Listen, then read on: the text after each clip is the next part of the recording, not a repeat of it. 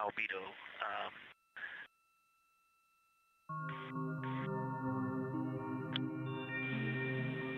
I apologize for the gaps. I'm trying to listen and talk at the same time, but I will try to get some more information to correlate those colors from Aristarchus for you.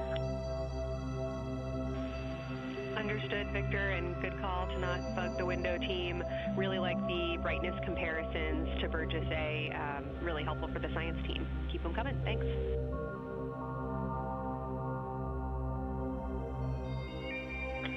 I also heard a discussion about the albedo of Grimaldi being a 10, and how many of us, when we were a little further away, saw that as the darkest albedo, and then the bigger Mare off to the to the east was still dark, but maybe a 7, 8. We still think that, but you are seeing color variation, albedo variation inside of Grimaldi as well. And then even on the west side, there's still a very dark part of it. But it is still the darkest. It is just not as uniform as it looked when we were farther away. We're starting to differentiate the striations of albedo inside of Grimaldi. Copy all, Victor, and you read our mind. Superlatives like darkest, biggest are really, really helpful for us, so keep those coming.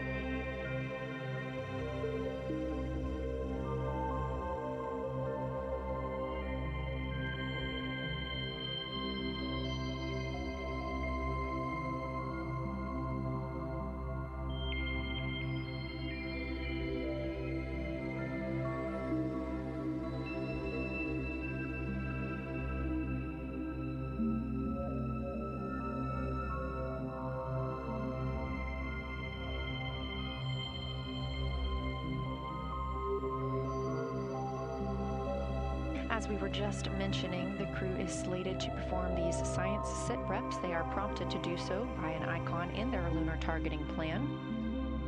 That one coming down from NASA astronaut and pilot of Artemis II, Victor Glover.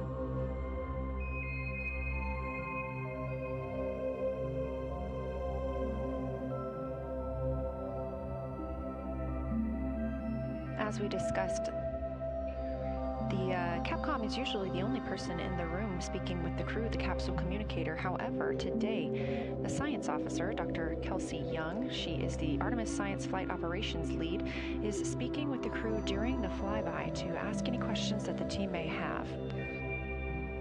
To her right is Trevor Graff. He is one of 3 science officers. Those would be Kelsey Young, Trevor Graff, and Angela Garcia, who will also join us later for an interview.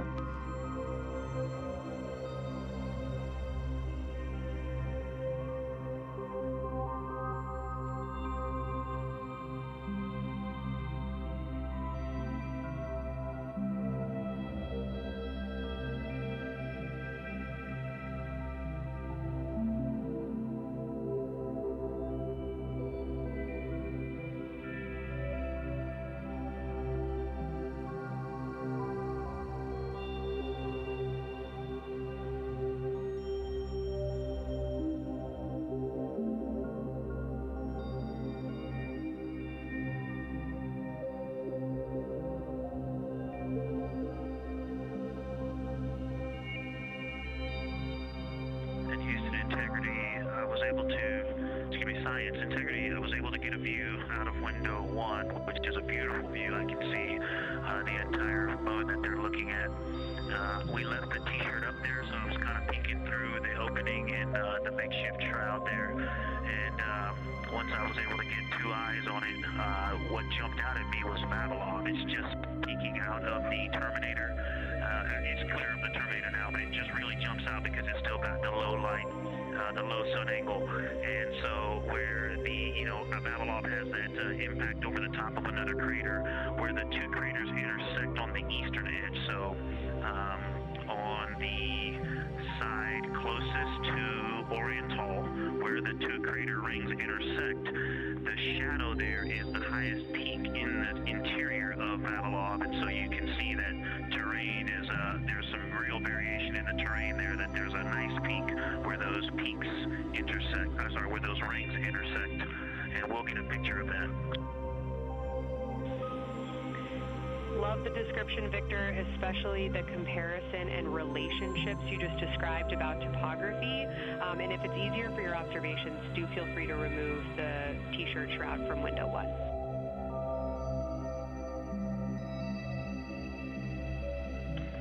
Absolutely, we will do. Thank you.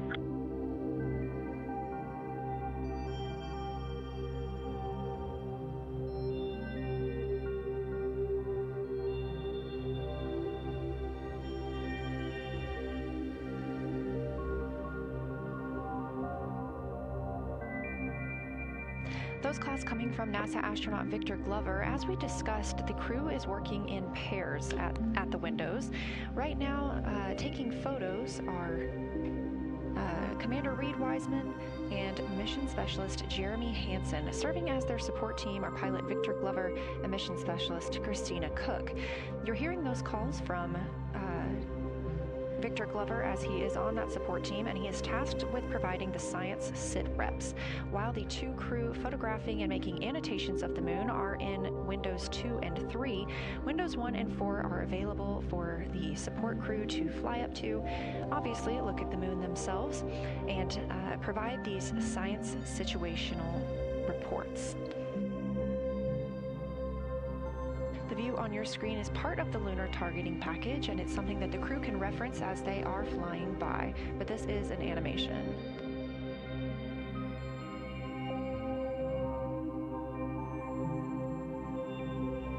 You also heard Glover mention Oriental. Oriental is a major feature that the team is interested in today, and it's known as the Grand Canyon of the Moon. Until this mission, the Oriental Basin had never been seen in sunlight by human eyes. Oriental Basin and its surrounding ejecta could fit within a straight line distance from NASA's Johnson Space Center, where we are at today, to a Kennedy Space Center.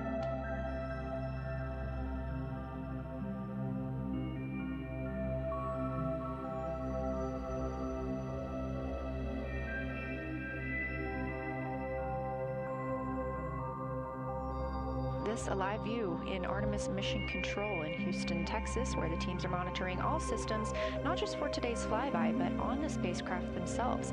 Again, this is a test flight, our very first flight of humans on the Orion spacecraft. This team has been this team has been monitoring the entire time of the mission, as well as we have been live the entirety of the mission, and we will be continuing to do so all the way through splashdown and crew recovery from the Pacific.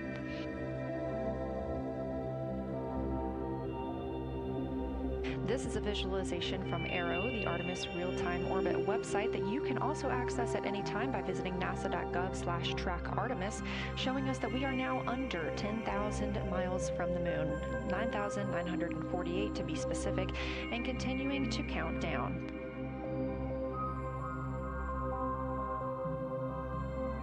Again, our closest approach to the moon today should come about 6:02 p.m. Central, 7:02 p.m. Eastern. However, we will be out of contact with the crew at this time as they begin transiting behind the moon. At that time of closest approach, the distance from Orion to the lunar surface will be about 4,070 miles. Of course, these are estimates at this time, and we'll be sure to provide you with the official numbers once that closest approach has been reached.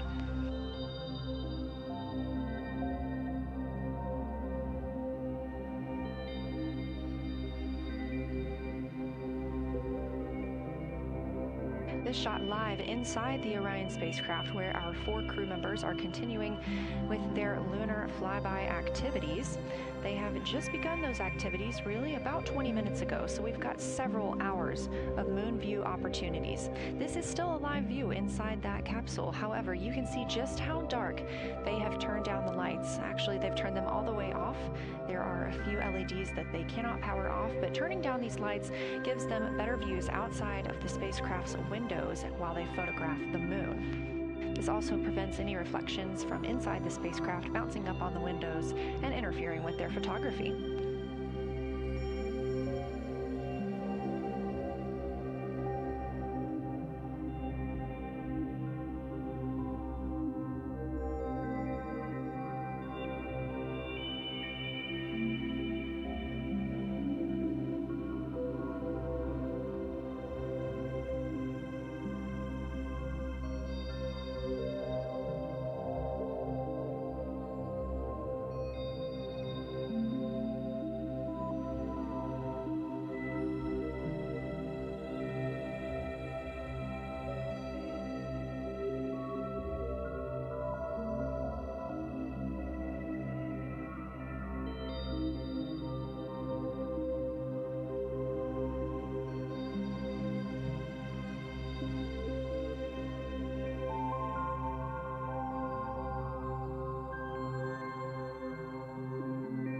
as we were previously discussing, the crew members are serving on teams. The first team being Commander Reed Wiseman and Mission Specialist Jeremy Hansen at the windows photographing what they see. We heard reports earlier that they could see both the moon and the Earth in the same view, and we are looking forward to seeing the moon and the Earth in the same view as well.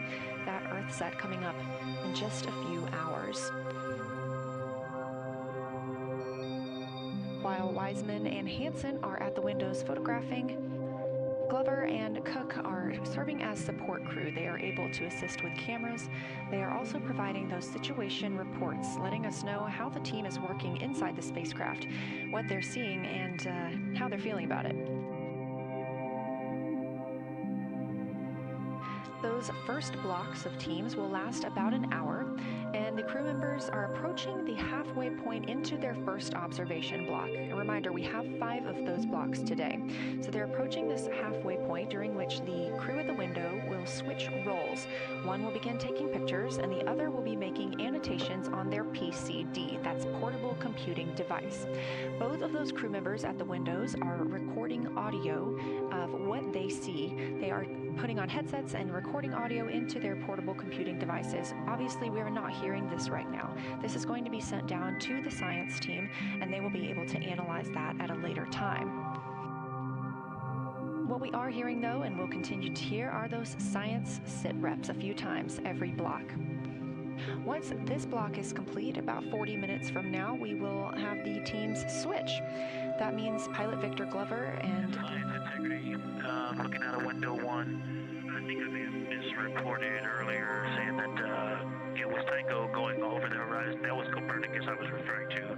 Apologies, it was Copernicus is what is farthest bounding to the east, and that is now like on the horizon or just past it. And Korolev is now a few degrees from going over the horizon, and then, you know, next it'll be Aristarchus Plateau.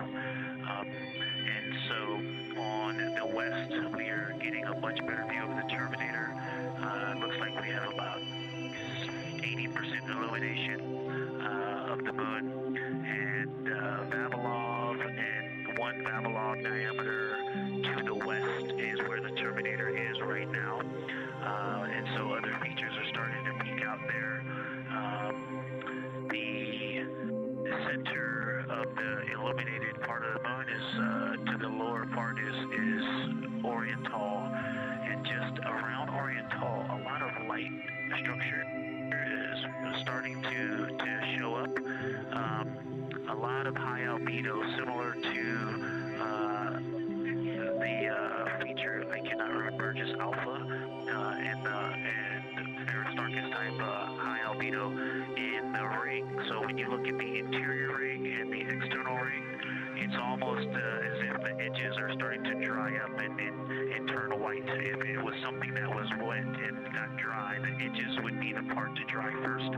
You just kind of outline all the topography in the interior of that wall is like it was dusted with chalk, or is starting to dry, or maybe dusted with snow. If this was the Earth, I would say there was snow dumped on some of the ridges on the interior of the rings of Oriental.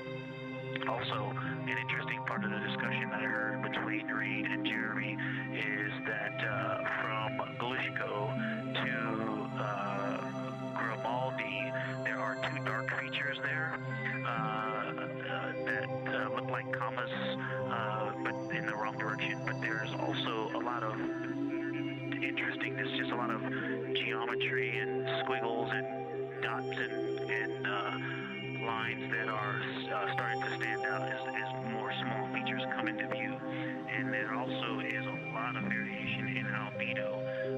And some of those, the 2 dark features, for example, have on the southern edge of the larger one, the one that's further to the south, there's a very dark, the one albedo, like the southern and western part of Grimaldi. And the one to the north, closer to Glushko, is also that same dark albedo. And then around them there are some very high albedo spots just to the north of the southern one, and just to the west of the smaller one to the north. Very high albedo, almost approaching the 10, a 9 or a 10, like Aristarchus. and lots of little bright spots are just starting to pop up on in this view.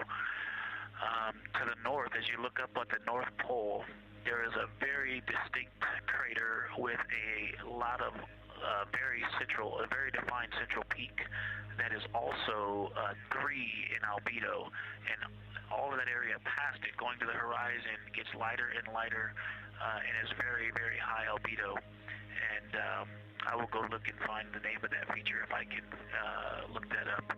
And then to the south, really getting some interesting geography and topography in the South Pole Aiken Basin.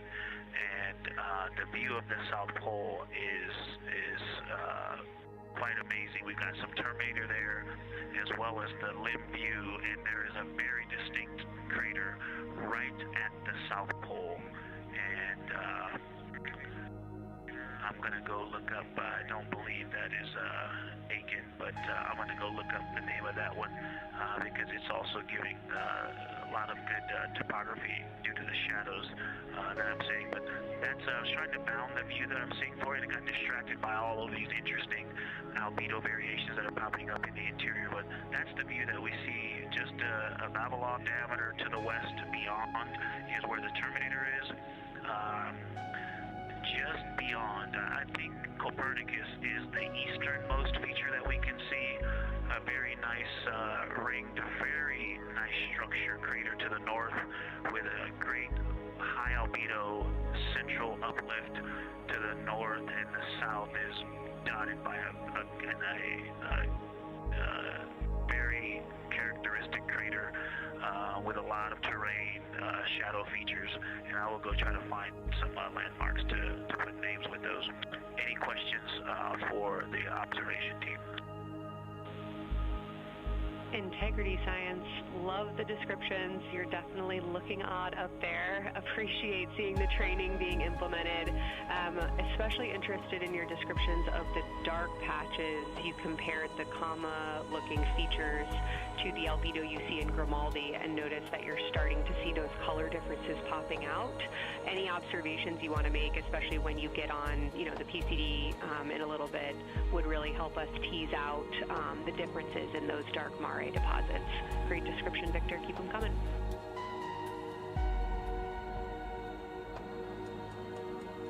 Absolutely will do, and I know you've got descriptions on both of the window observers right now as well. Keep them coming.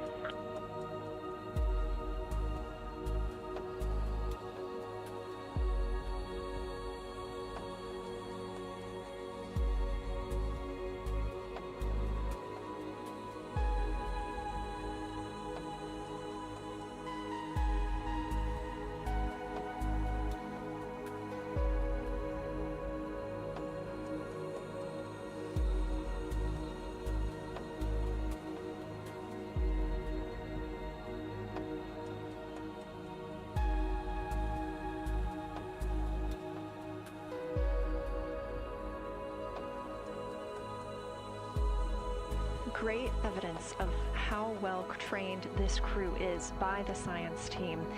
NASA astronaut and pilot of the Artemis II mission, Victor Glover, calling down a situation report, noting several different features on the moon in such descriptions, even saying that it looks like snow on some of the peaks. Obviously, we do not expect that to be snow, but referencing that as some of the lighting on how it looks to the Artemis II crew from their current position.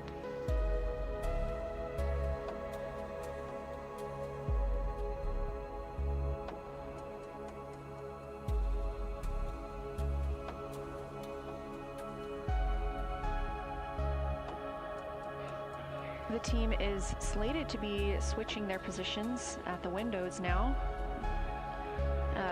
Both Reed Wiseman and Jeremy Hansen have been at windows 2 and 3, one taking photos, one making observations and annotations on their portable computing device.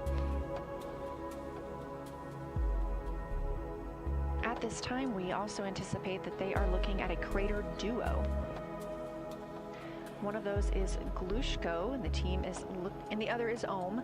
The team is looking to know the extent of Glushko's ray system and how its rays differ in the Mare versus the Highlands. They also want the team to compare the ray systems of Glushko to Ohm.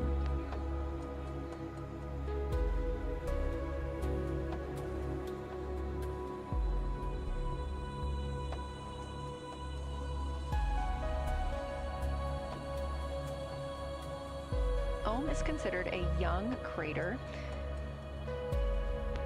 And if you've ever seen a photo of the Richat structure, it's also known as the Eye of the Sahara. It's 40 kilometers in diameter, and that could fit within Ohm's interior.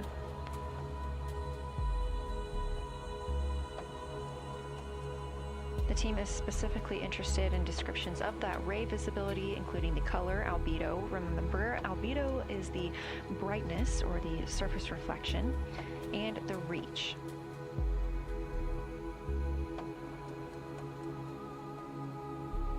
Again, I am using the same lunar targeting package that the crew is referencing on board right now. This helps keep them on time as well as prompt them for when they need to make a call down to the science team and report what they're saying.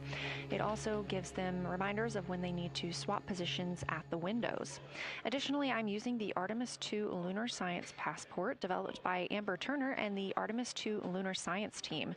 Now, this passport did not fly with the crew, but they used it extensively as a study guide here on Earth. So a lot of the descriptions and comparisons you hear today are developed directly by the science team.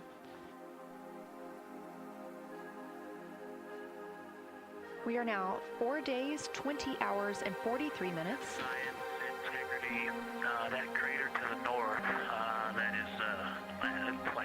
we've got one in the north that looks like just a textbook crater, and one on the south pole as well. The one on the north, I think, is Pythagoras. And what I wanted to highlight about that is it is either a very distinct central uplift or just a very defined area of high albedo.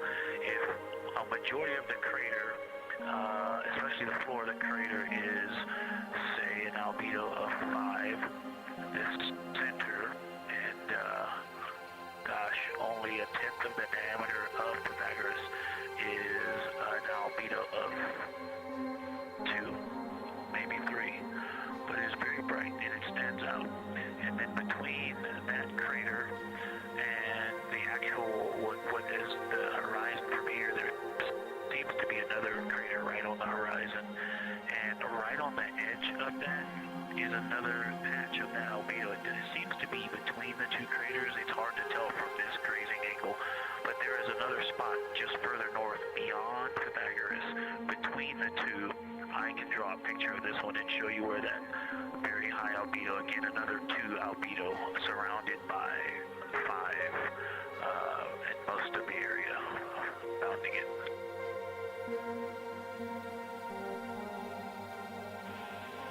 Integrity science, thanks for that. We agree with the Pythagoras assessment. And as a follow-up to your previous report, the SIR had questions about topography comparisons between the North Pole and the South Pole of the Moon, if you're willing to provide words on that.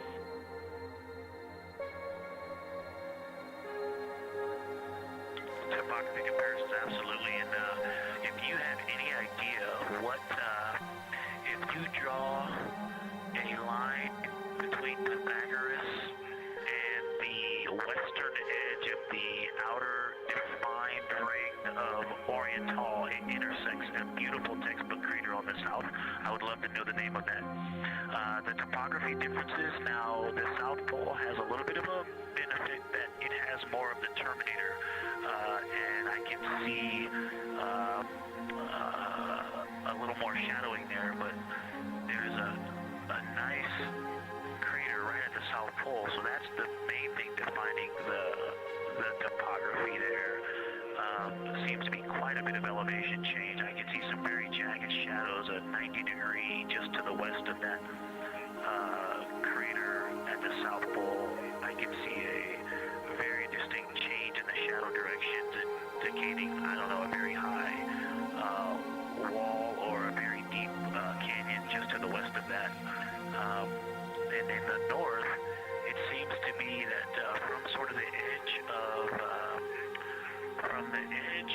the mare that's dark, which is maybe 1 Pythagoras diameter south.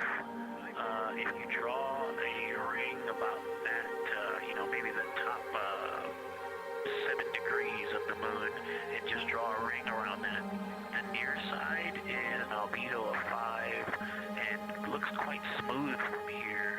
And then along the same edge of the mare, the edge of the mare that kind of Grimaldi's just outside of, Glushko is just outside of, Carroll Crater is just outside of, and you start to see the stark differences between the darker 7/8 and the 5s and 6s, the 4s and 5s. If you follow that line up to the north, that line is also where the change in topography happens at the North Pole.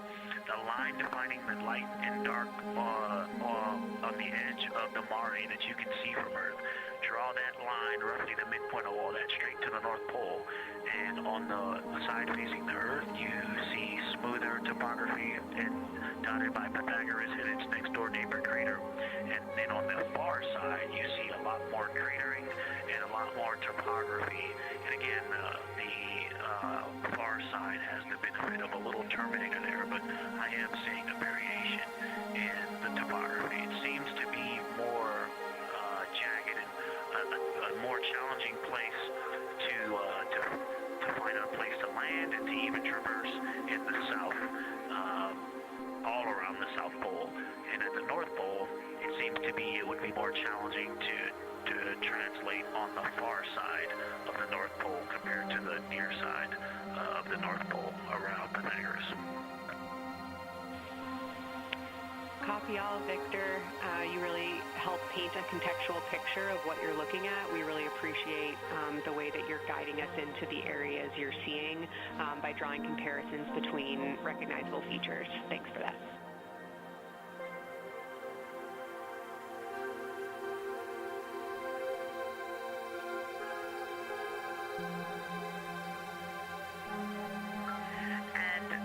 Another little science moment, something I just heard from the window team is the more I look at the moon, the browner and browner it looks. I thought that was an interesting observation.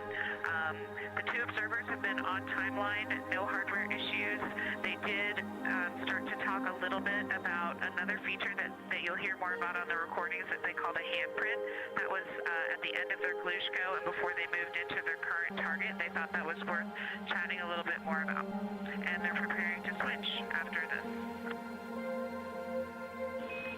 Houston copies and concurs.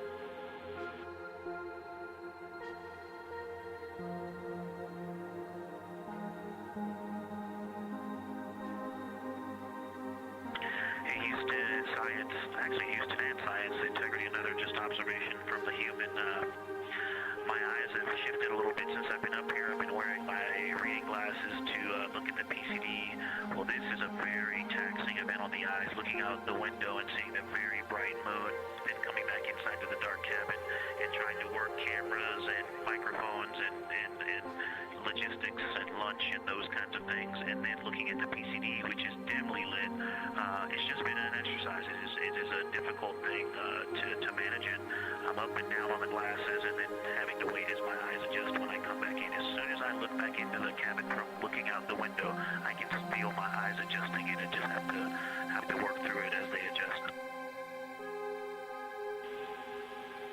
Appreciate that report, Victor, and know that we are prepared to read you up targets from the ground if that would give you the ability to keep your eyes focused on the moon and not having to swap between that and the PCD. Just let us know.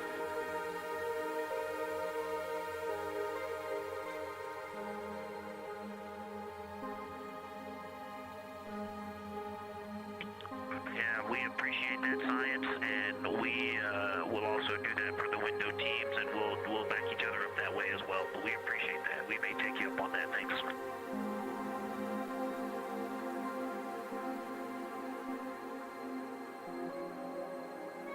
Continued detailed descriptions from the Artemis II crew aboard Orion.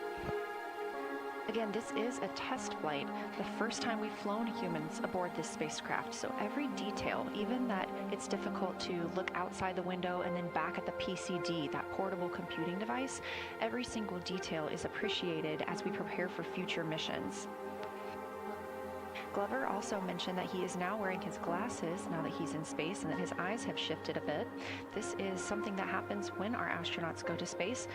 There is a fluid shift from the lower half of your body up into your head, and that can cause changes in your eyes. It's something that we have seen over time for some crew members, especially now that we have been living and working on the International Space Station for over 25 years.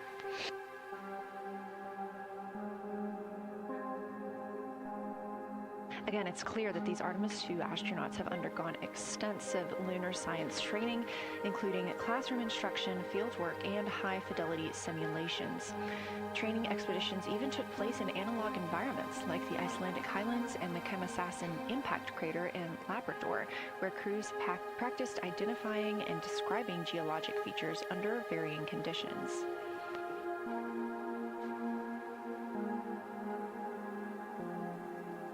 Additionally, here at Johnson Space Center, Orion mock-ups were used to rehearse crew choreography, including three-dimensional space management with an inflatable moon globe to simulate the flyby. And while on Earth, the crew also used that small lunar passport that I mentioned with descriptions, photos, and prompts to help them study the features we hope they'll see. Now, this is a view from their lunar targeting package at this time, helping them determine what they're seeing on the moon, as well as on the left, keep up with what their next target will be. As you can see, we have got a long list and an exciting day ahead of us.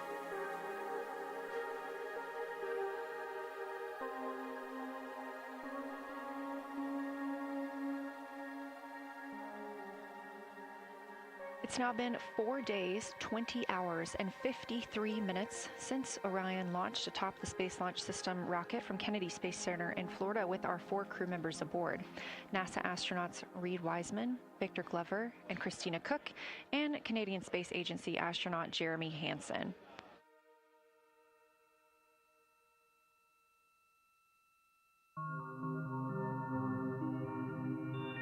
The Artemis II crew passed a major milestone today when they passed the Apollo 13 distance record at 12:57 p.m. Central, 1:57 p.m. Eastern. That Apollo 13 distance record was 248,655 statute miles from Earth. And Houston, another observation, whole moon. When you look at the moon, something I've never seen in photographs before, but is very apparent, all the really bright new craters. Some of them are super tiny. Most of them are pretty small. There's a couple that really stand out, obviously. And what it really looks like is like a lampshade with tiny pinprick holes and the light shining through. They are so bright compared to the rest of the moon. We copy, Christina. Thank you. Looks like you guys might be doing it, but remind you to swap positions at the window and take your SD cards with you. We're loving everything that you're calling down, so keep it up.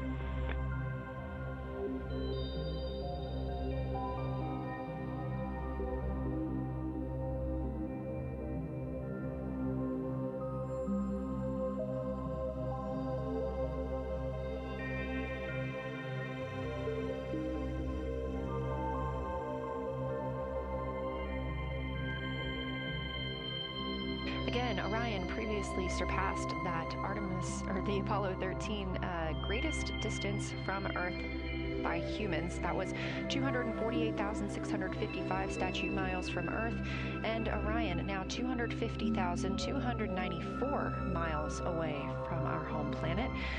The spacecraft is 9,033 miles away from the moon and growing ever closer. At its closest approach, it'll be about 4,070 miles away, and we will make sure we confirm what that distance ends up being. This is an approximation and an estimate ahead of that moment.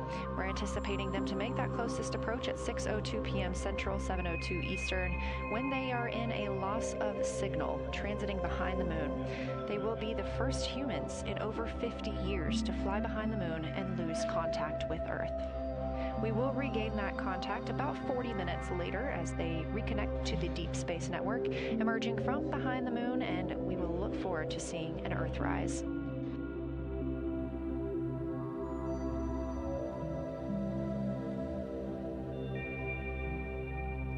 Again, the crew is currently in their position swap portion on their timeline.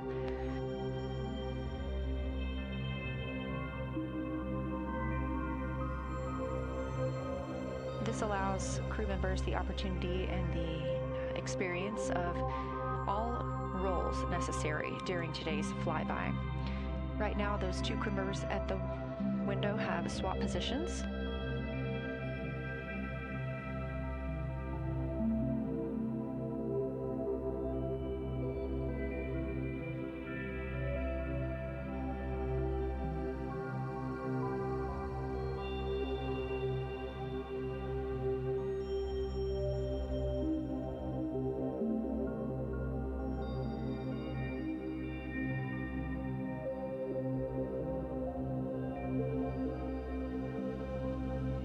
Again, the crew at the windows swapping positions. Right now, that crew is Commander Reed Wiseman and Mission Specialist Jeremy Hansen, while Victor Glover and Christina Cook serve as their support flyby crew members. That's why you are hearing Victor and Christina during those science situation reports.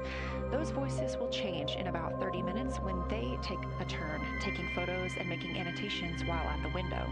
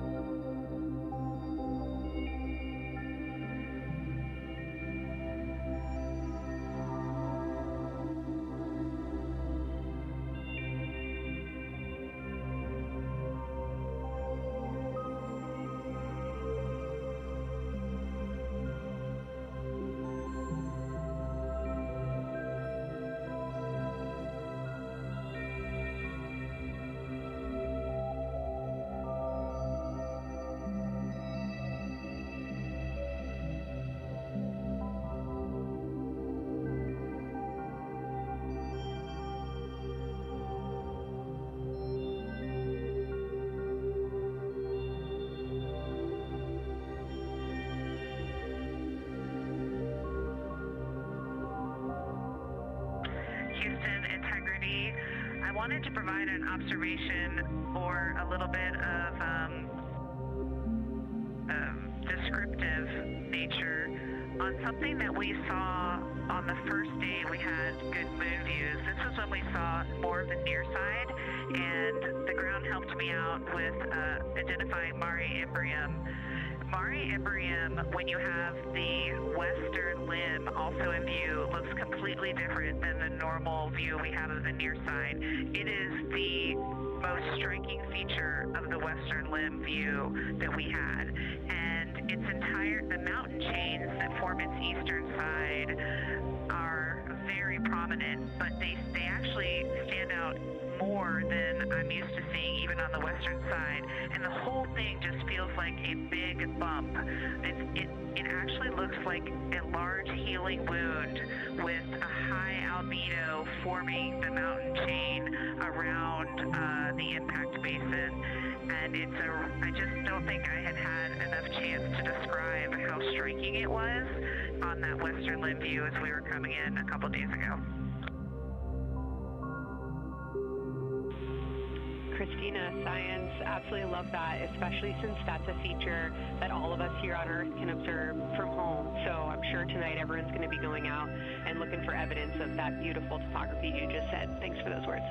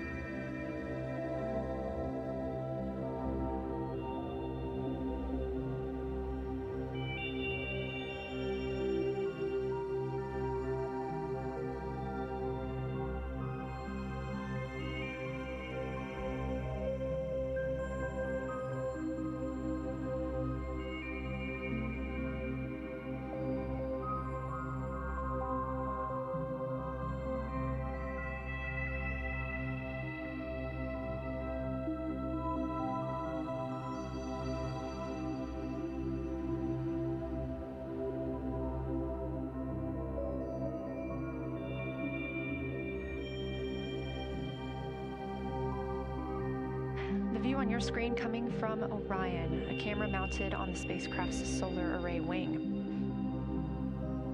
Toward the right of your screen, the near side is the hemisphere we see from Earth. That is identifiable by those dark splotches, which are ancient lava flows. Sorry, science integrity. A question and a comment. Question is it possible that we're seeing Schrödinger basin from this vantage point in the Terminator at the South Pole? And the comment is, the rays coming out of Ohm are less distinct. We are not seeing the bright rays coming out of it, but the sort of 9 o'clock wedge that is formed by the change in albedo from the interior portion that is to the northeast to the surrounding lighter mare that's 270 degrees to the west.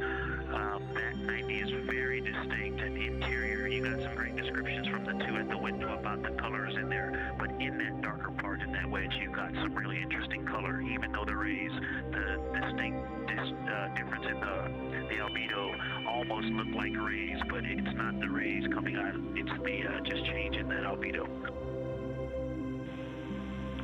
Integrity science, that is very intriguing. Those color rays coming out of Ohm rather than sort of albedo. And as answer to your question, we do not think you can see Schrödinger.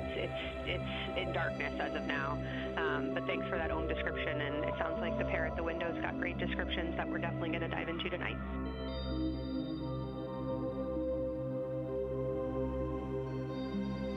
Okay. If you could help me, I would still love to know what it is. There's a very nice crater. You're going to likely have a lot of pictures of it. What would be right in the Terminator at the South Pole or close to the South Pole, where it's intersecting the Terminator right now? Yeah, Victor, we're assuming you're talking about, kind of if you're looking at the Terminator, it's basically like 70% down from the North Pole. Is that where you're looking?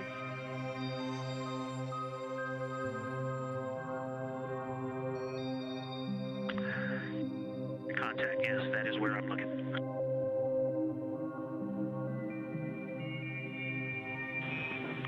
Integrity Houston, that is an enabled caution for wastewater dump required. We have hit our limit.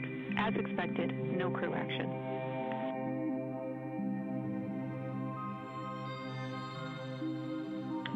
Copy, no crew action.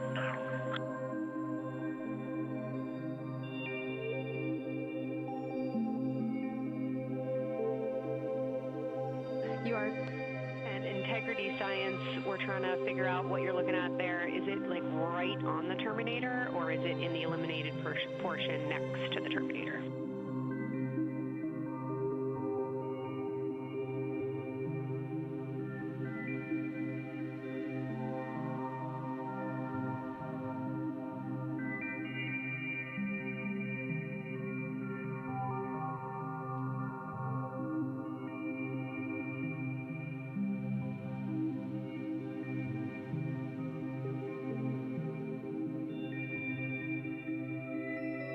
While we wait for a response from the crew, the Terminator is that difference between day and night, or brightness and darkness, that you see on the moon.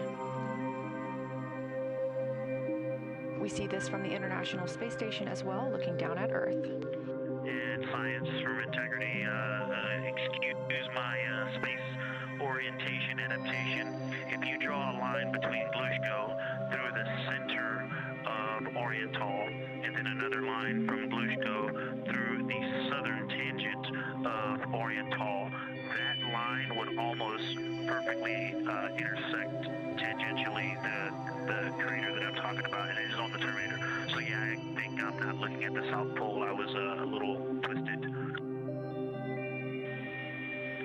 That line description was really helpful. I have eyes on the SIR right now, and they are actively discussing lunar geography. We will be back with you shortly.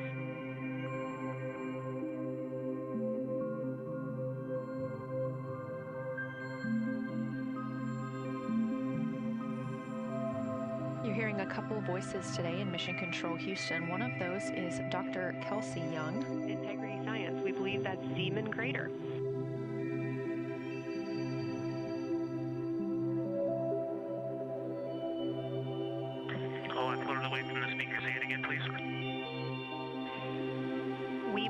That is Zeeman Crater.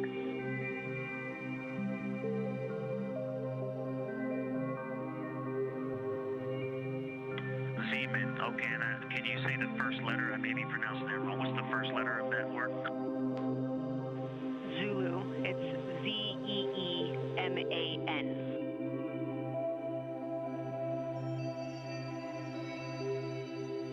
Copy. Thank you for that. Yes, we've got a great view of that. And when I went back to the window just now, the view has completely changed. Our trajectory has taken us to a new view, and I'm looking more into Babylon. I've got a nice, great view into Babylon. I'm actually away from the window right now, so I'm going to go try to give you some bounding words on the view that we're seeing. But I've got to get back to a window in a minute. Understood, Victor. You're defining new views of the moon in more ways than one.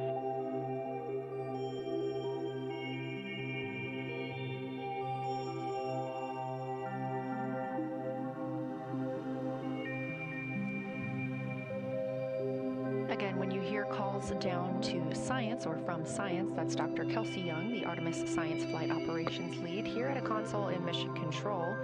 You also hear communications with the crew from Canadian Space Agency astronaut Jenny Gibbons. She is the Capcom for today. She is a backup Artemis II crew member. Those calls from pilot Victor Glover asking about a feature he was seeing, specifically a crater on the moon. Meanwhile, the team here in the science evaluation room was actively working together to determine which feature he was describing.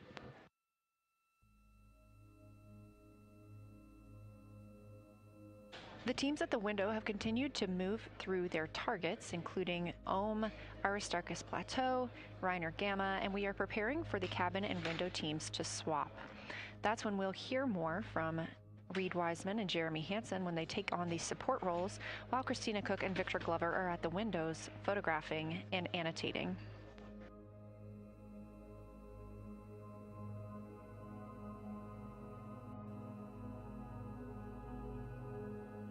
As we briefly mentioned, if you look towards the right side of the moon, essentially,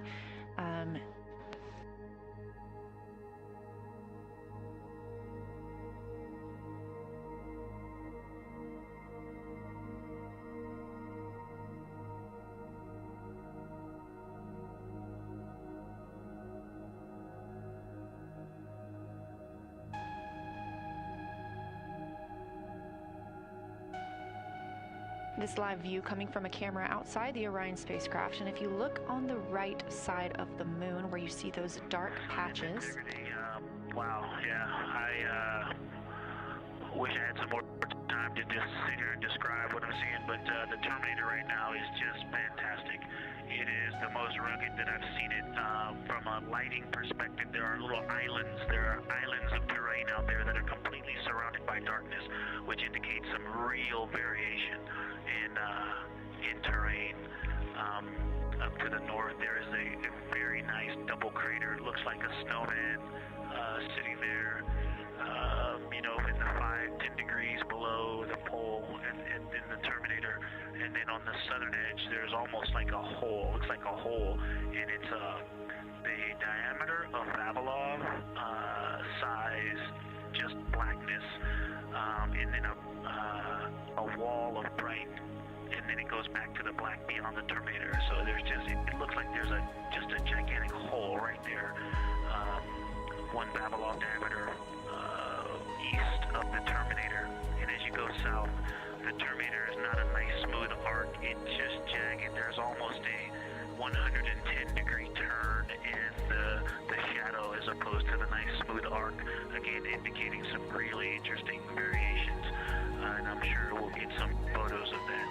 And then one of the craters further to the south of Vavilov, maybe halfway down to the South Pole, is not only a very, looks like just a deep hole, and then there's like 2 island rays pointing off to the west and north that indicate very high ridges and very deep canyons coming up out of that crater. So again, just some really interesting visual illusions going going on with the shadows there. Like I said, there look to be islands out beyond the Terminator, because some of the things, maybe even a Babylon diameter into the Terminator are catching sunlight on the peaks up to the north and to the south. It's very, very interesting to see.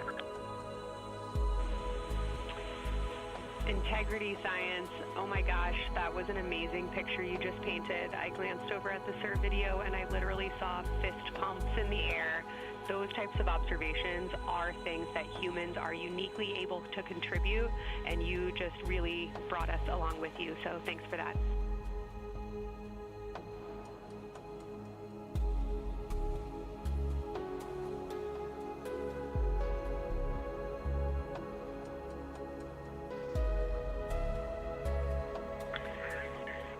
That's awesome, Kelsey.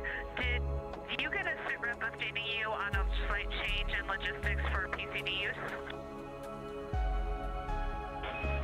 Christina, this is Houston. We did not, but we will take it now.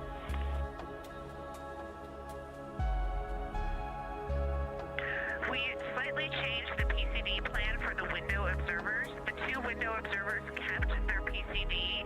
So in other words, the one that window 2 went to window 3, and the one that window 3 went to window 2 when they swapped rather than staying at the window. We'll plan on all observers keeping the same PCD for all observations.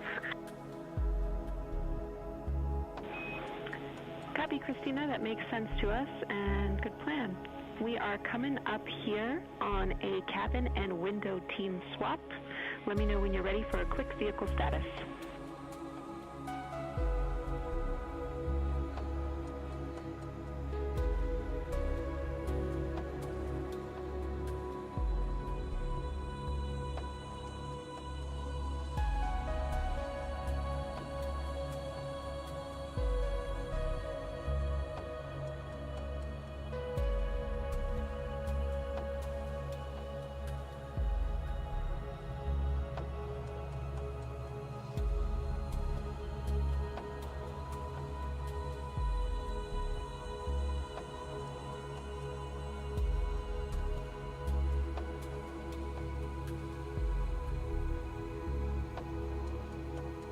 As you heard, science.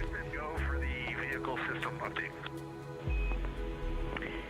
Howdy, Reed. We don't have much for you. We just wanted to let you know that toilet right now is no-go for use as we stick with the predetermined limit for now. All crew members, please use CCUs.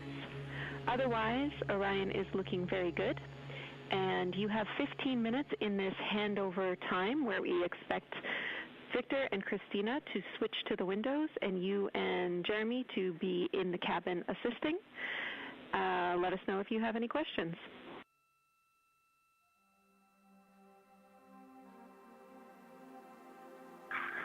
No questions at all, and they're in the swap right now. The first thing I'll tell you, I floated up to the docking hatch window, and just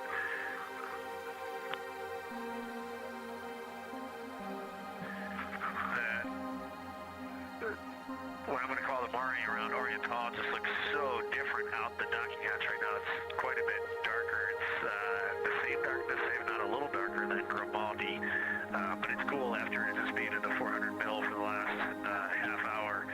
Looking up close, I got pictures of everything Ike was just describing on the Terminator. It really is a fascinating Terminator. And then Oriental just looks so dynamic right now. It's very three-dimensional on the docking hatch compared to what I was just looking at through the 400 mil. We love it.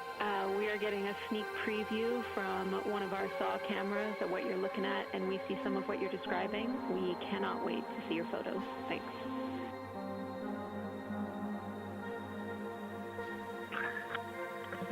Yeah, Jenny, I wish you had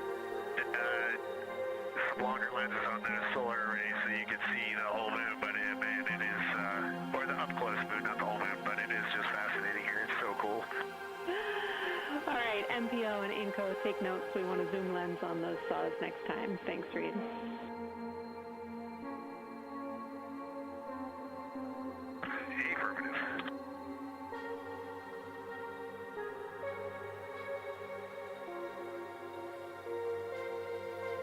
Affirmative. As the crew gets ready to switch positions from the window crew going back to the support crew and the support crew flying up to the windows, this view inside the room, Capcom Jenny Gibbons speaking with the crew, Canadian Space Agency astronaut. The crew has continued to provide excellent descriptions of what they are seeing on the lunar surface. In this picture, or in this live view actually, from Orion and a camera mounted on its solar array wing, if you look at the dark portion on the right side of the screen, those are visible from Earth. That's considered the near side. Those are ancient lava flows from a time early in the moon's history when it was volcanically active. And if you look towards the left, there's that dark, large crater that appears to the left of those lava flows. That's Orion's Hall Basin. It's about 600 miles wide, and it straddles the moon's near and far side. And this mission is the first time that humans have ever been able to see this with their eyes in the daylight. Again, you hear conversation about that Terminator. You have a great view of that as well. That's the difference between light and darkness on the moon. Victor Glover explaining that as a very jagged looking Terminator due to the peaks that they're seeing and the craters that they're seeing as they prepare to cross over the far side.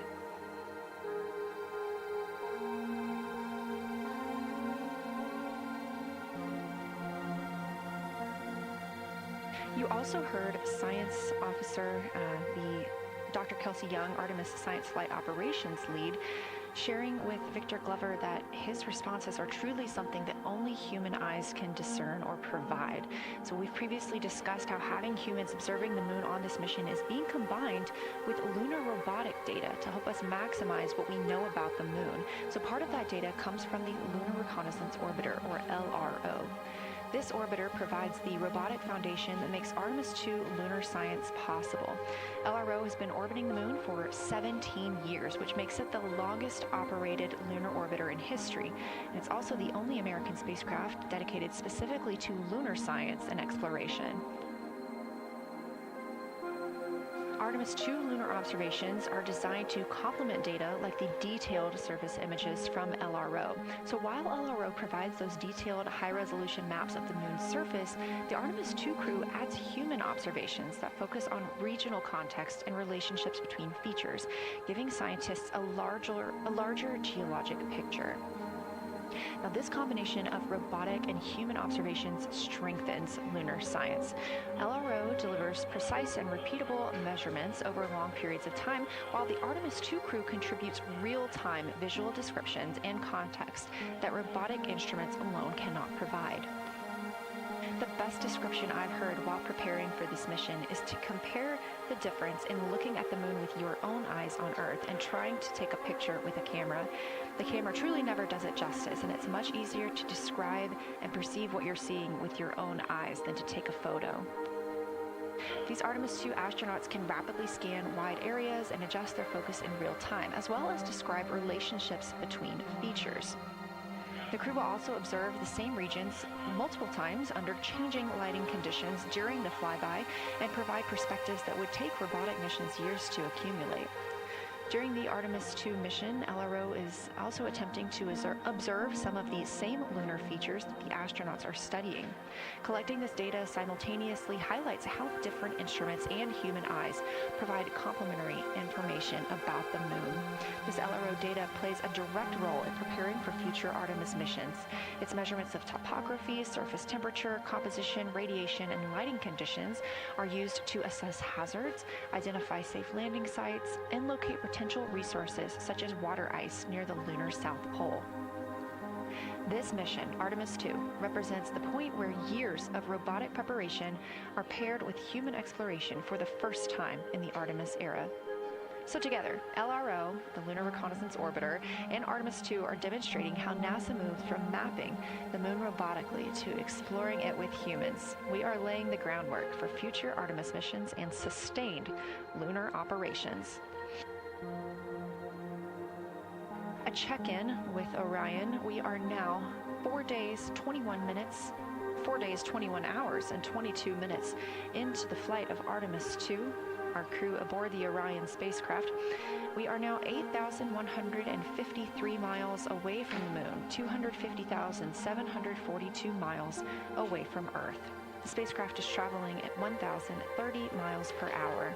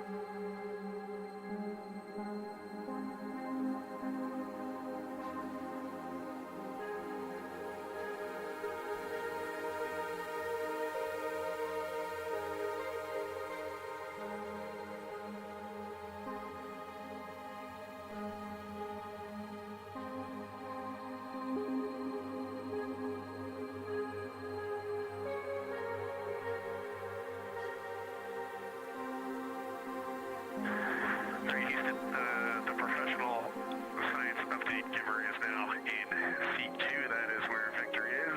And Christina is nestling into seat 1 with the long lens. And we're just getting ourselves oriented here. It's a cool view in the cabin. It's actually a cool view to be off the camera now and looking at my crewmates getting up to their observation post and looking in. It's super fun.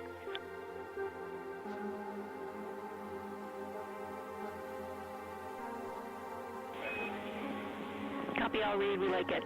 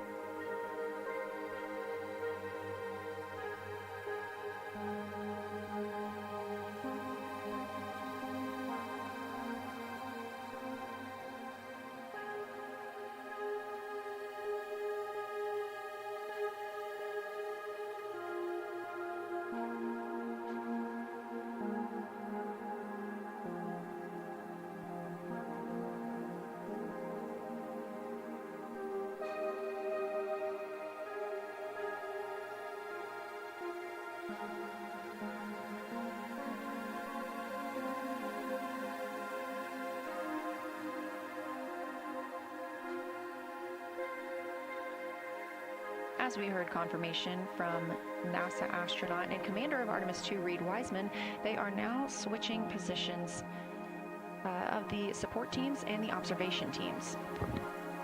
So initially, Reed Wiseman and Jeremy Hansen were at windows 2 and 3 in the Orion spacecraft, taking photos and making annotations in their PCDs, portable computing devices.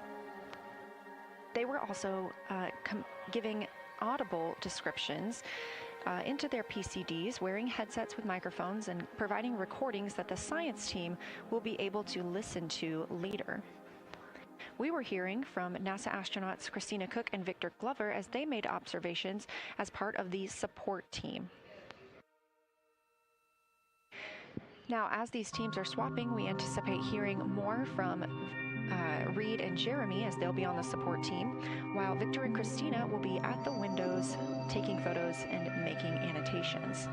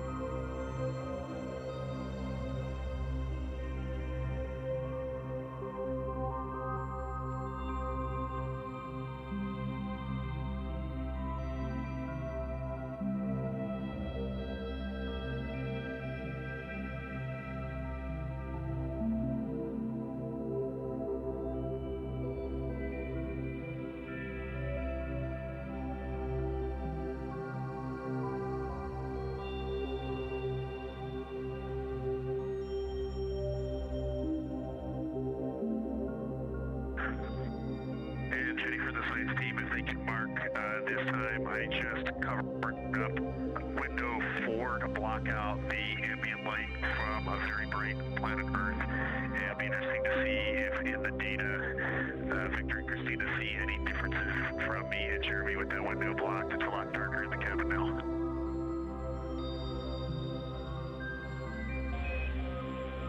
Copy, Reed. We're taking note, and we'd be curious too.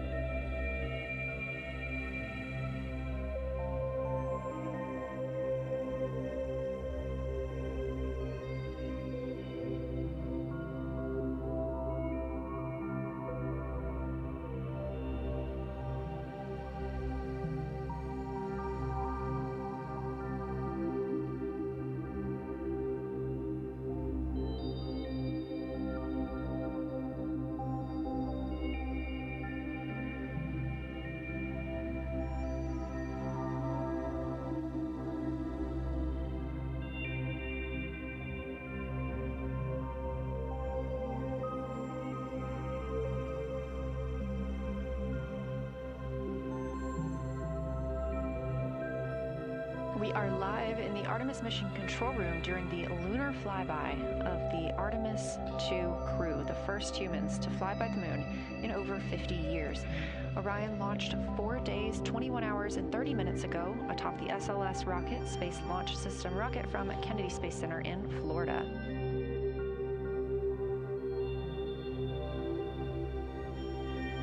Our 4 crew members inside the spacecraft are transitioning their positions. The cabin and window teams have swapped. Currently at the window, we have Victor Glover and Christina Cook, NASA astronauts, and serving as support, Reed Wiseman and Jeremy Hansen.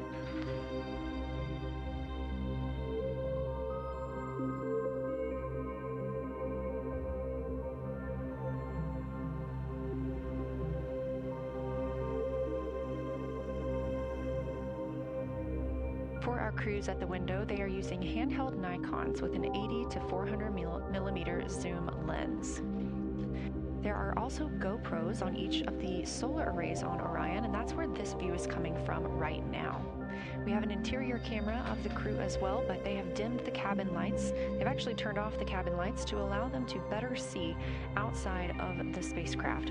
This also helps prevent any reflections from lights inside the spacecraft reflecting onto the windows while they are photographing the moon.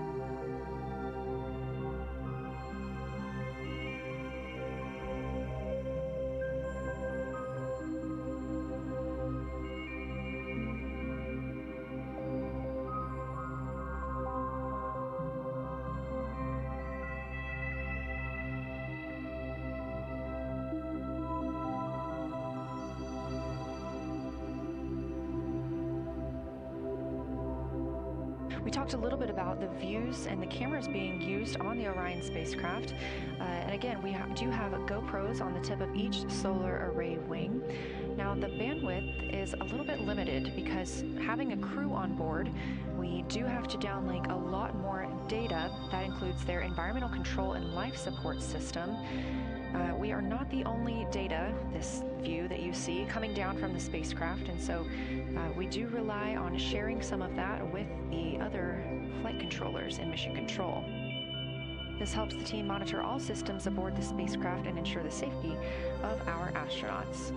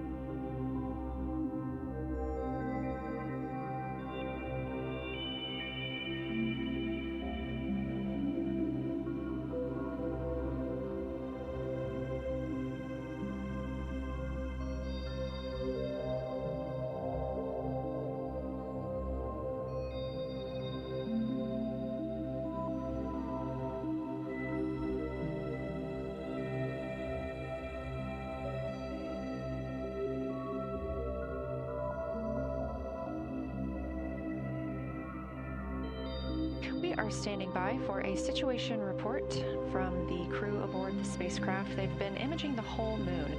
There is now a new crew at the window. That would be Victor Glover and Christina Cook, and so being it's their first time since they have moved up to the window positions, they have a chance to orient themselves and describe and take pictures of any color or albedo variations across the surface. Reminder, albedo is the brightness or reflectiveness. Integrity Science for a science sit rep when you're ready.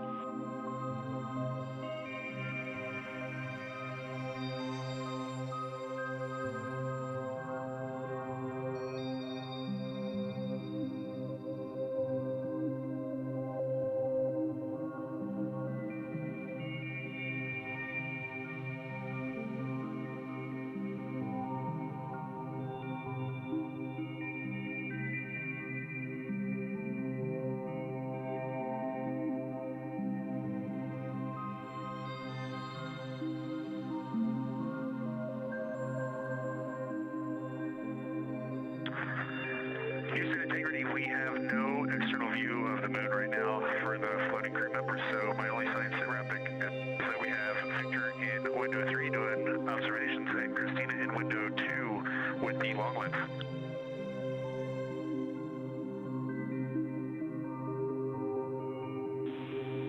Integrity, we copy. Are the shrouds still on windows 1 and 4? And if so, would you consider trying to get a view through one of those windows?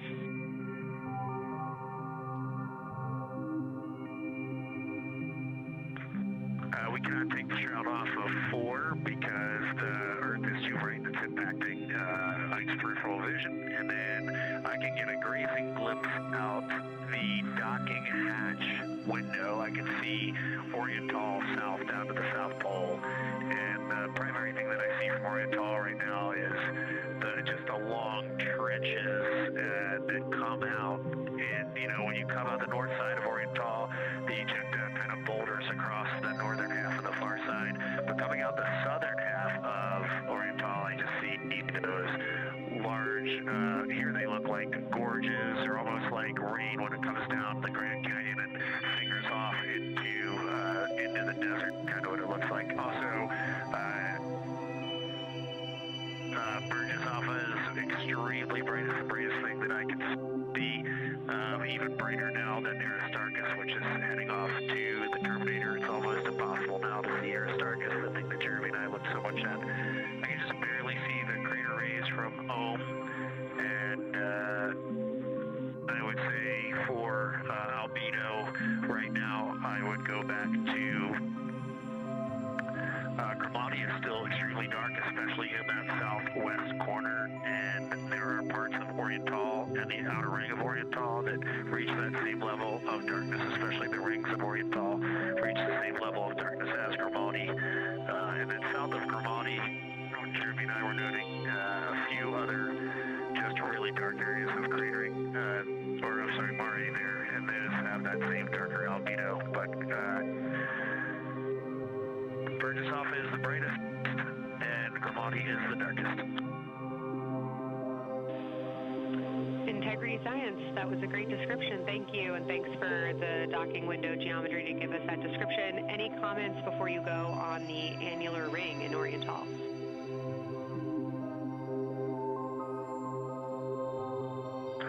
The annular ring, which I think everybody kind of describes as like a pair of lips or a kiss on the far side of the moon from here, is very circular in nature. The northern part of it is wider, darker. The southern part is much lighter. It is very neat looking, and it is far more circular than I remember it looking in our training. The darkness of the northern side of the annular ring is the same darkness from here out this docking hatch window as the center mare in Oriental. Not quite as dark as Grimaldi, but it is probably only because dust and lunar regolith has kind of impacted over time. Reed, that's exactly what we were looking for. Thanks so much. You have hard hands coming out of the sir.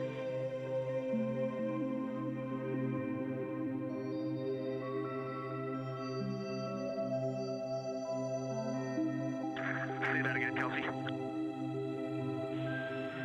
Just saying that the sir was really excited about that. That annular ring was something we were really eager to hear about, so thanks.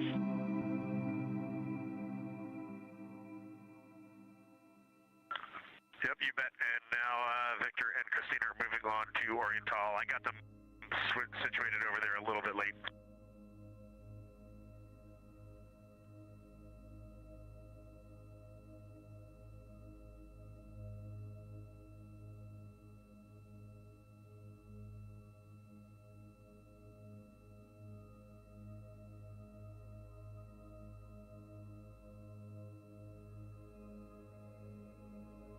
That was NASA astronaut Reed Wiseman, now providing a science sit rep as he is away from the windows most of the time. He is working as the support person along with Jeremy Hansen in the spacecraft, as Victor Glover and Christina Cook are now at windows 2 and 3, able to photograph the moon.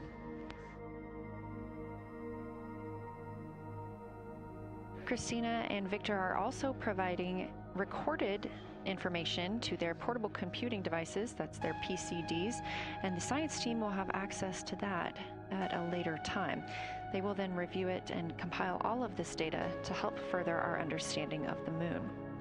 One of the items you heard mentioned was Oriental Basin. This has been a very exciting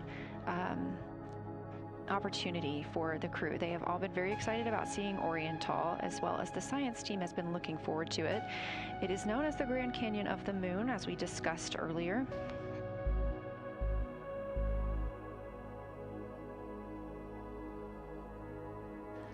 From the pictures, the science team is hoping that the crew will take centered images of the entire basin and surrounding craters in a single frame, but also use those 80 to 400 millimeter zoom lenses to create a mosaic entire basin.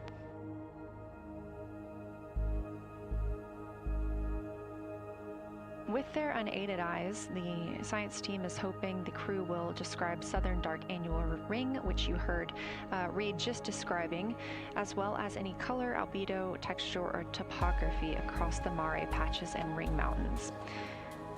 Science team reports that the observations will be used to study the geologic evolution of the youngest lunar basin and to inform formation hypotheses for the annular ring.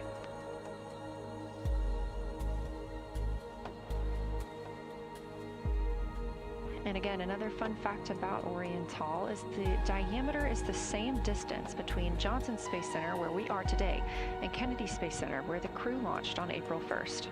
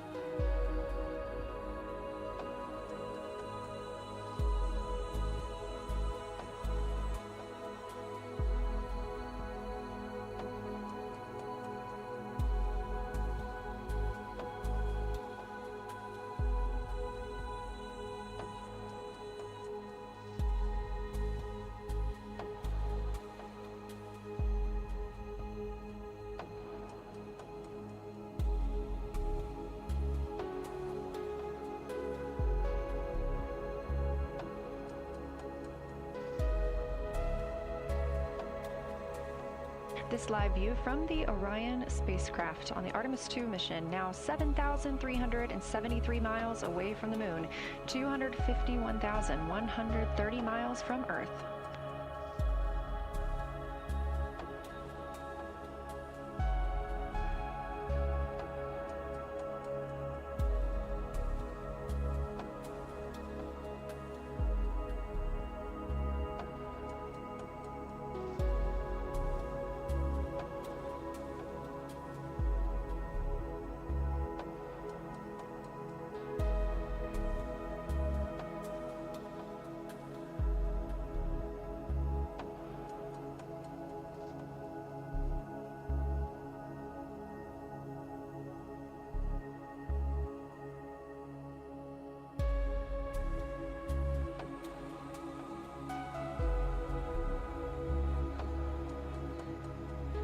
Again, the Artemis II crew passed the Apollo 13 record of the humans farthest from the Earth today at 12:57 p.m. Central Time, 1:57 p.m. Eastern Time.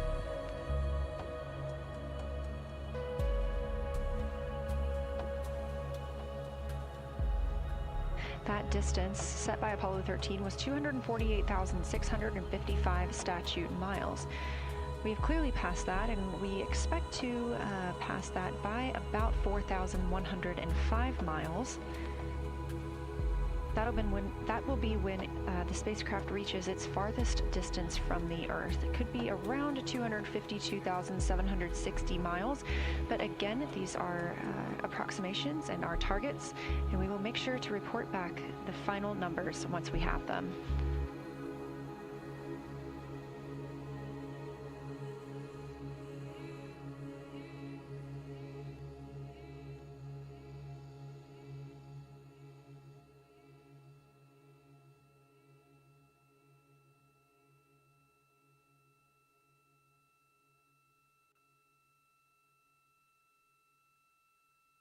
We have some refined times of when we expect to have Earth set of Earth behind the moon while Orion flies behind the moon. That would be about 5:41 p.m. Central, 6:41 Eastern.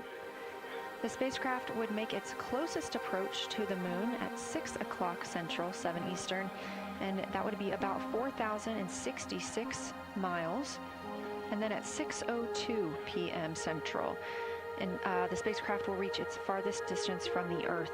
We anticipate that'll be about 252,755 miles, which would be 4,111 miles farther than Apollo 13. We would see Earthrise again at 6:21 p.m. Central Time, and a few minutes later, regain communications with the crew.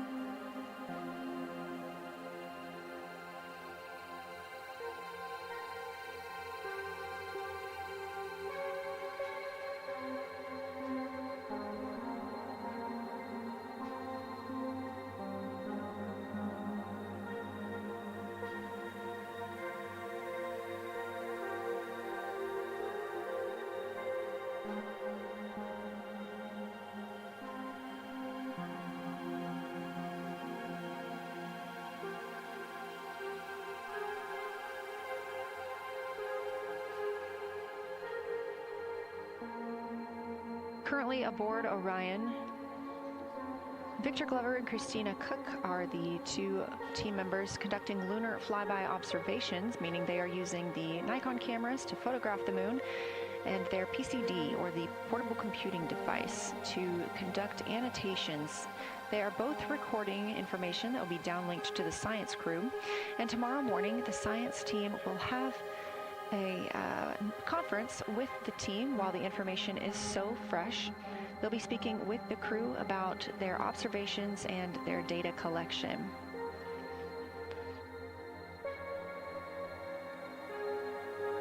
Otherwise, most of tomorrow, Flight Day 7, is considered an off day.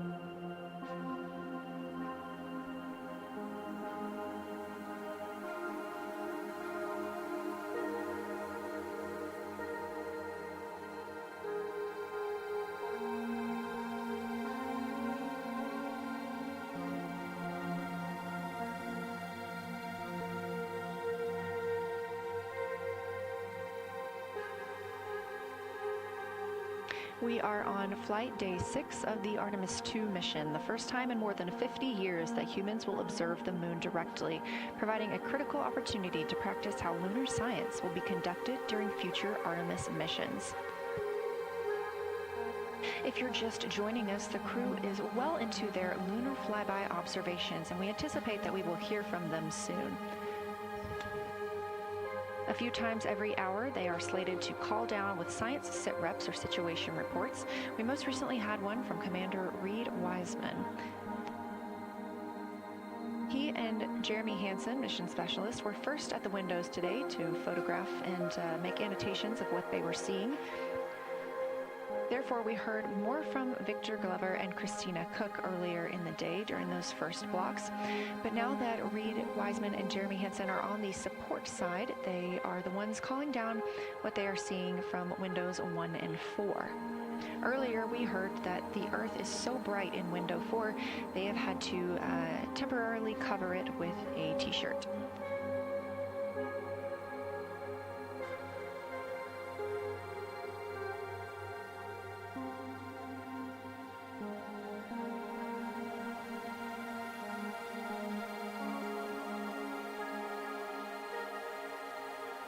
The moon preserves a near-continuous record of solar system history that has been erased on Earth because the moon doesn't have an atmosphere. So things that we experience on Earth, like weather or plate tectonics, don't really apply. So the lunar surface retains evidence of ancient impacts, volcanism, and solar activity that scientists can study today. And studying the moon helps scientists understand how planets formed and evolved, how the moon influenced our own planet Earth's history, and how the sun shaped conditions across the inner solar system. The moon also serves as a unique platform for studying the broader universe. Artemis science is designed around questions best answered by humans, working alongside robotic systems, combining decades of robotic lunar data with real-time judgment, context, and adaptability that only humans can provide. This mission, Artemis II, is serving as a proving ground for lunar science operations, which allows NASA to test how science is planned, executed, and supported during a crewed deep space mission ahead of our future Artemis flights.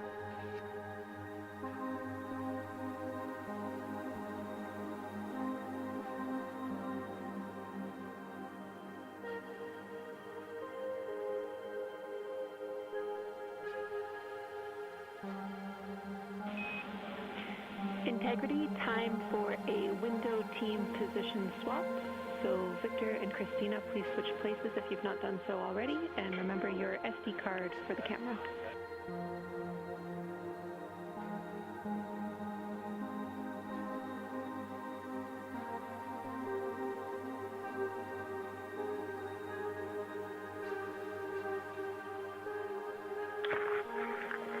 We're in the swap right now. They're wrapping up their last comments, and they'll switch over and change the cards from the long lens. Copy.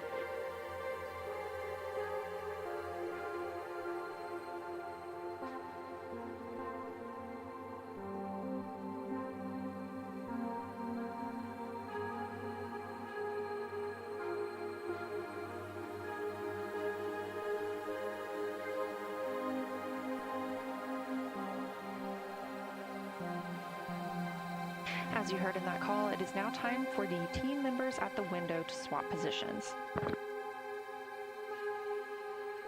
That means Victor Glover and Christina Cook will be switching roles. One of them has been photographing the moon with a Nikon with an 80 to 400 millimeter zoom lens, while the other was making annotations on their portable computing device.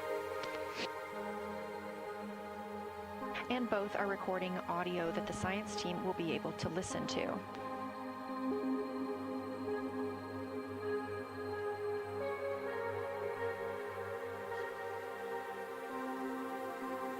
We are now 2 hours and 10 minutes until we expect to lose signal with the spacecraft as they fly behind the moon. And the next target for the crew is considered a crew choice event. They have the option to focus on any regions or patterns or features that interest them.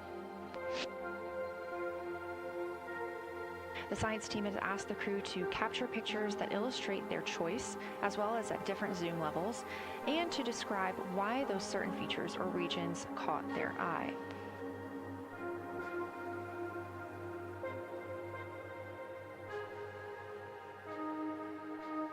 Those recordings are part of what are being saved on their PCDs, portable computing device that will be sent to the science team for analysis.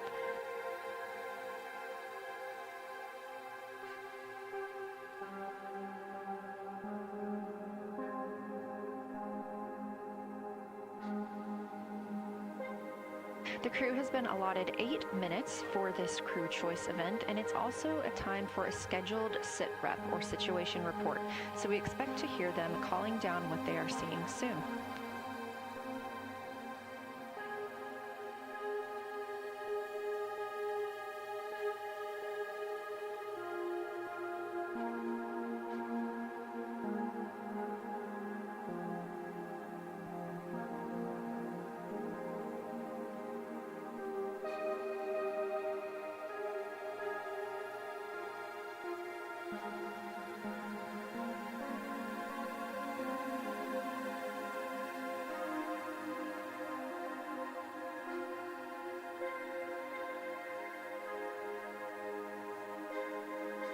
Something that the crew or that the science team has used to help prepare the crew is a cue card.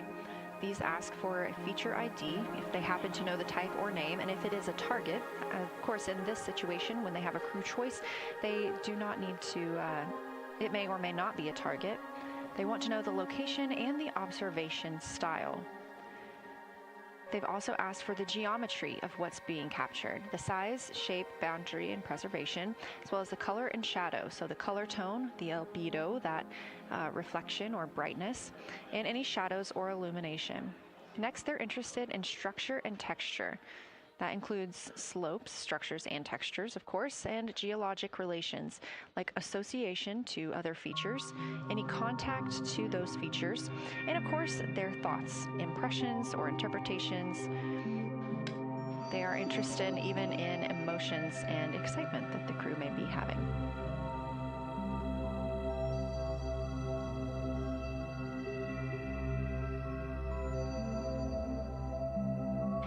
This flyby day has been practiced in many ways, even in Sims here in Mission Control, Houston. The team also conducted some field work, learning how to look for specific geologic features. They also photographed a large globe, and the science team helped them determine which features they would be targeting and how to look at those.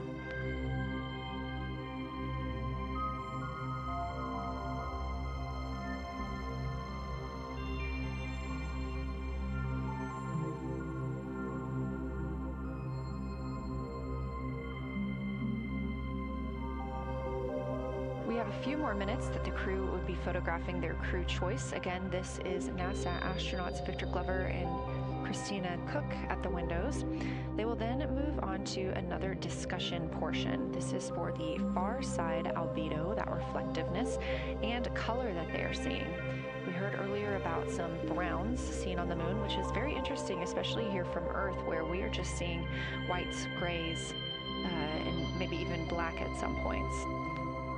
When they get into that discussion for far side albedo in a few minutes, the theme is looking to know how that color and albedo is, what those variations look like across the far side.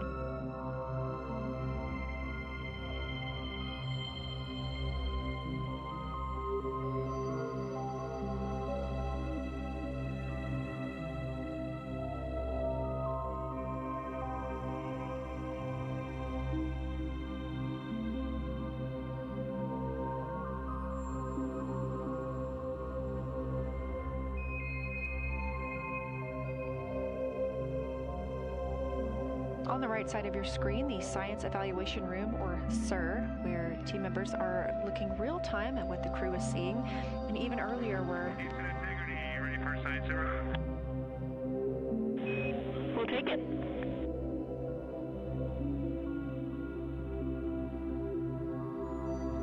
Okay, that crew has swapped positions. They're in their crew choice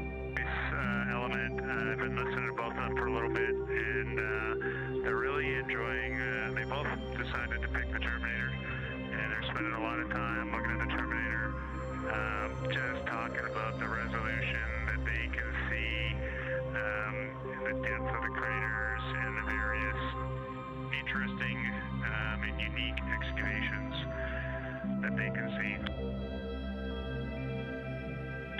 So Victor's on the long lens, and Christina is just looking out the window, and I'm sneaking a peek in T-shirt window.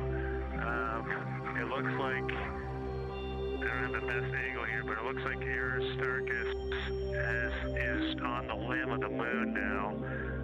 It's amazing how quickly it changes as we speed around the far side of the moon, stuff that's leaving our field of view, and now we have a lot of the dark side of the moon that, you know, it's missing for us right now, but it would be in view if it was lit at all. Jeremy, Science, thanks for that sit rep. Do have a question. A few times we've heard you and the other crew describe change during the course of your flyby. Would be interested in future descriptions of more verbosity about how it's changing. Thanks for the great sit rep.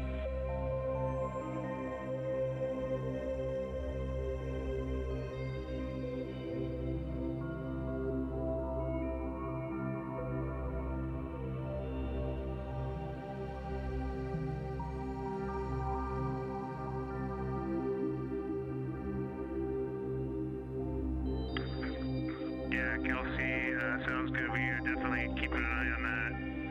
My eyes are just not readjusted. The moon is so bright when you come back to the window. It's just in the interior of the cabin. I've come back to T-shirt window, and it's just overwhelming brightness, and my viewing angle is a bit challenging.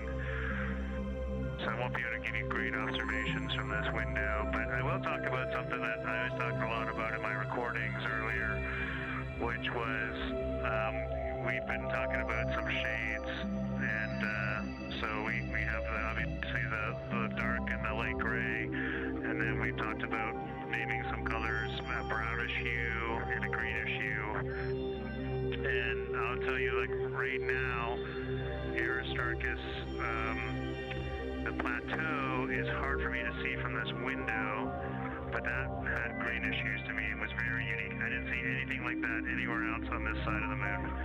And then I see a lot of these, what I would call brownish hue areas. There's a number of them. And they, for example, in the northwest corner of the highlands, to me it looks like the brownish hue is caused by ray or ejected material landing on the highlands. And then we obviously see the ray areas as a lighter albedo, but in between the rays where the deposit would be thinnest, that is what it looks like is causing the brown to me. So I saw that in the northwest side of Aristarchus, or sorry, that dark area of the highlands, northwest side of the highlands. I saw it in the highlands to the east of Glushko, and then I see those same brownish hues west of Oriental. And I drew a contact there on OneNote, but that's a huge region, kind of like a piece of pie with the point of the pie pointing at Oriental and then going up towards the northern side of Hertzsprung. And that is an area that just looks like a different, that brownish albedo. That was fantastic, Jeremy. We had heard rumors of the green and brown hues, and so you really read my mind on asking about those. Understand they likely didn't have any contact with each other the way that you described them, but please correct me if I misunderstood that. And then last thing, I'll make the same offer we made to Victor earlier. If it would be helpful for us to verbalize any targets so you can stay at the windows and keep your eyes adjusted to the moon, please let us know.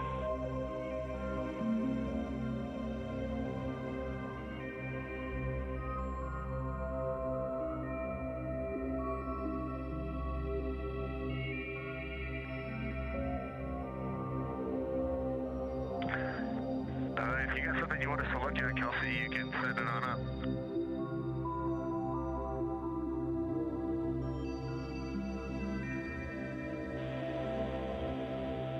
definitely not looking to interrupt your flow, Reed and Jeremy, only offering assistance if you guys want to keep your eyes off of the PCDs.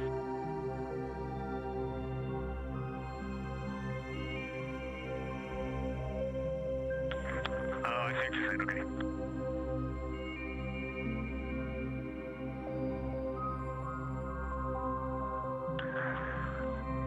Not really science related, and we definitely learned this at Apollo, but the thing that is just most fascinating, I think, to me in Victor right now is even as rugged as the far side looks, when you look at Oriental and home, it's rugged, but man, when you look at the Terminator, it is just like impossibly rugged, and it reminds you that the whole far side is that way. It's just the Terminator is really bringing out the shadows and the hills and the valleys, and it is just, it's unbelievable. It's like no surface of the Terminator is not marked by meteor impact, and it is very impressive to look at that, and you realize that is true across the whole far side. You just can't see it due to sun illumination right now.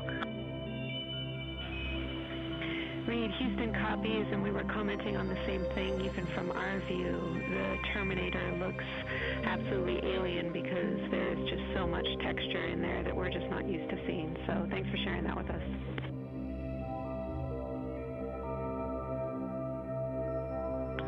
There's also, I don't know the name of it, coming out the south-southwest of Oriental, right on the southern Terminator, is just a massive crater. I don't know the name of it. Maybe you can look on the solar array wing video and tell me it's right. It's the southernmost crater you see on the Terminator right now. We're looking for you.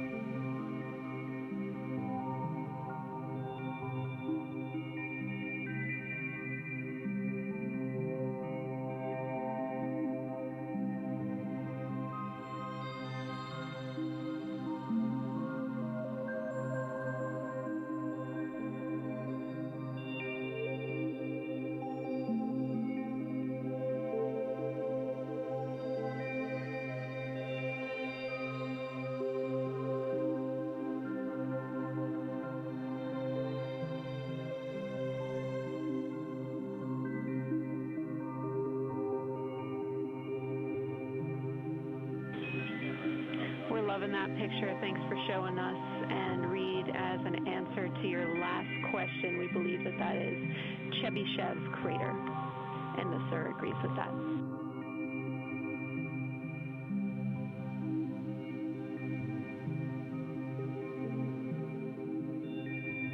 Okay, that picture I was just showing you is an 8X iPhone out the docking hatch for the high grazing angle. It's just amazing. We love it. Thank you.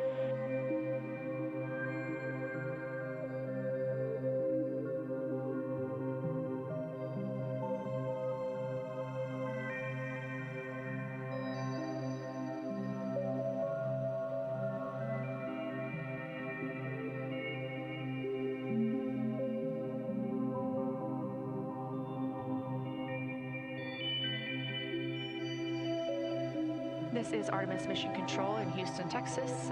Mission elapsed time, 4 days, 22 hours, 12 minutes into the flight of Orion.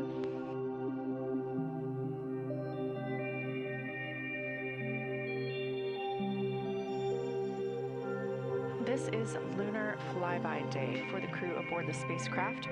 Reed Wiseman, Victor Glover, Christina Cook, and Jeremy Hansen are now the farthest people to have ever traveled from Earth.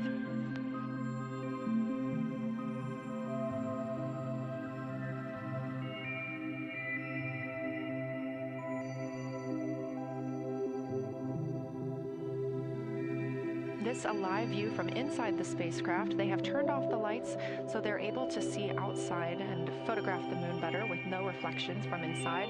And for a very brief moment there, Integrity Science, thanks for those iPhone views. It's helpful to see what you're seeing.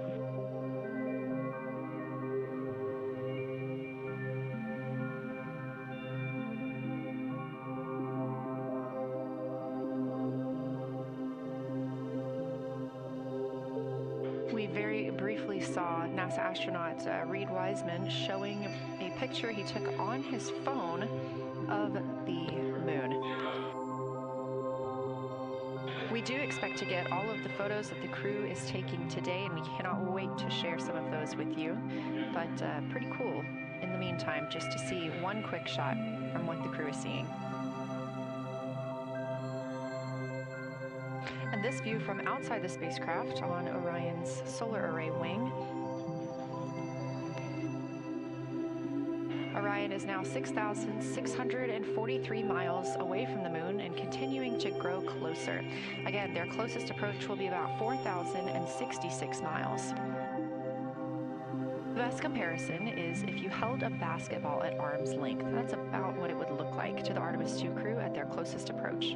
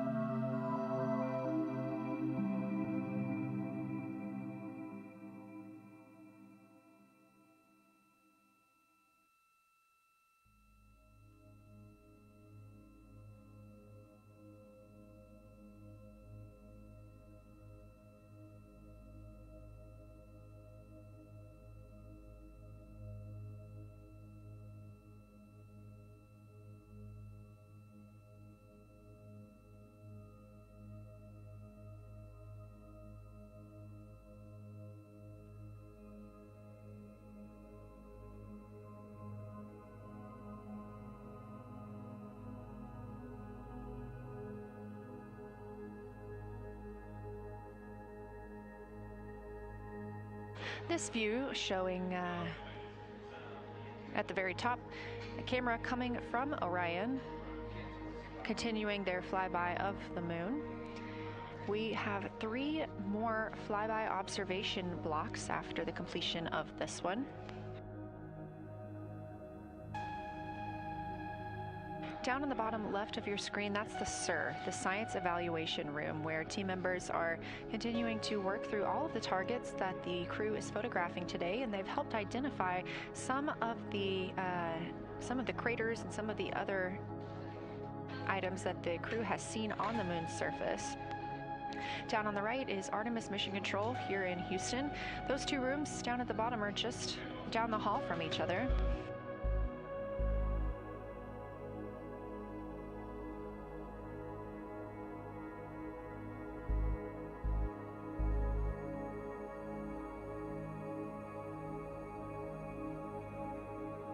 And we are just a few minutes away from the next cabin and window team swap. That means Victor and Christina, who have been at the windows, will fly to the cabin, the background essentially, and be their support crew for Reed and Jeremy. Reed and Jeremy will move back up to the windows.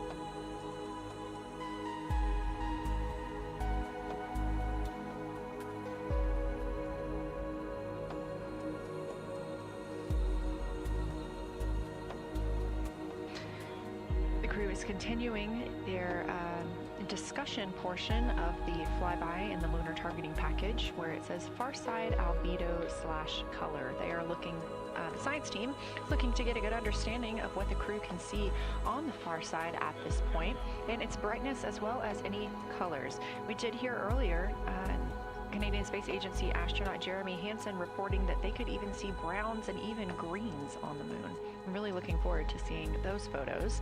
And in just a couple of minutes, the teams will swap from the cabin to the window.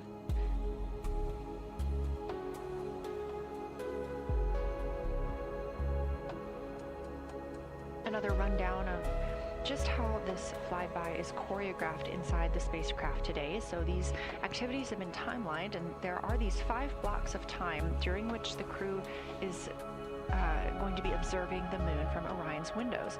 Now we are just coming up on the end of the second block, and we'll start the third soon. So at any time during those blocks, 2 members are at the windows working in a pair. One is taking photos from window 2 and has a blue shroud over the window to help prevent any reflections from inside the spacecraft. They are also using an 80 to 400 millimeter zoom lens. And the other astronaut on the window team will be in window 3 using their portable computing device to make annotations. Now again, both of those crew members are making audio recordings of what they are seeing, and we are not hearing that right now. Those are going to be downlinked later to the science team, who will evaluate them and use that data to inform our understanding of the moon. Those 2 crew members at the windows swap roles. Integrity Houston, it is time for another swap between the cabin and the window teams. So we have 15 minutes of handover time, and then we will expect Jeremy and Reed at the windows and Christina and Victor at the cabin. I have no new vehicle updates for you, but I do have a photo location for some photos on Ike's PCD, and I want to let you know that Jeremy's family have arrived in the viewing gallery.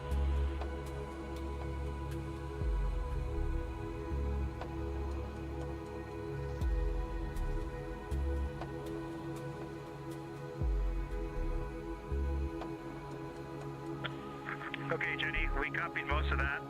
The only thing we're missing is what you meant about the photo location on Victor's PCD.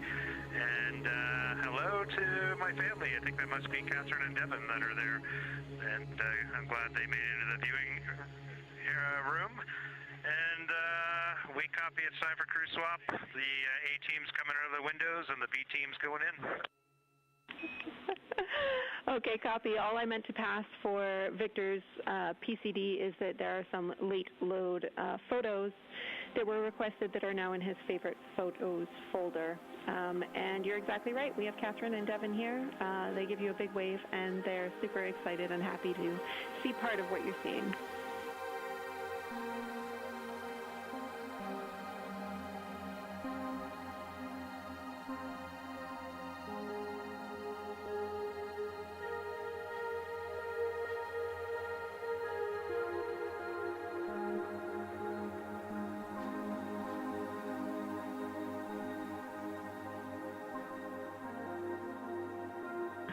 Okay, copy, Jenny. We're not sure what we're looking for in the PCD, but we're going to poke around and we may be calling you back about that one. All right, that's no problem, and it's unrelated to flyby.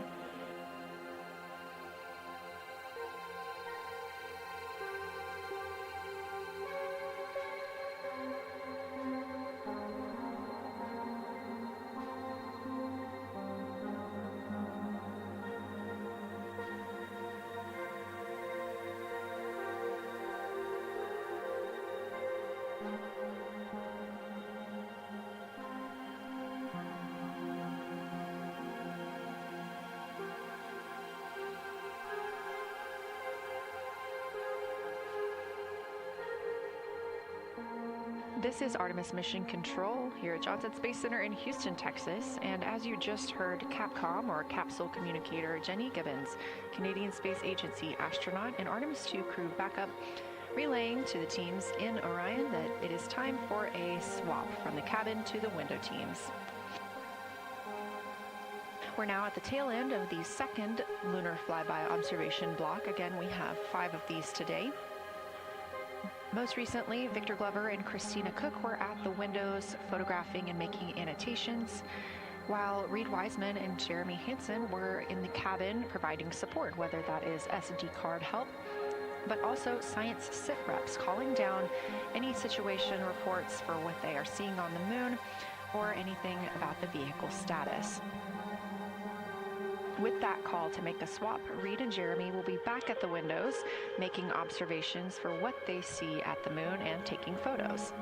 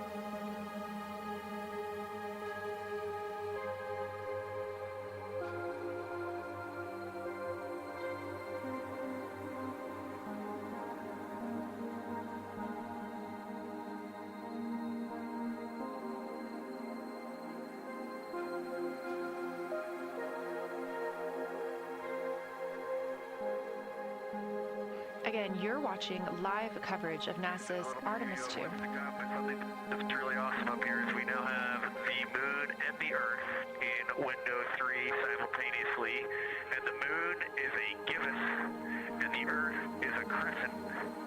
And I'm guessing in about 45 minutes we'll have 2 identical crescents as we change our position in the universe. That is pretty darn cool. Thank you.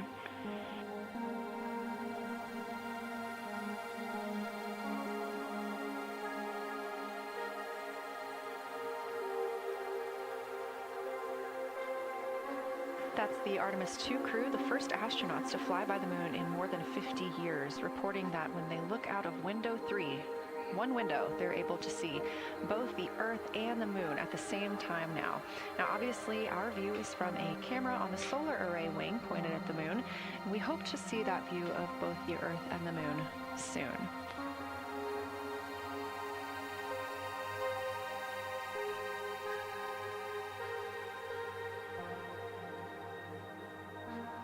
Some upcoming times for what you can expect. In about an hour and 40 minutes, we will have Earth set. And during that time, we will have a view of Earth going behind the moon.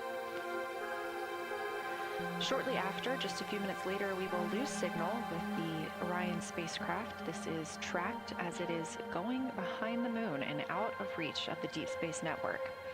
At 6 o'clock p.m., the spacecraft will make its closest approach to the moon at a distance of about 4,066 miles. At 6:02 Central, the spacecraft will reach its farthest distance from Earth at about 252,755 miles. Of course, these are approximate, and we will make sure to provide you with the final distances once those are confirmed. At 6:21 p.m., we will have Earthrise from the Orion spacecraft, but we will not have communications with the spacecraft until 6:25 p.m. Central, when we expect to acquire signal with them after they've emerged from behind the moon.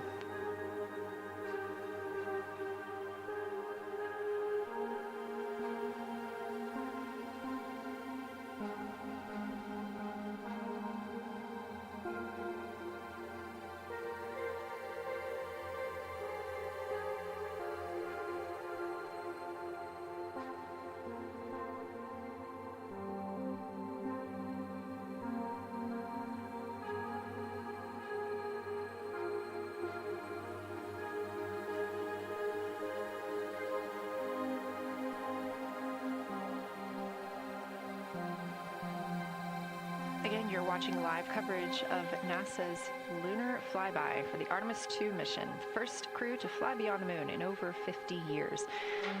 The astronauts inside the spacecraft are switching positions, 2 at the windows and 2 serving in support roles, before they start their third timelined flyby observation for today.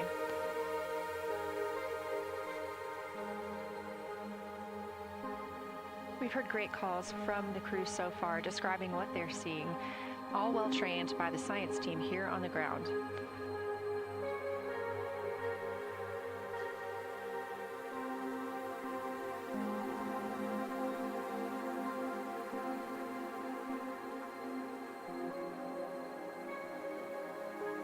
Another major milestone for the crew today will be to experience a solar eclipse from their capsule.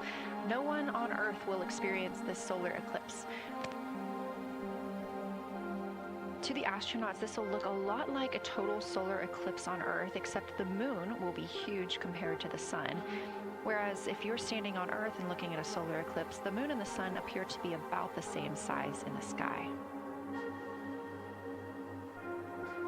As the moon begins to cover and then uncover the sun, the astronauts will see a partial solar eclipse, so that's before and after totality, and during that time frame they will have to wear eclipse glasses so they can safely view this phase. They also intend to capture images of the sun's corona during the eclipse. This is a rare glimpse at the innermost corona that will only be captured by the astronauts' cameras. During the eclipse, we also look forward to the crew members describing what they will see, which includes unique light features like the shape and size of the corona and potentially even lunar dust. At the same time, Venus, Saturn, Mars, and Mercury will be near the sun, so they may be able to identify what part of the sky they're looking at. This can help train future Artemis astronauts on what part of the sky they're seeing, which is useful knowledge in challenging situations when they may need to rely on that information instead of instruments for navigation and orientation.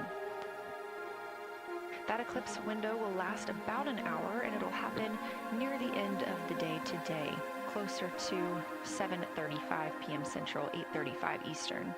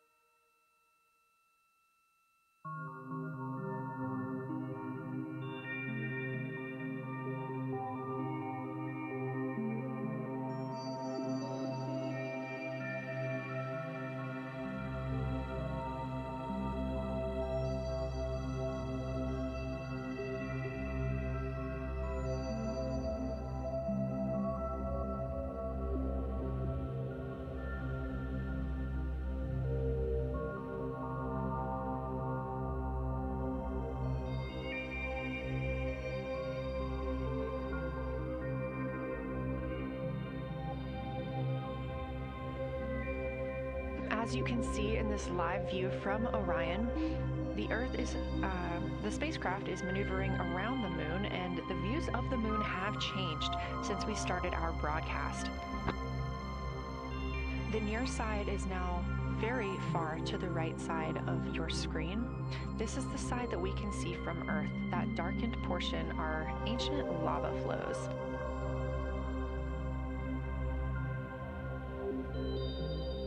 The crater down towards the bottom of the moon is Oriental, and this is a crater that was previously never seen before by human eyes until this mission.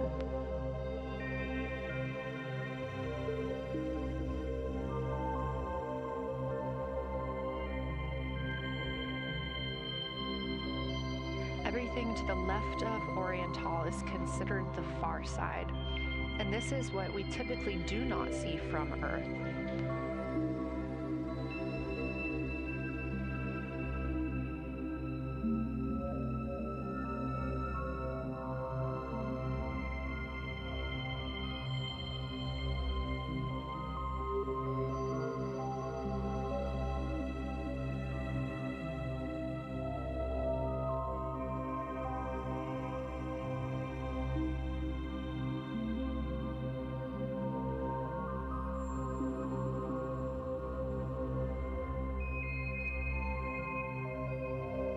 Just a reminder about this view, this is coming from a GoPro camera mounted on the tip of one of Orion's 4 solar arrays.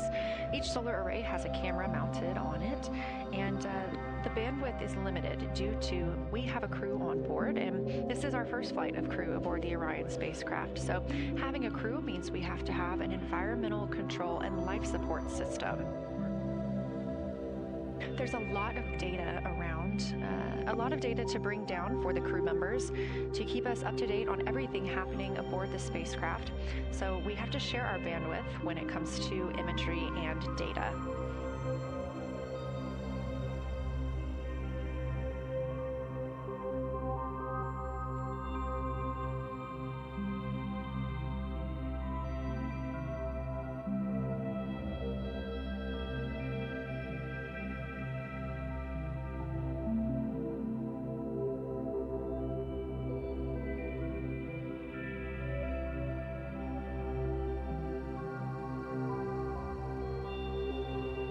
Inside the Orion spacecraft, the astronauts have completed their cabin and window team swap, meaning we have moved into the next block of lunar flyby observations. Jeremy Hansen and Reed Wiseman are now back at the windows, taking photos and making annotations. About halfway through this block, they will switch positions at the windows and will be prompted by the ground to do so.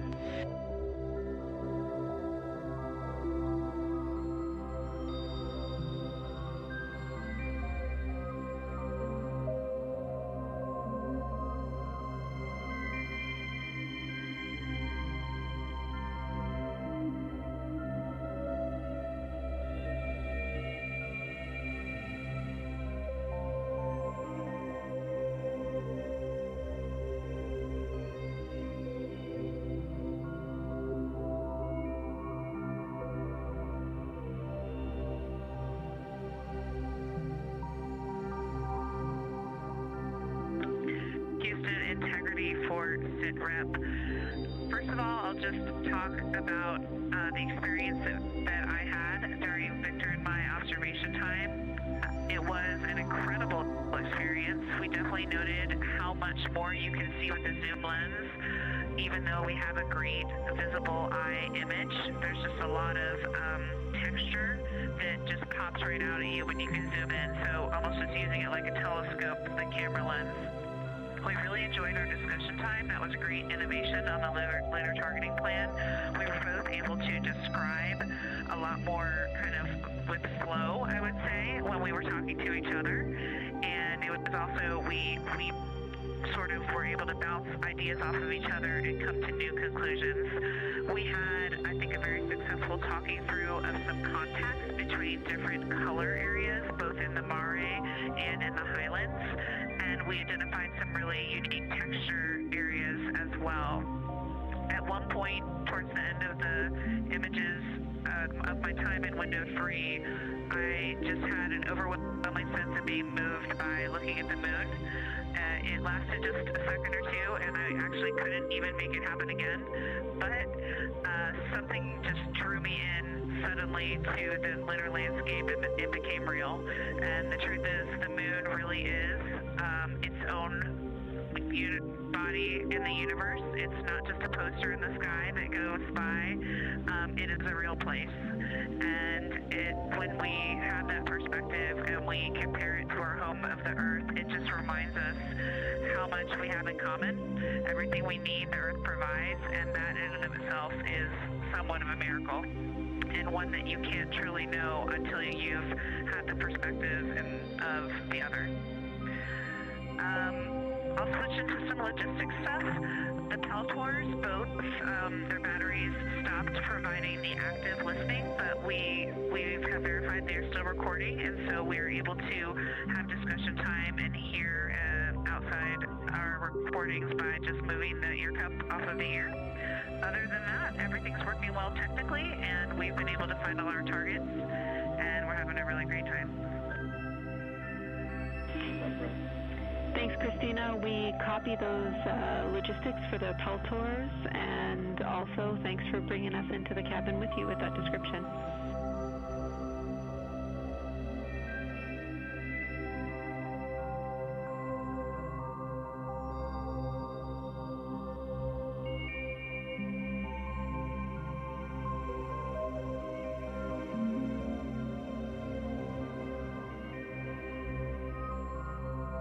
Right on time, NASA astronaut Christina Cook, a mission specialist for ARTEMIS II, calling down a science situation report.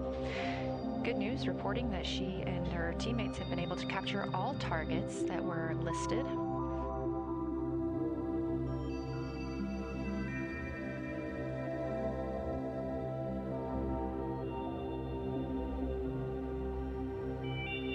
Christina also gave a vibrant description of just how it feels to be there and to see the moon up close and not just something passing in our night sky. Currently, the team members at the window are Reed Wiseman and Jeremy Hansen. Meanwhile, Integrity cabin team for window shroud.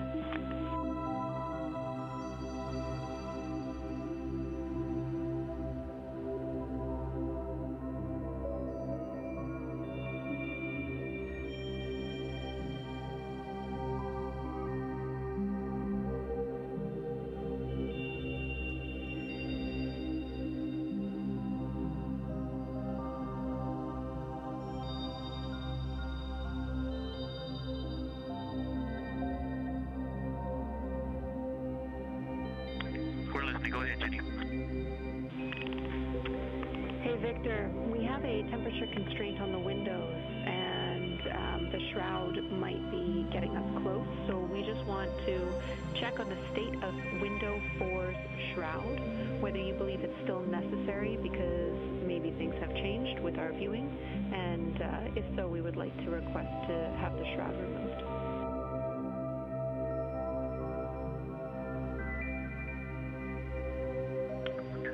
Houston, we believe it is necessary. We pulled it off just in the corner. It is very bright. It definitely would affect our night vision and maybe comfort. But is there a time? Can you tell us when we would have to take it off by?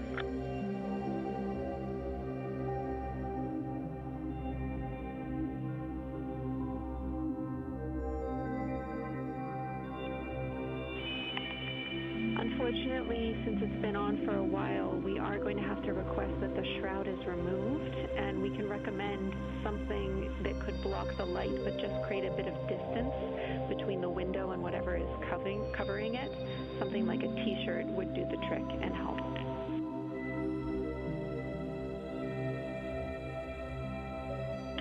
Okay, we're removing the shroud, and we'll make it work. Thanks.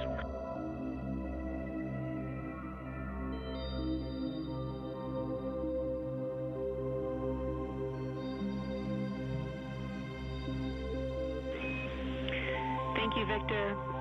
We know it's pretty bright in there now with that window uncovered. We will also offer that airflow on the window would be helpful, so if you want, you can also retrieve the condensation hose, which should be friction fit onto one of the diffusers, and that on the window would also help.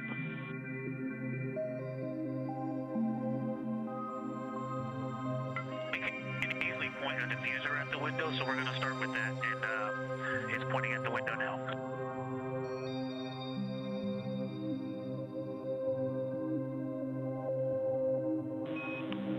Okay, we'll take that, Victor. Thank you. Please keep us updated.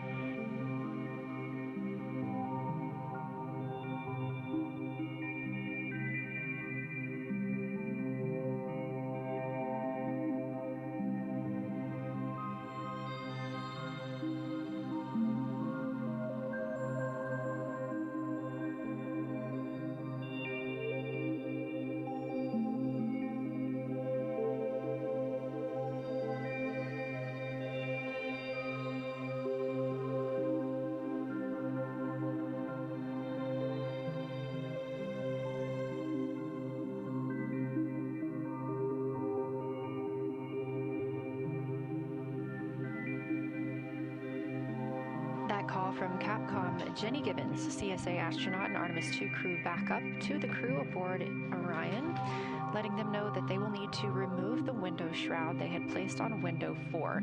They initially placed that shroud there to block out some of the light from the Earth. It was extremely bright coming in the cabin and interfering with some of their viewing opportunities out at the moon.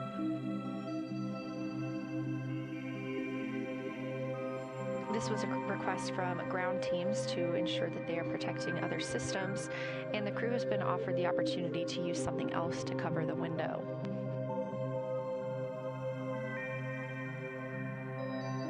Meanwhile, Reed Wiseman and Jeremy Hansen continue with their lunar flyby observations. They have just looked at Glushko Crater. That's about when we heard that call down from Christina Cook with that description of everything she had been seeing during her observation period and what she was seeing at that time.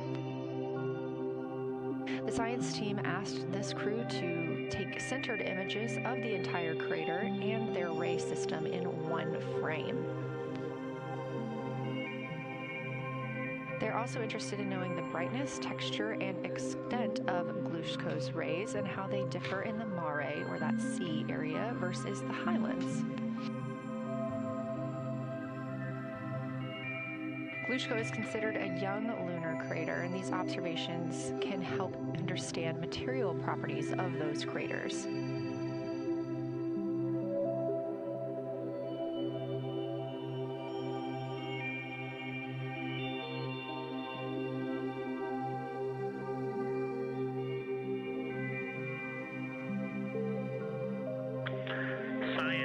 Integrity. First, I wanted to start off with connecting with what Christina said, that it was very moving to look out the window. I had the unfortunate sequence to start looking out the window and then moved to the long lens, and it was hard to speak looking through the zoom because I went straight where Christina went, and I was walking around down there on the surface, climbing and off-roading on that amazing terrain. I also want to underscore something that she said as we continue to explore. When we actually do go down there to the surface, I know for safety reasons that we would never send someone alone, but I just want to really emphasize how important the discussion time was. When we started to talk, we not only got better science discussion, we got better human connection, and so doing this as a pair, we just learn and grow together, and that's just super important. So thank you for adding that to this plan. Reed just passed me a note that the Oriental Basin annular ring has a similar albedo to the center, but a different color. It has more brownish tones in it, and he said it's very distinct now that he's been staring at it. Victor, thank you. You got a cheer from science there, and we all just went on that moonwalk with you, so highlighting how important it is to talk about these things. I also want to let you know that we have Deanna Glover with us in the viewing gallery. She's all smiles.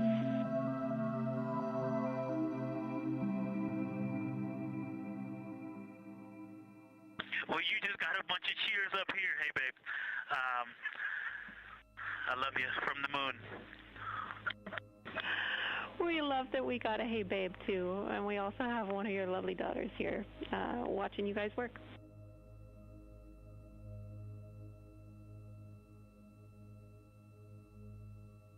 Thank you guys for doing that and for supporting them through this. And to all of you, Genesis, Maya, Joya, and Corinne, I love you. And Deanna, I love you. I'm glad you get to be there.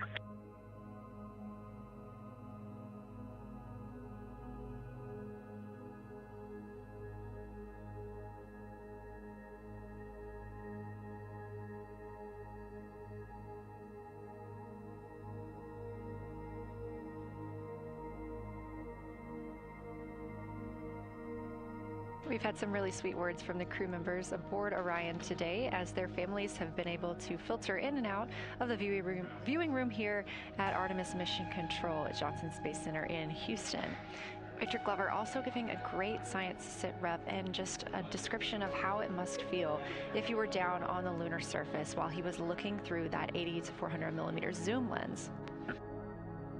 He also expressed how important it was to be able to talk through that real time with Christina Cook and stressed the importance of that on future missions, that it not only made their discussions better, but also more human. Glover and Cook are in the support roles right now, not taking photos or making annotations at the windows, but they are also encouraged to have their midday meal at this time. For lunch today, those two crew members have options of beef ravioli, salmon, butternut squash, sweet and savory kale, pickled beets, cherry blueberry cobbler, tuna noodle casserole, tomatoes and artichokes, broccoli, and chocolate peanut butter bar.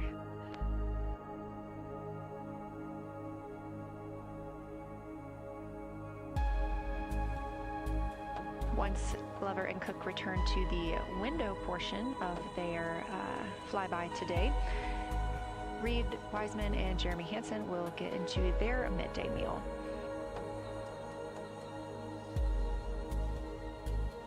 Again, this is the third of 5 scheduled blocks for our lunar viewing today, and if you were watching at the start of the broadcast, you can definitely tell the difference in the distance from the moon.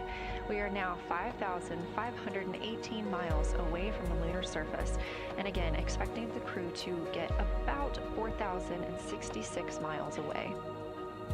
They are currently 252,050 miles away from Earth, and every mile is a new record, having surpassed the Apollo 13 milestone for furthest distance earlier today.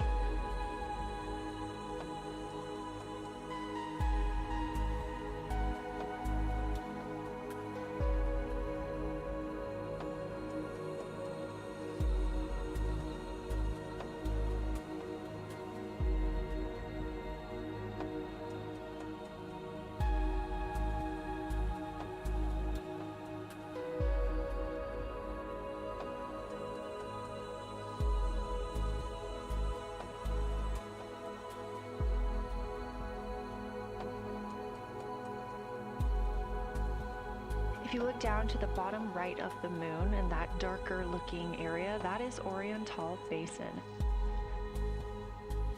We have continued to lose views of the near side. It is just barely visible over towards the bottom right side of your screen. And then you'll also hear later about that terminator. That's the line between light and darkness while on the moon. It is really exposing some of those craters at this time.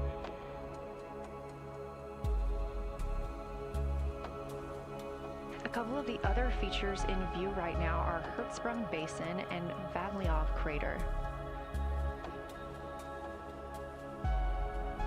Hertzsprung Basin is nearer to the center of the moon, closer to that terminator line right now, and Vavilov Crater is just on the outskirts of it, closer again to the terminator.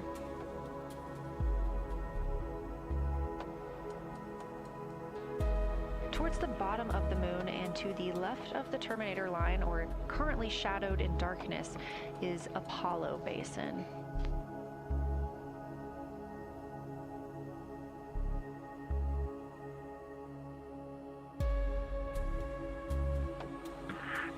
Science from integrity. Let me find out how far we are from the moon right now. But our view is about a third of the moon is in eclipse. That beautiful terminator is out there calling to me. We're 4,691 miles from the moon. And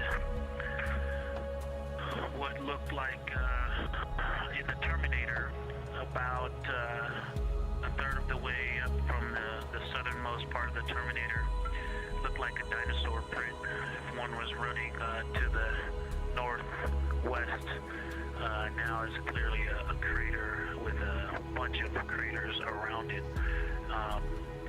And that terminator, I can only see about half of it. I'm looking through the docking hatch window right now because we have the Z9 in window 1. But that terminator has moved. I guess I've been using Vavilov the whole time, so it's gone 2 more Vavilov craters to the west. And so a few more features are starting to peek out into the sunlight there with that low sun angle, and so you still have ridges and valleys showing up very clearly, a very jagged terminator, and a few islands of light out there with some high elevation shining in the sunlight in that darkness. And on the eastern side of the moon, Grimaldi appears to be one of the farthest east features, and that is maybe 5 degrees from being right on the limb and going off over the horizon. It is interesting, just looking at Oriental, that my first impression of it is all of the dark areas appear lighter, which I think makes sense because it is now facing, well, it's still relatively the same to the sun, but my angle to it is different. So I'm looking at it from a little more, even further to the side as we pass it. But all the darker features appear to be just a little bit lighter from this vantage point. The darker ring structure in the outer and inner ring, and the interior, as well as the annular ring portion, everything seems to be just a smidge lighter at this point. Thanks for that description, Ike. Any additional words you can provide on Oriental would be wonderful, as that is such a high priority target for us. And while I have you, as we get closer to target 15, which is the Terminator target, if you can find Zeeman Crater again that you were looking at earlier, everything to your left of Zeeman would be getting into the South Polagan area to help you orient yourself.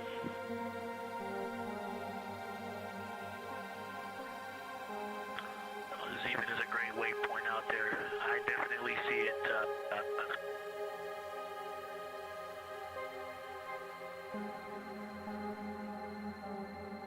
Yeah, Zeeman is very easy to find, and that is awesome. Thank you for pointing that out. Feel free to do that as often as you think of things.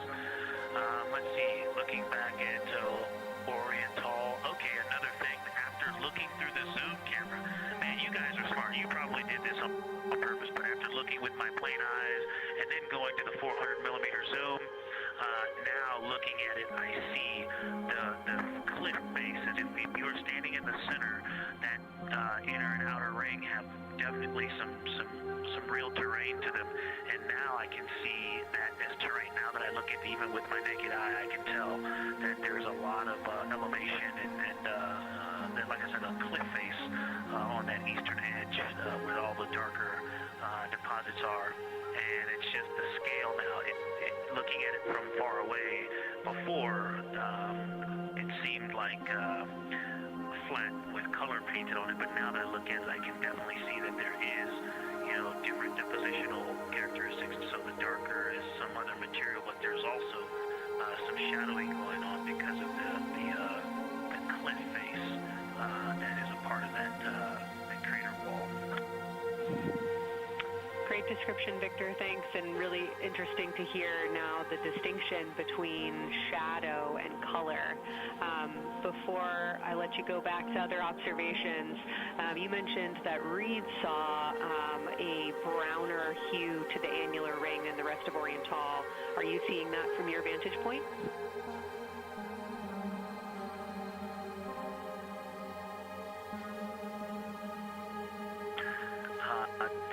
The way that I'm looking at Oriental, again, I'm still in the docking hatch window. There's like a thermocouple right here in the center of the window, and it is the orange Kapton tape color, and so it is unfortunately it's like trying to look at stars, next to a metropolis. I think it's drowning out any color that I could pick up from the moon. I am not able to see that color, but I have not looked at it through one of the forward phases, from one of the windows 1 through 4.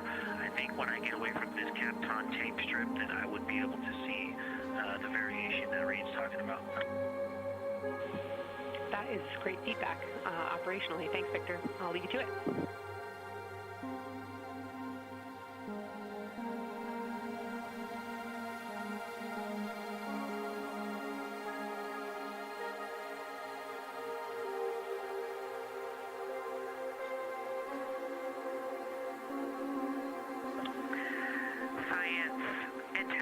me with a question from the window team. Integrity, this is Science, here with you.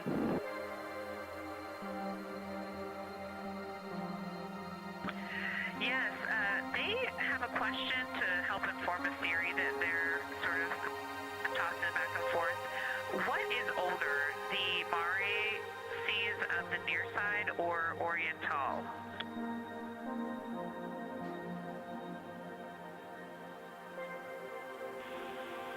Stand by, Integrity. We're going to get you a little geologic history here.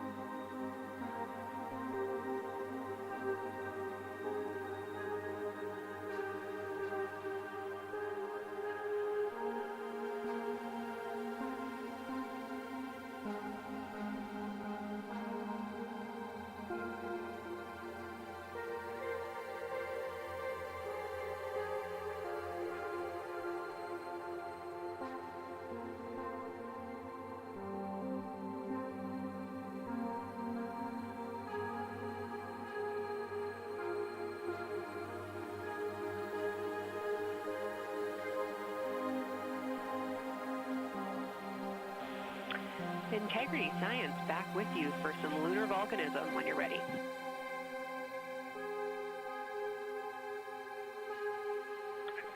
Go ahead. You're making our day down here getting to talk about lunar volcanoes. Oriental, as far as Mare go, is younger than almost all of the Mare on the near side. The exception are features like Aristarchus, which really pop out to you guys and really pop out to us here on Earth. That is younger, but other than that, Oriental is pretty young as far as Mare go.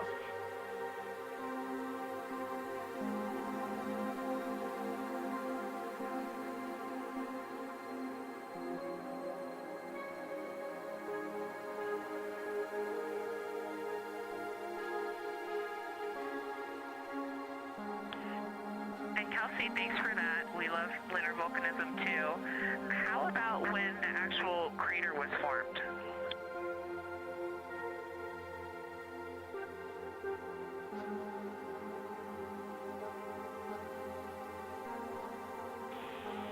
Yeah, we're going to get you an age for Oriental, and while we're getting that, Christina, can you, maybe you've heard the window team talk about the sort of contacts around Oriental, but because that material is so much younger, if anything pops out to you about physical relationship between that and surrounding terrain, we'd love to hear it.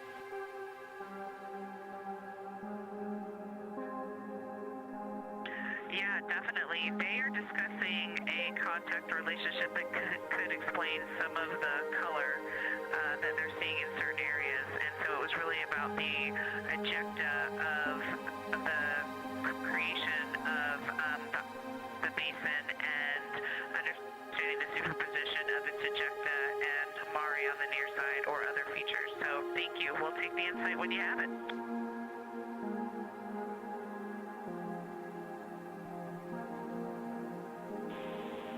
Thank you, Integrity.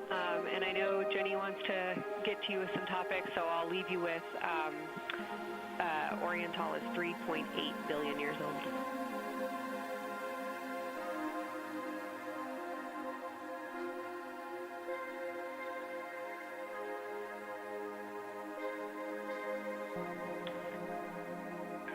Copy that. So that's on the older side. The actual basin is very old. Correct, as is the case with a lot of mare. Typically the big basin formed and then the, volcanic eruption was able to punch through the crust where it was weakened by that basin formation.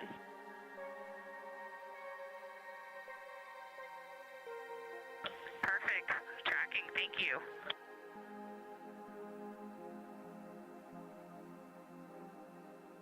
NASA astronaut Christina Cook calling down some questions to the science team on console. The voice you're hearing with those answers is Dr. Kelsey Young. She is joined by Trevor Graff on console today. Christina asking about the age of Oriental, and specifically the mare regions. Those are those dark regions that you see. They are paved or filled by volcanic deposits.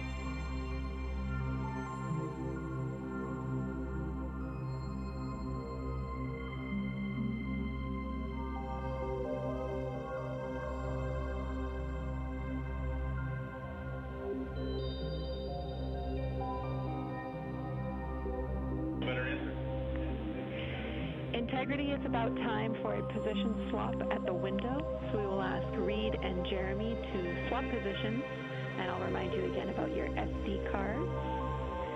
And Victor or Christina, I have one window task for the cabin team when you're ready.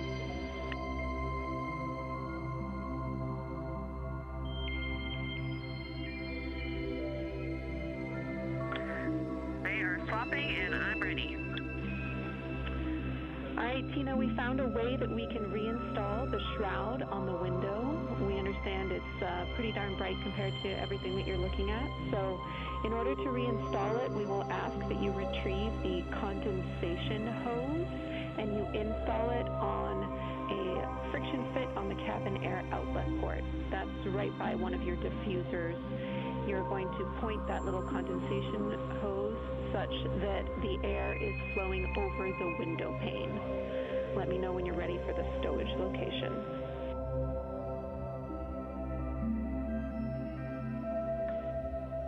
Ready.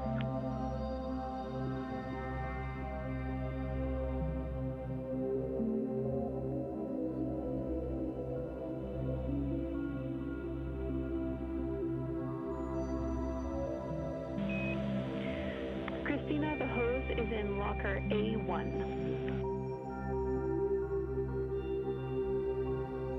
The crew has gotten a go to reinstall that window shroud they were using to block some of the earth shine. Copy.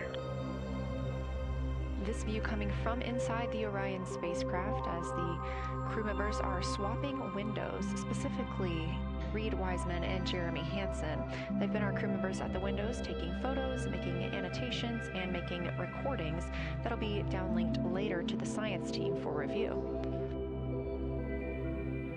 The science team will have a conference tomorrow morning with the crew to get any fresh perspectives or things that they learned during the flyby.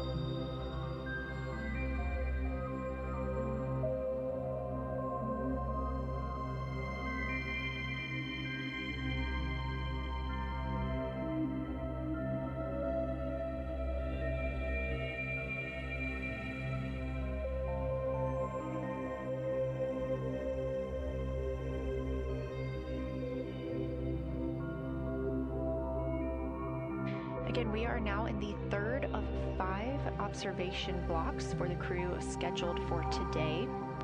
During this flyby, Orion is passing around between 4,000 and 6,000 miles from the moon and providing the crew with a full view of the lunar surface.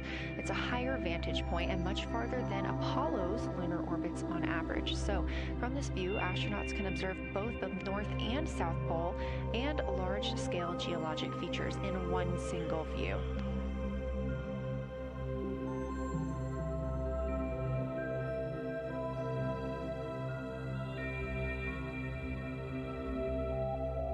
We are now just under an hour until Orion passes behind the moon and we lose communication with the crew. They will be out of reach with any of our deep space network antennas. That loss of signal will last about 40 minutes and we expect to regain communications with them once they fly behind the other side of the moon. While they are behind the moon, they will also reach their max Earth altitude as well as their closest approach to the lunar surface.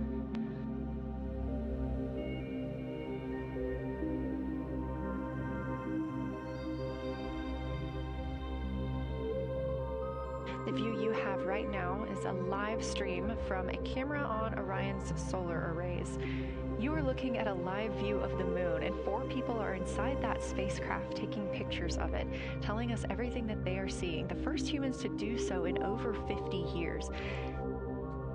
They'll be sending those pictures down for all of us to enjoy, and of course, especially the science team who are very excited for what they are learning today.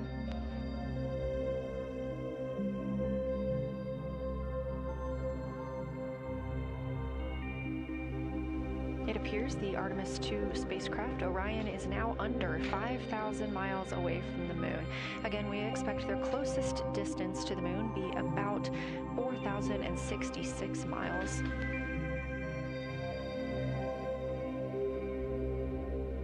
That is an estimate at this point, and we will make sure to share that closest approach distance once we receive it.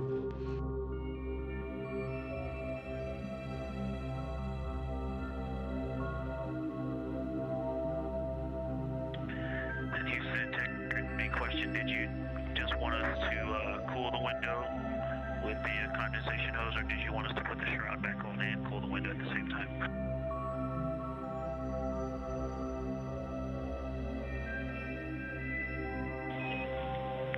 Victor, we definitely want you to cool down the window with the condensation hose. It's crew preference whether you put the shroud back on. The hose will allow you to do that if it helps with your lunar flyby.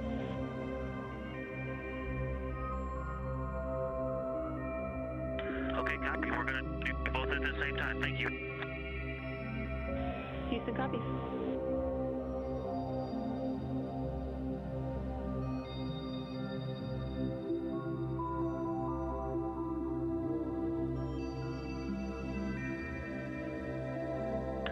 Houston, thank you for that suggestion. The cabin is darkened again, and that makes a big difference for the imagery. And for science, we are now seeing a half moon.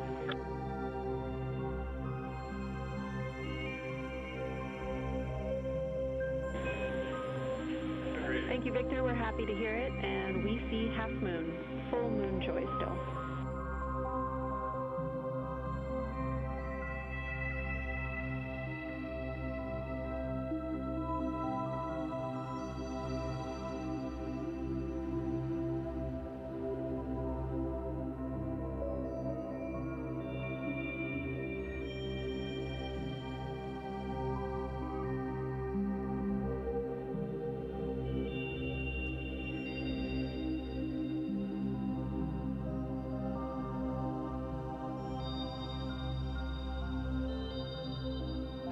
Reporting from Orion that they are seeing half the moon, which is about what it looks like here from this view from the spacecraft.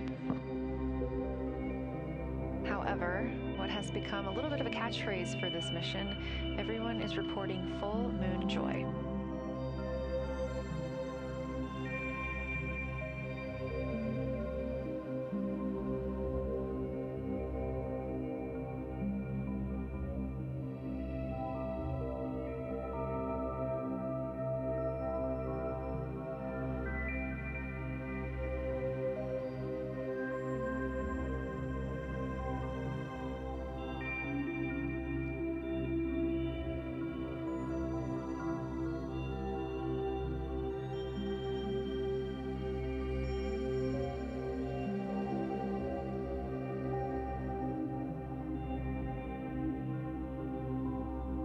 are keeping up with which targets the crew is tracking through their lunar targeting package. They are just wrapping up their second. Science integrity, another observation. The window team commented on it. Christine and I discussed a bit. Is in Hertzsprung. The solid and intact crater is very smooth. If it were a dirt road, it's very hard packed, and then you go outside of it, and that outer crater, that's the one that is older. It is a little rougher and more jagged. It starts to get into more loose-looking terrain, and the smooth interior also causes the craters that are inside of the larger crater, the smaller craters, to have really sharp edges, sharp, distinct edges. And just a general comment on that area, Hertzsprung, that whole area, the average albedo there is darker. That is, I would say, 3. And the average albedo around Oriental and between Oriental and Ohm, excluding the wedge, the darker wedge, is more on the 6, 7. And that they also seem to be different texturally. Christina described it earlier around Hertzsprung, and then from Hertzsprung toward toward Oriental, there appears to be a frozen, a rippling pond, frozen, or like choppy waves when it's windy out, choppy water, and then it freezes instantly. That's the texture. If you walk down there barefoot, it looks like it would be hard on your feet, like lava. After it's cooled, it would be pokey. Except for right there in the center of Hertzsprung, it looks paved, like a paved road, nice and smooth.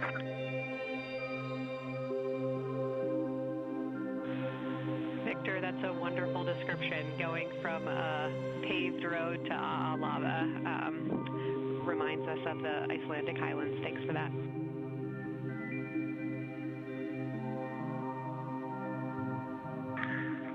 In science, another in the interior of the very intact, the interior of the intact crater at Hertzsprung is albedo variation. I think I heard one of the window crew maybe say color variation, but definitely albedo variation. There's lighter patches and slightly darker patches. It's not swirling, it's just patchy. It just it has spots that are lighter, and I would say a predominantly darker average area. Great descriptions, Victor. Thanks. Not swirly, just patchy is really helpful for us.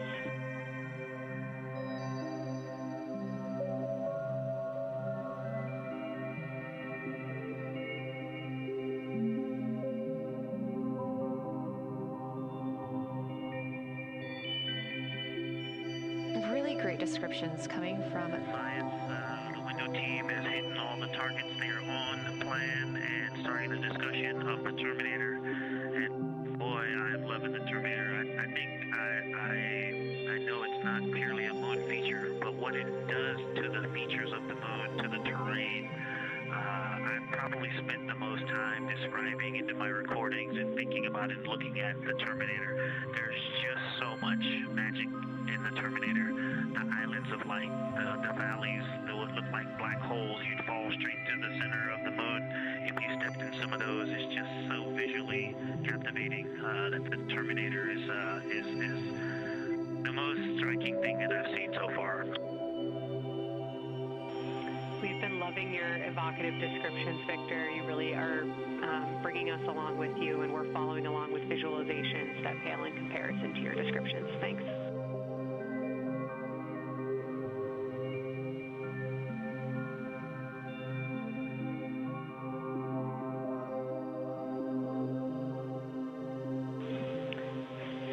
Integrity Science, one more question on a status of what the window team chose to observe for crew choice.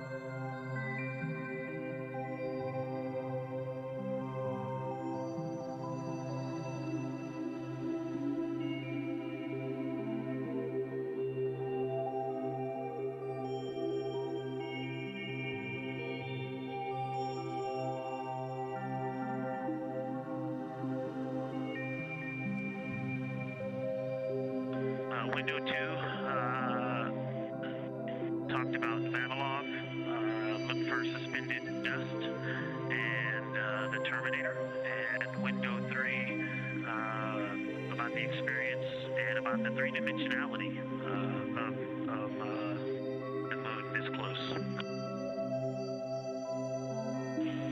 Wonderful. And another observation about Oriental, I would say, is the features going off to the southwest, the two large, almost look like scratches in the surface. I don't know if they're rays or canyons or collapsed lava tubes, but two distinct features that are almost parallel going off southwest from Oriental Basin. They are the first things that made me notice parallax of our trajectory looking out at Oriental. That and in the inner walls of the east side of the crater rings, you really get a sense that we're flying over something with elevation and terrain, and they look different from this orientation.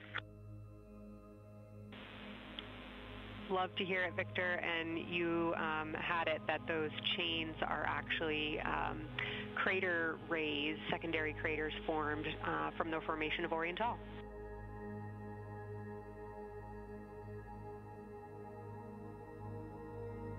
Yeah, speaking of crater rays, the crater rays that are going off to the northwest,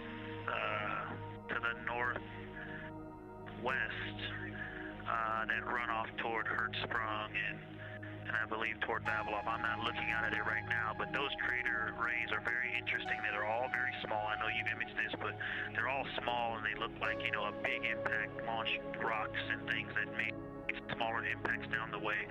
But something very interesting, and again, you can see this in imagery, but some of them are parallel, and then some of them converge toward the center of Oriental. And then I think I even saw some that maybe diverge, which not diverge, but that are convergent, which indicate multiple large impacts that created a lot of secondary impact crater rays.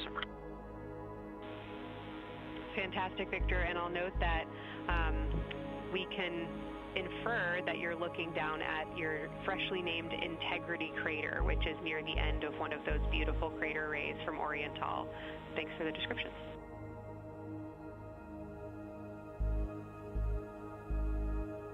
Yeah, you're welcome, and Integrity is easily identifiable with the naked eye from this point.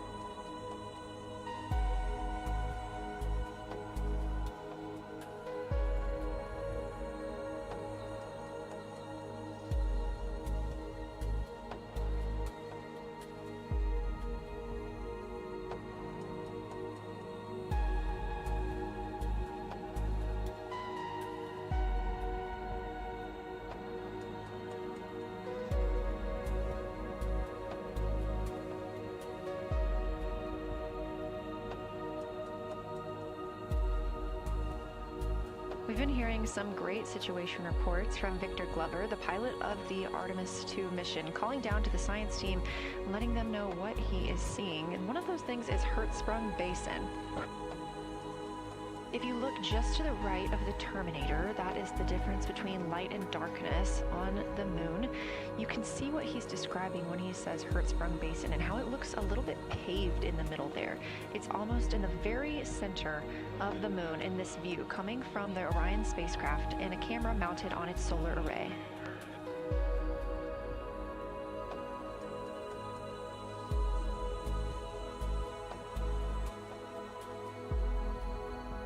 We are now 4 days, 23 hours, and 23 minutes into the flight of Artemis II, and we are standing by for their lunar loss of signal in about 43 minutes. Again, the spacecraft will fly behind the moon, and during that time we won't have communication with them.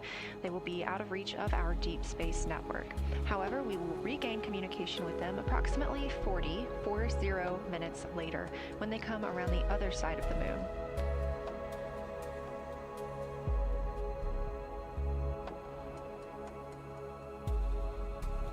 The crew aboard the spacecraft are currently discussing the Terminator, that difference between day and night. The science team is interested in learning about the topography and the color of the lunar surface, and it's already been very interesting to hear that they have seen colors like greens and browns while looking at the moon. Some of the questions that they are hoping the crew will discuss are: how do the quantities and sizes of craters and mountains vary along the Terminator? And they are looking for the crew to describe the topography of features along or near the Terminator. They're also looking for more information on any color or tone variations, and they're hoping that the crew will take images to illustrate their findings. Glover reported earlier that the crew has missed none of their targets when they are photographing at the window. We aren't hearing the conversations that the crew is having right now, but these are being recorded to their personal computer devices, PCDs, and those will be sent down to the science team. The science team will have a conference with the crew tomorrow morning to discuss their findings and experience when looking at the moon today.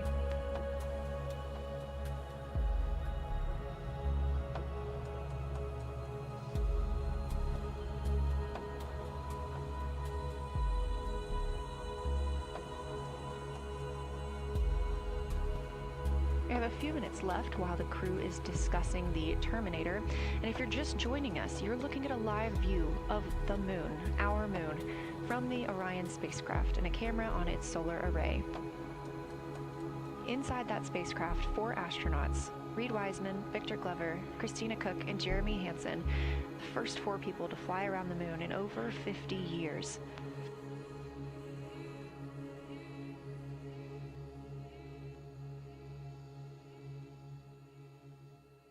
This is our lunar flyby day, and the crew has already surpassed one record today.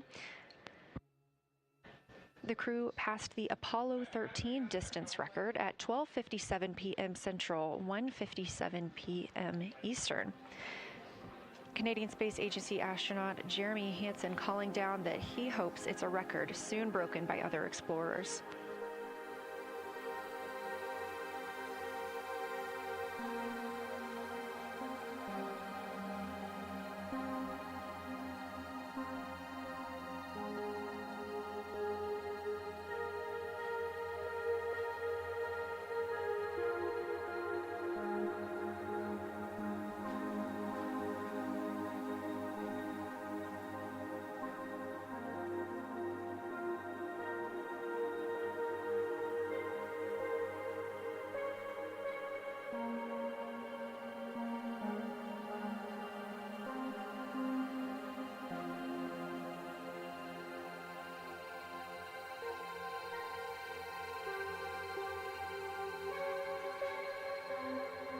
We are live in Artemis Mission Control in Houston, Texas, monitoring the flight of Artemis II.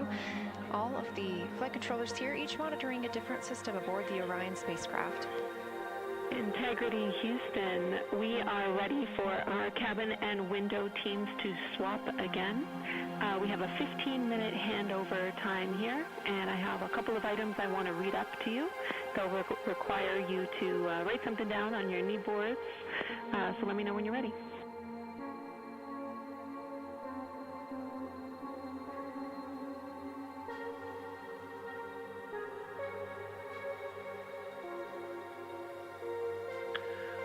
Okay, Houston, we are ready. Copy, Integrity. First of all, once you start this next shift here, during this lunar observation shift, we will begin our lunar LOS, so you can expect a call from me a few minutes prior reminding you. And second of all, FIDO just sent us updated altitudes and METs for lunar closest approach and max Earth altitude. Let me know when you are ready to write those down. They differ slightly from Optimus.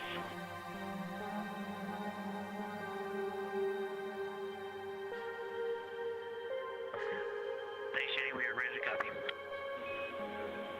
Lunar closest approach will be at MET 5 days, 0 hours, 25 minutes, 34 seconds, and the altitude will be 4,067 statute miles. Maximum Earth altitude will be at MET 5 days, 0 hours, 27 minutes, 39 seconds, with an altitude of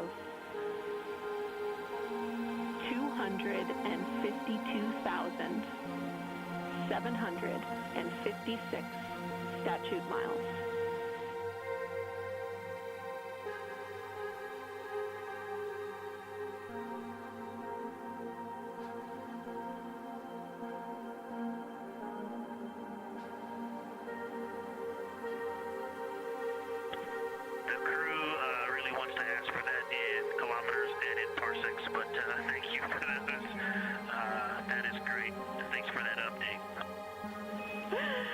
I'll send Fido to work, and I appreciate the metric.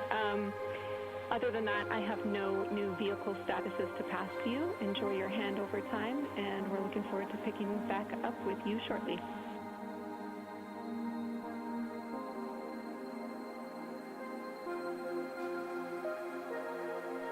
All right, we'll talk to you shortly.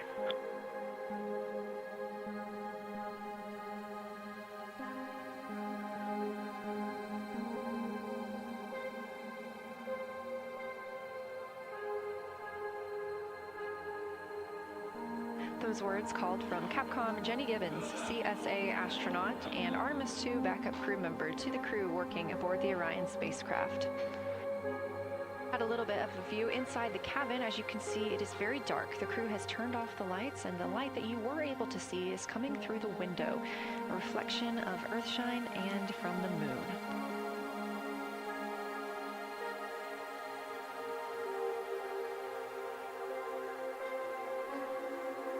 The crew is moving into their next observation block, meaning they are taking time to switch cabin and window teams.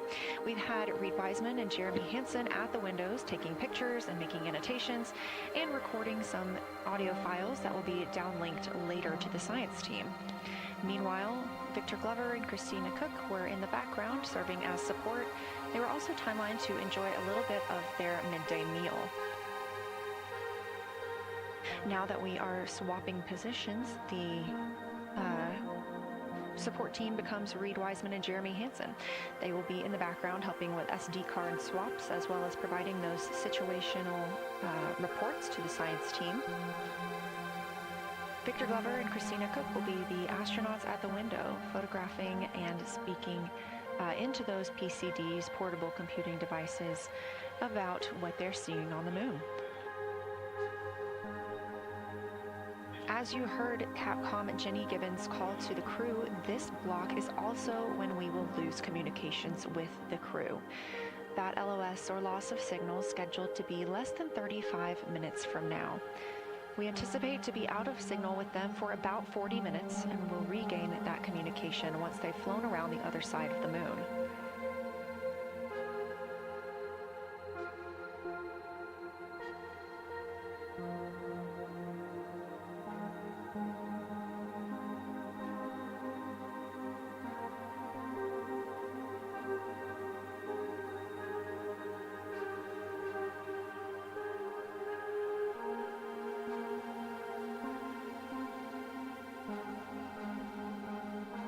Now, even though the crew will be flying behind the moon, their observation period does not stop. They will still be taking pictures and making annotations of what they are seeing.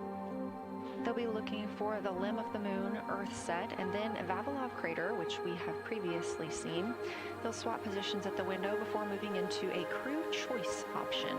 They will get to pick things that are interesting to them on the surface, take pictures, and explain why they find them that way. They'll also be looking for any impact flashes. These are short-lived flashes on the lunar surface caused by impact bombardment.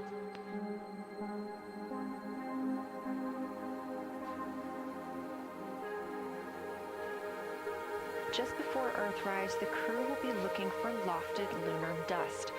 This may be lofted just above the lunar surface, and we could only see it just before Earthrise along the dark western limb. Any Earthshine would illuminate potential lofted dust.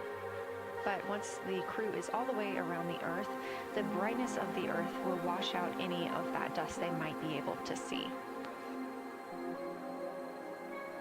These were based on observations from Apollo missions and orbital spacecraft, and so we're very interested to see if the crew might be able to capture some of that lunar dust today.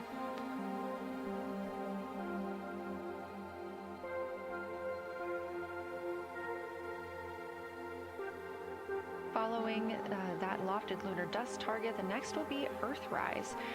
We will regain communications with the crew shortly after Earthrise.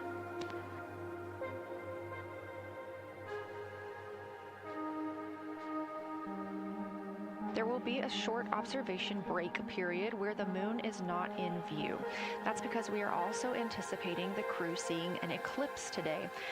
The moon won't be in view because the team here in Mission Control Houston will need to change the attitude of the spacecraft and ensure that its solar arrays are gathering light from the sun heading into that eclipse period. So we will have communication with the crew, we just won't be able to see the moon. However, we will have views during that eclipse time frame. During that time, the science team is looking to know it will only be illuminated by Earthshine at that point, so they want to know what the whole moon looks like overall, but they also want the crew to look into deep space and potentially see if they can spot any planets.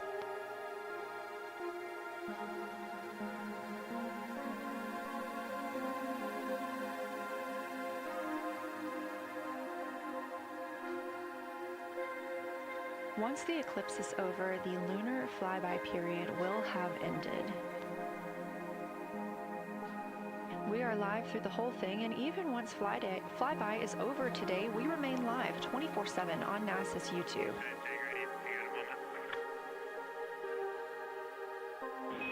Go ahead.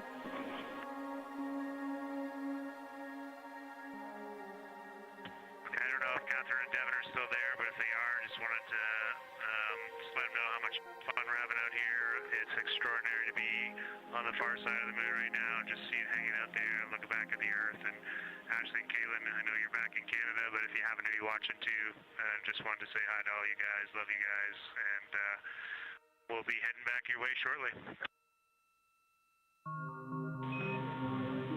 Thanks, Jeremy. I hear they are watching, and your family is still here. So thanks for passing that along.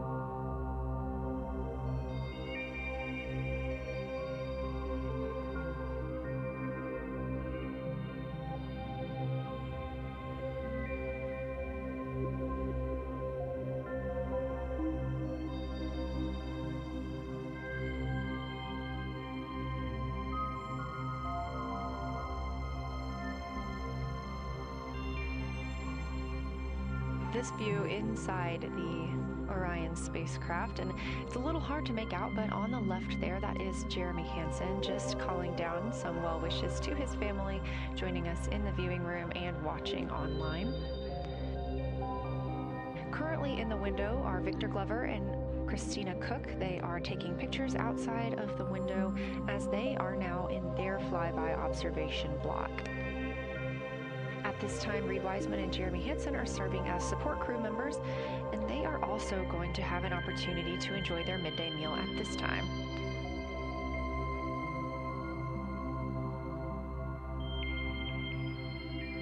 On the lunch menu today for Reed Wiseman and Jeremy Hansen, we have vegetarian chili, salmon croquettes, chicken with peanut sauce, sweet and savory kale, pickled beets, chocolate pudding, barbecued beef brisket, spaghetti and meat sauce, Italian vegetables, butternut squash, candy-coated chocolates, and maybe even a little bit of coffee.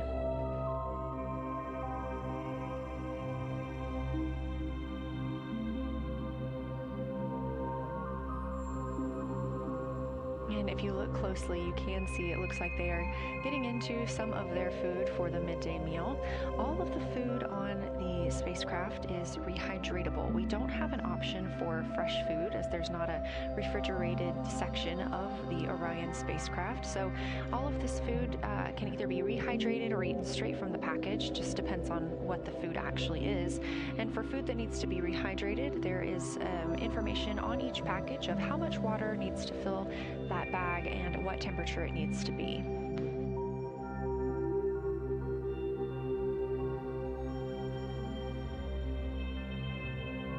We are now 4 days, 23 hours, and 39 minutes, 40 minutes actually, into the flight of Artemis II, the spacecraft now under 4,500 miles from the moon.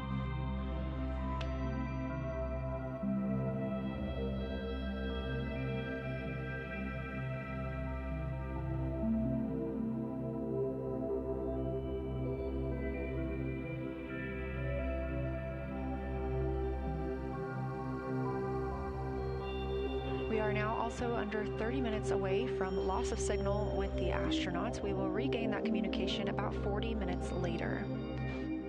They will still be photographing the moon and documenting what they're seeing while they're behind the moon. And we especially look forward to potential Earthset and Earthrise views.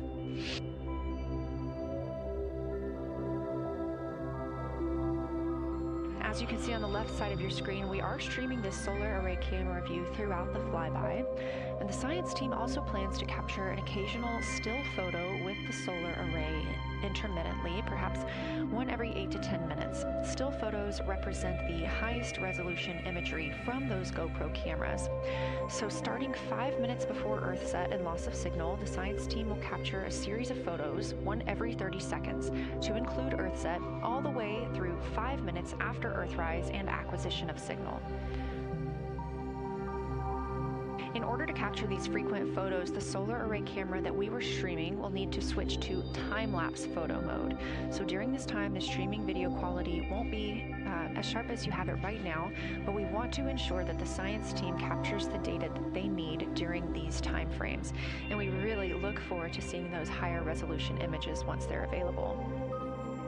But with the view you are seeing right now, we are sharing bandwidth on the Orion spacecraft with every system that is keeping the spacecraft powered and the crew alive, especially the environmental control and life support system. As this is the first flight with crew, this is also the first flight of a life support system, keeping the crew healthy and safe on the way to the moon and the way home.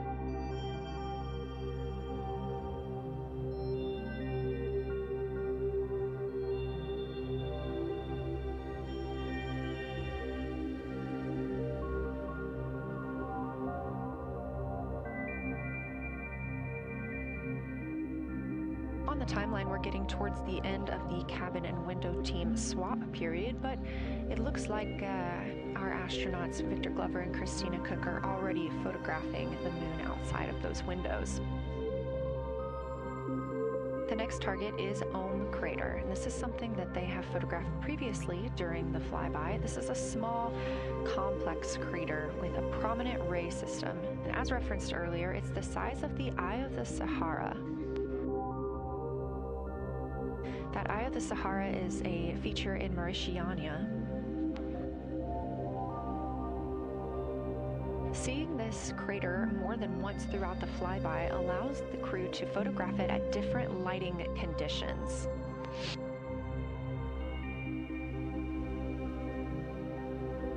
Those different lighting conditions help expose different portions of the target and can help the science team learn a little bit more about how it formed and what it is today.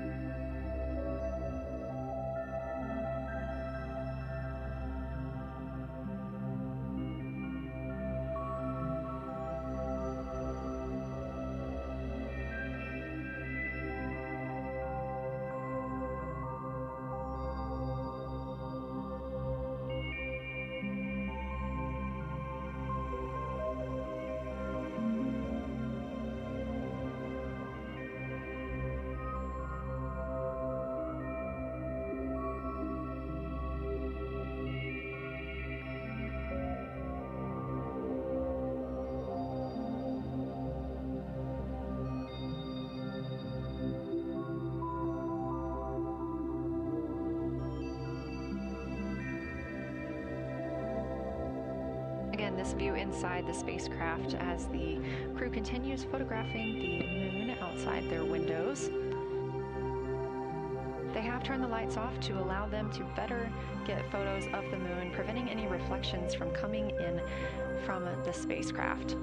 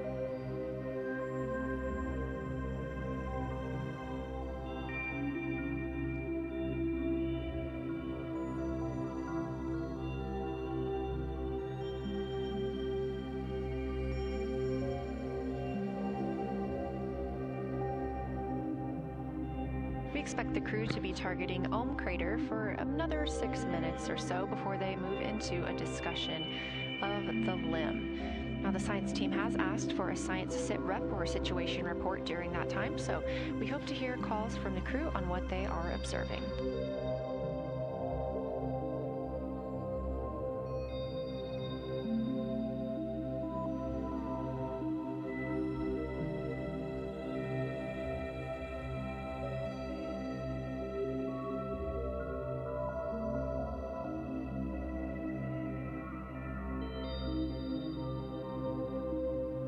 If you've been following along, at the start of the day, we did have much more of the moon visible. And even just an hour or so ago, we could see about half of the moon. We are now continuing to see more of the far side and that darkness where the moon is not reflecting light from the sun.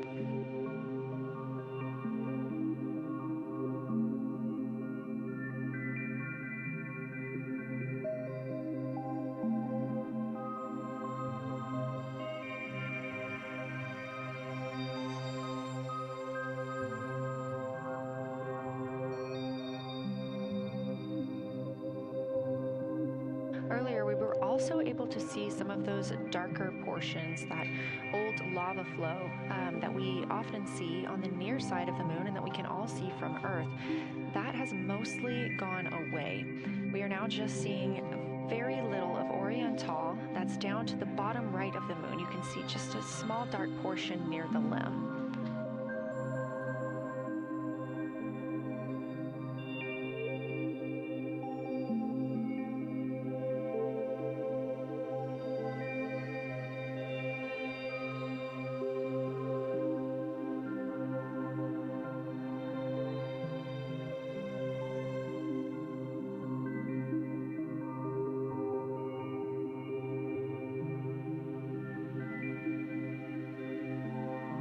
We are now about 18 minutes away from loss of signal with the Orion crew.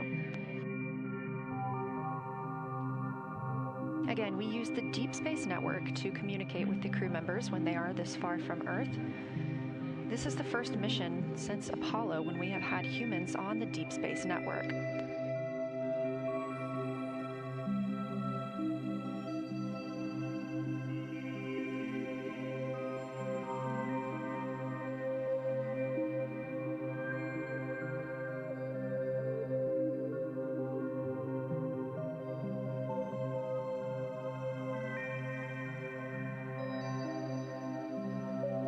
As you recently heard Capcom Jenny Gibbons call to the crew, we expect their closest approach to the moon to be at MET, or mission elapsed time, of 5 days, 25 minutes, and 34 seconds. At that time, their altitude would be 4,067 statute miles above the Earth's surface. Just over 2 minutes later, they will reach their maximum distance from Earth. At mission elapsed time, 5 days, 27 minutes, and 39 seconds. The altitude at that time would be 252,756 statute miles. These are our latest numbers, and we'll make sure to verify and confirm those once those milestones have been achieved. Obviously, we will be without communication to the spacecraft at that time, so once we regain communication, we will make sure to find out those numbers and report those to you.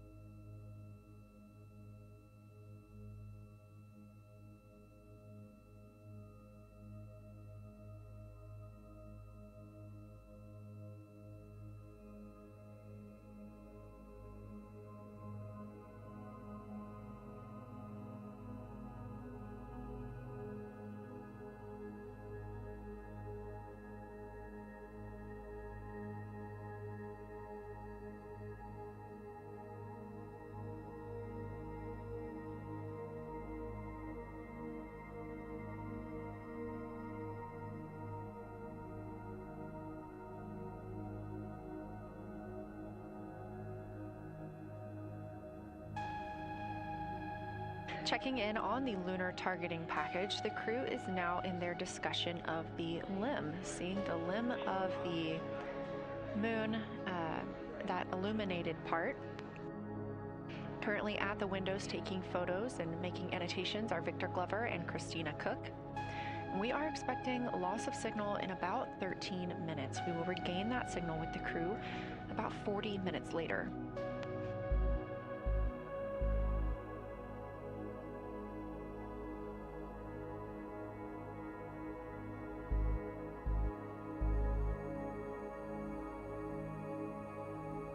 A milestone worth mentioning that this day marks the first time in more than 50 years that humans will observe the moon directly, a critical opportunity to practice how lunar science will be conducted during future Artemis missions.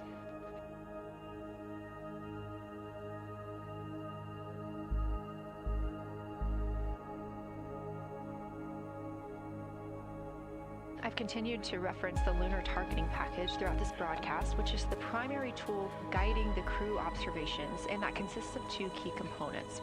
The first of those is the Lunar Geography Review, which helped the astronauts study major lunar features in advance. That also helped them learn to orient themselves during the flyby. The Lunar Targeting Plan provides a detailed timeline of observation targets, background science context, and specific instructions for the picture the crew should take, and verbal descriptions of what will be helpful to the science team reviewing those pictures later. That's what we've been tracking real time and what the crew is using right now to keep up with their next milestones.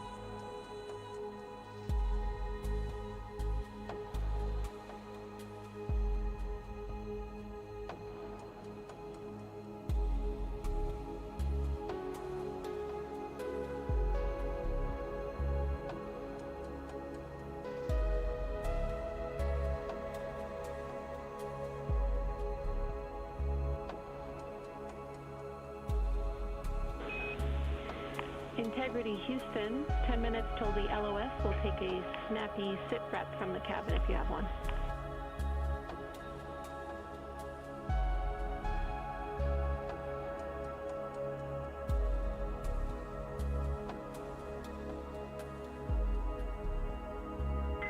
Okay, Jenny, that came, we missed most of that, but just a 10-minute warning, is that what you're saying? 10-minute warning for the LOS, and I'll take a quick sit rep from the cabin, please.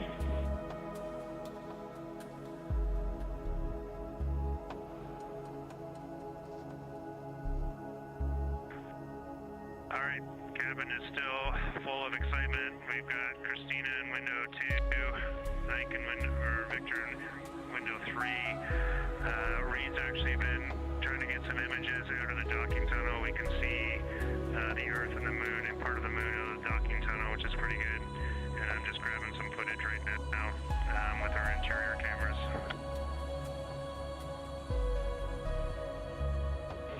Copy, Jeremy. We'd like to know what camera Reed is using and also the status of window 1. Looks like there might be a shroud removed.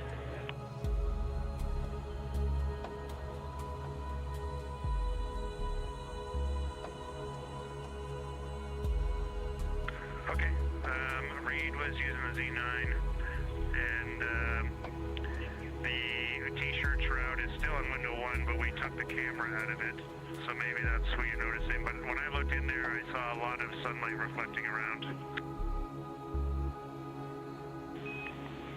Copy, that makes a lot of sense to us, Jeremy.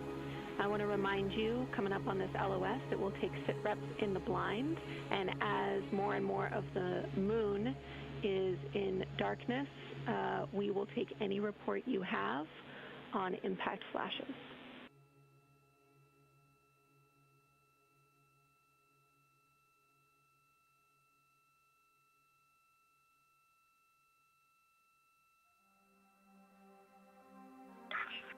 All right, Jenny, you have to say again your last. There's a lot of conversation here, and I was on the other side of the cabin, so I missed all of it.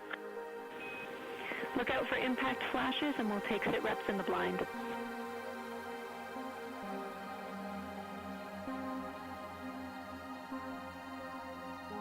Okay, impact flashes, sit reps in the blind. We got it. And yeah, just so you understand what's going on with window 1, there is light coming through the outer hall from window 2 into the inside of window 1, if that makes sense. Like I can see the inside of the vehicle when I look looking between the two panes of glass. Copy.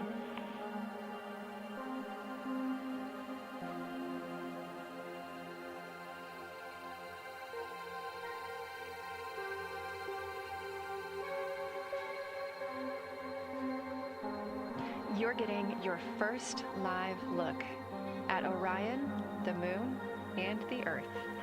Everyone in this picture.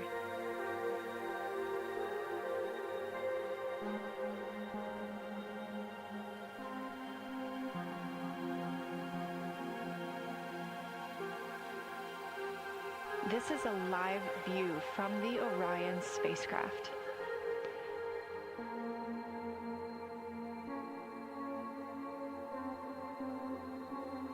Currently aboard Orion, 4 crew members: Reed Wiseman, Victor Glover, Christina Cook, and Jeremy Hansen. And on the Earth, all of us, all of humanity. You can see the moon is starting to get a little bit dimmer as the astronauts are going to pass behind it. Now 6 minutes and 26 seconds away from that loss of signal. Again, we will be out of communication with them for about 40 minutes until they come around the other side of the moon and we can re-establish contact.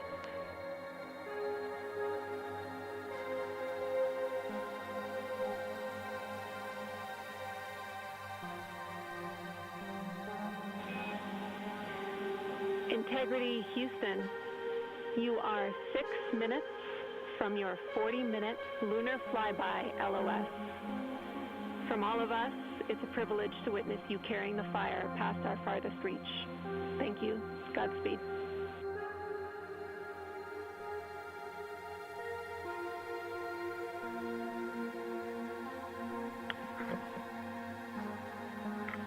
Thank you for that, Jenny. And thank you to all of you for allowing us the immense privilege to be on this journey together.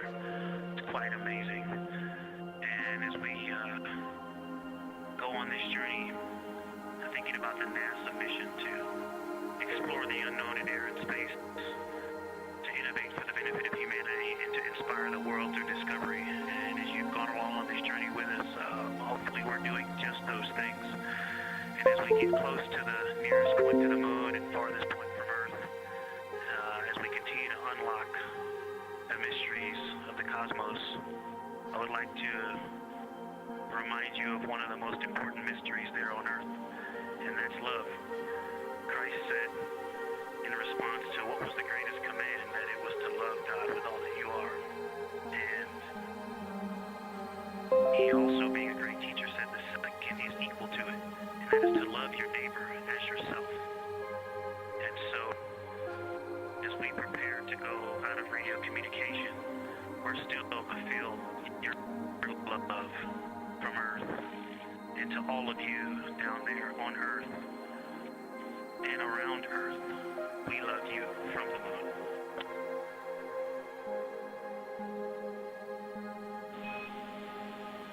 Houston copies. We'll see you on the other side.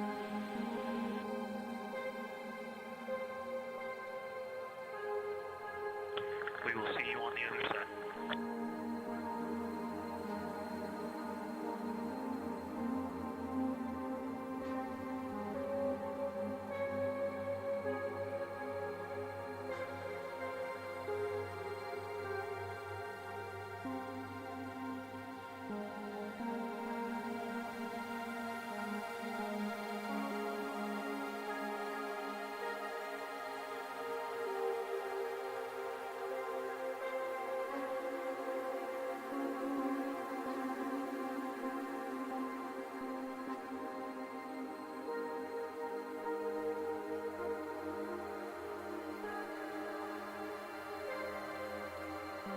Poignant words from NASA astronaut Victor Glover, and a little bit of a love letter from the other side of the moon all the way to Earth. Glover touching on the teachings of Jesus, including to love your neighbor as yourself. We are now less than 3 minutes away from loss of signal with the Orion astronauts.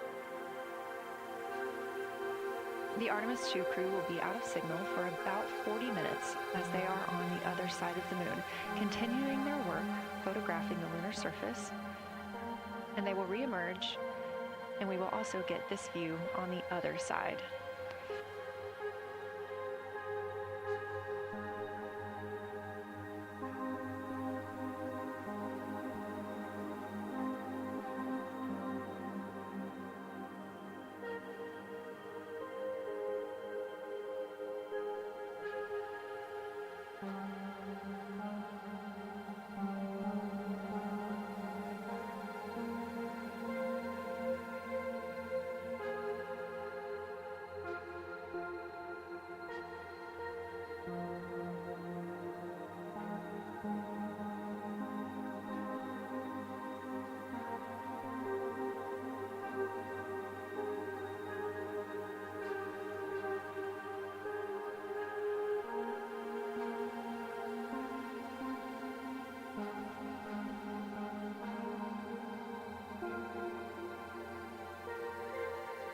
Just about a minute and a half now until we lose communication with the astronauts aboard Orion on the Artemis II mission.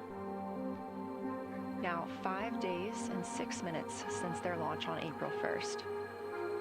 Again, we'll be out of communication for about 40 minutes. And this really beautiful view of a crescent moon and a crescent Earth. How great thou art.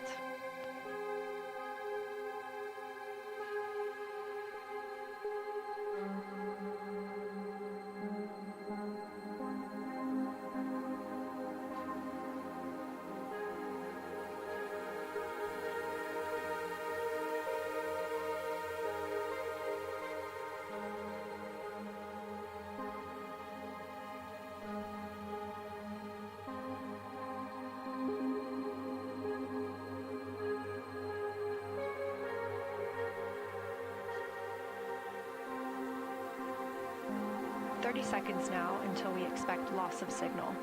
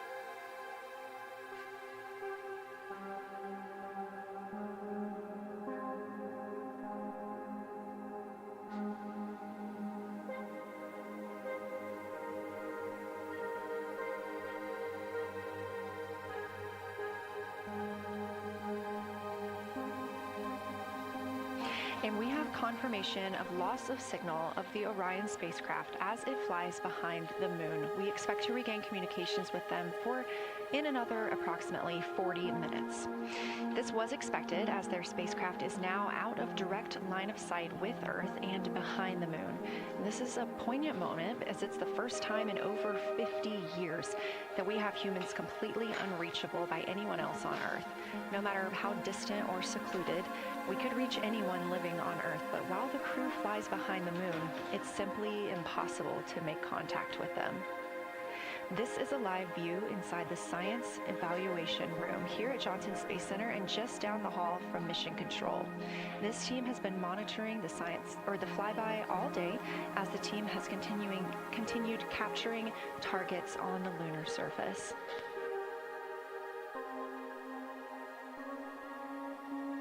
We even got to see this team in action as they were helping the astronauts identify some of the features they were seeing on the moon but not expecting. There will be a couple of milestones during this loss of signal. The first will be when the astronauts make their closest approach of the moon at MET 5 days, 25 minutes, and 34 seconds, when we expect they'll be 4,067 statute miles above the lunar surface.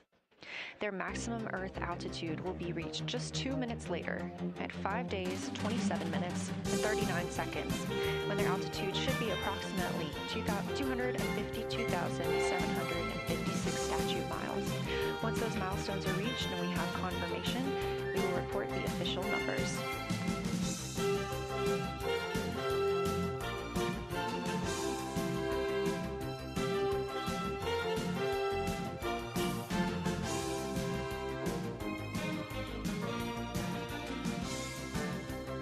Throughout the Artemis II mission, astronaut voice, images, video, and vital mission data must traverse thousands of miles, carried on signals from NASA's powerful communications systems, the Near Space Network, and the Deep Space Network.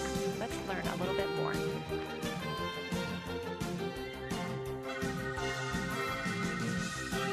NASA's Artemis II will send 4 astronauts around the moon, preparing humanity for a long-term moon presence and future journeys to Mars. Enabling communication and navigation for this test flight are NASA's Near Space Network and Deep Space Network. With antennas around the world and a fleet of relay satellites, the networks will deliver vital data to and from Earth through all phases of the mission. The networks are seamlessly integrated at NASA's Johnson Space Center in Houston, Texas, where Mission Control coordinates the network handovers. These transfers represent a delicate dance between the two networks, exchanging support as the mission shoots toward the moon. On the launch pad and during their early orbit phases, NASA's Orion spacecraft and Space Launch System rocket will rely on communications and tracking services from the Near Space Network. After its translunar injection burn, the Deep Space Network's global array of antennas will serve as Orion's primary communication support during lunar orbit. As the mission journeys farther into space and away from Earth, signal strength weakens and bandwidth is conserved for crew communications. The astronauts will have a near constant connection to Earth, ensuring their safety on a journey farther into space than ever before. We say near constant because as Orion goes behind the moon, a planned loss in communications will occur.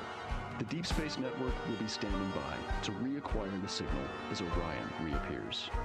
The Artemis II mission also provides an opportunity to test new capabilities. Using laser links, NASA will periodically transmit Orion data to showcase the benefits laser communications could have for future human spaceflight missions. The data from Orion, sent by radio signals or laser links, is massive. The mission is gathering images, data, and video, while also generating details about mission health and crew voice files. All of that data gets processed here on Earth, where systems compress it for efficiency. In the future, we'll upgrade these systems on Earth so that image and video clarity improve with each moon mission. With the Artemis II test flight, we're evaluating the communications infrastructure that will help carry us into the future as we explore the moon and journey forward to Mars.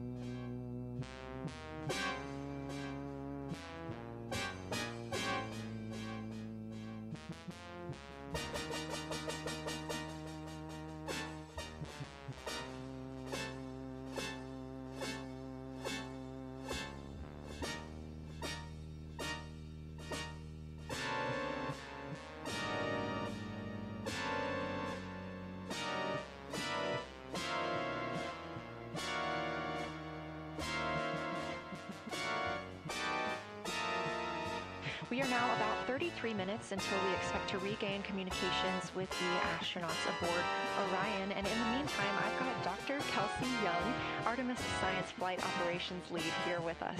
Thanks for joining me, Kelsey. Thanks for having me. This is such an exciting day. Oh, no kidding. It has been so cool to hear you communicating directly with the crew, and I know that you have been preparing for this for years, so I am so excited for you and for your team. So just to get into that background a little bit, tell me about your background and what you've been doing on console.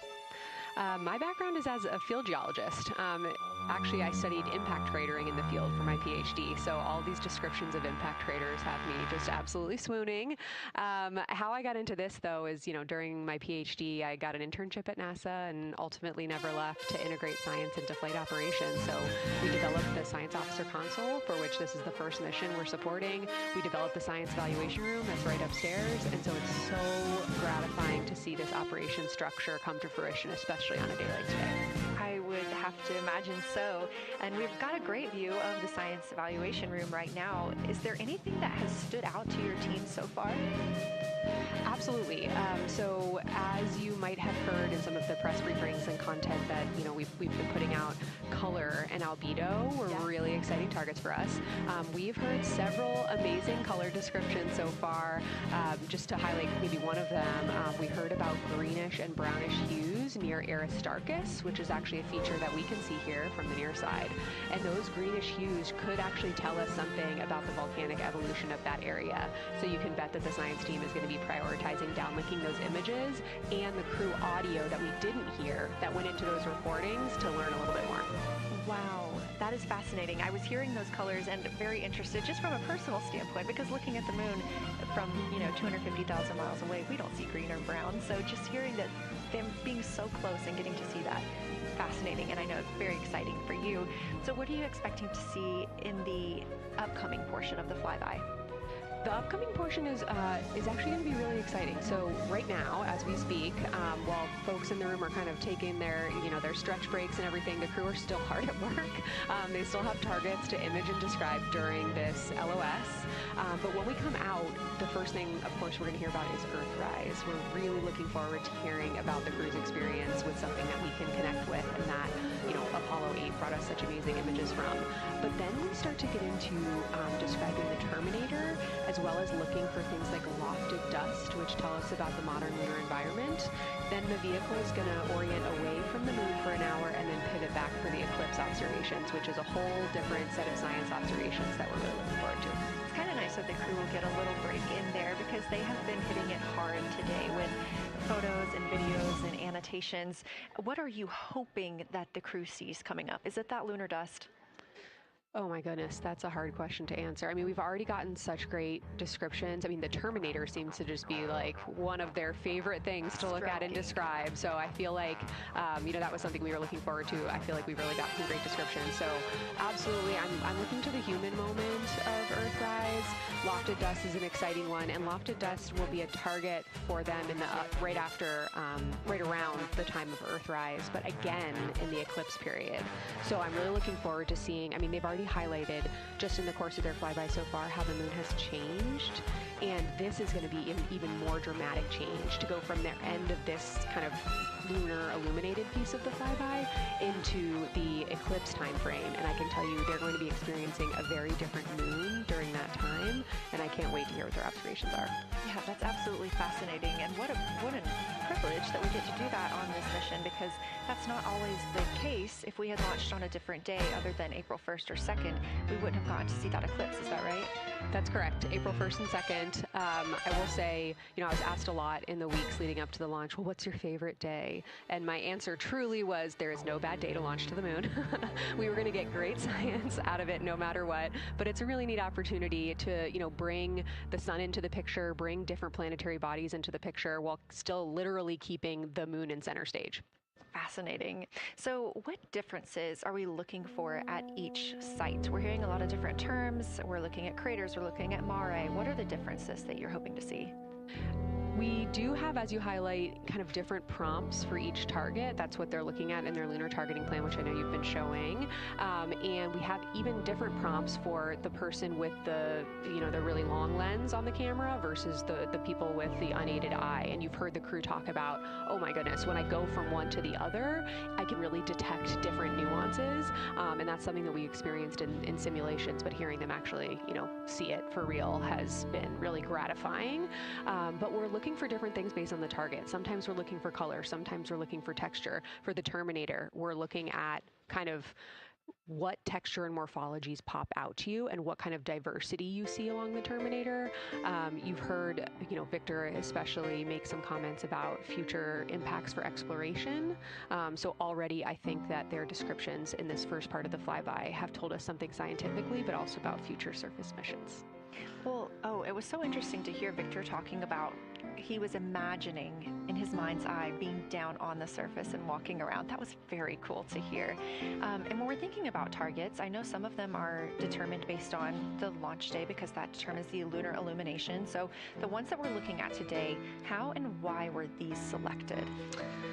Such a wonderful question. This really gets at at the heart of some of our really highest priority science questions.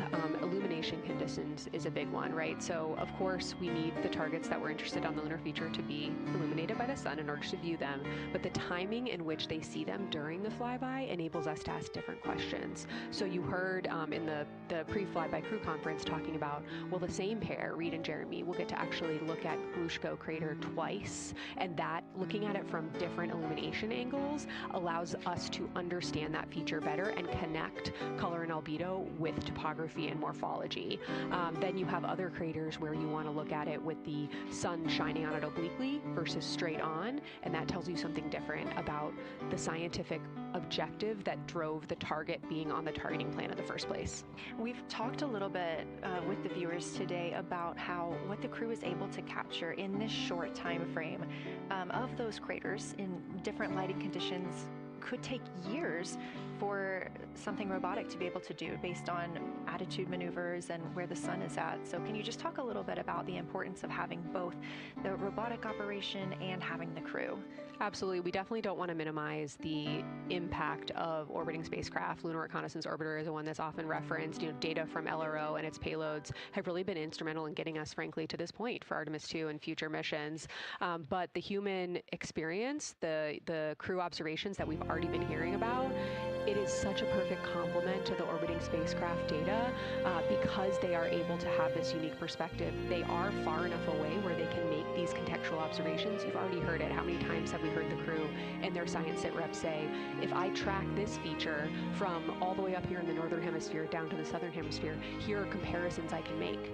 That right there is not something we had the ability to do with the Apollo missions, and it allows just literally in the blink of an eye to synthesize observations that it would take, a really significant effort to coordinate with different orbiting platforms, and they're making it like that.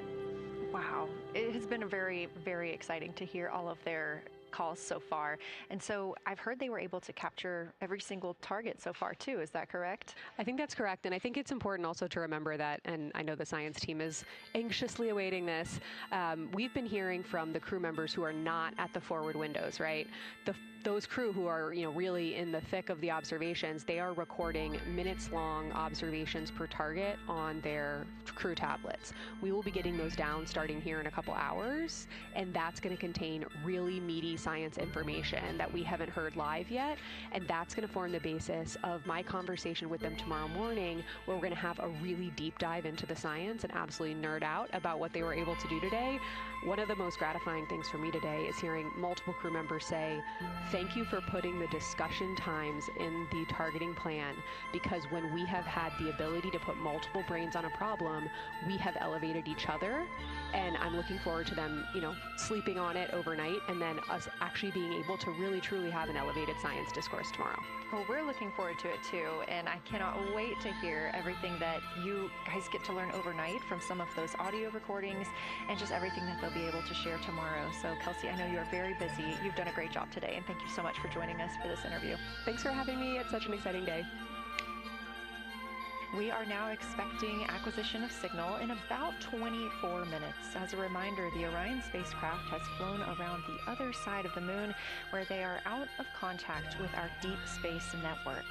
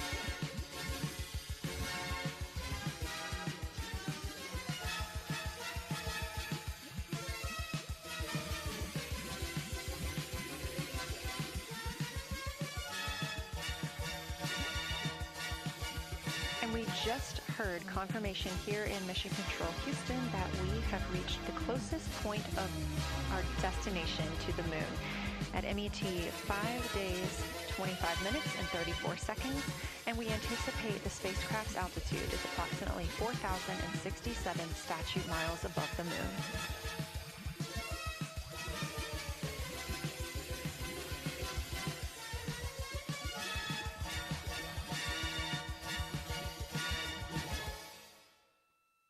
We're continuing to track what the crew is doing while around the other side of the moon.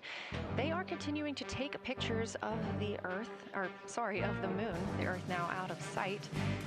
What they are in right now is a crew choice event. The science team has encouraged them to find interesting features on the surface, to take photos of those, and describe why they were interesting. Something else that they'll be looking toward next, just momentarily, will be impact flashes. They've got a few minutes allotted to look at the darkest portions of the moon. They're interested in short-lived flashes on the lunar surface because these would be caused by impact bombardment.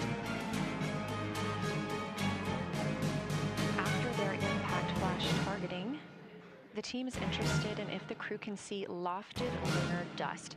This would only be visible just before Earthrise. Now 20 minutes until we expect to regain communications with integrity in the astronauts for Artemis II.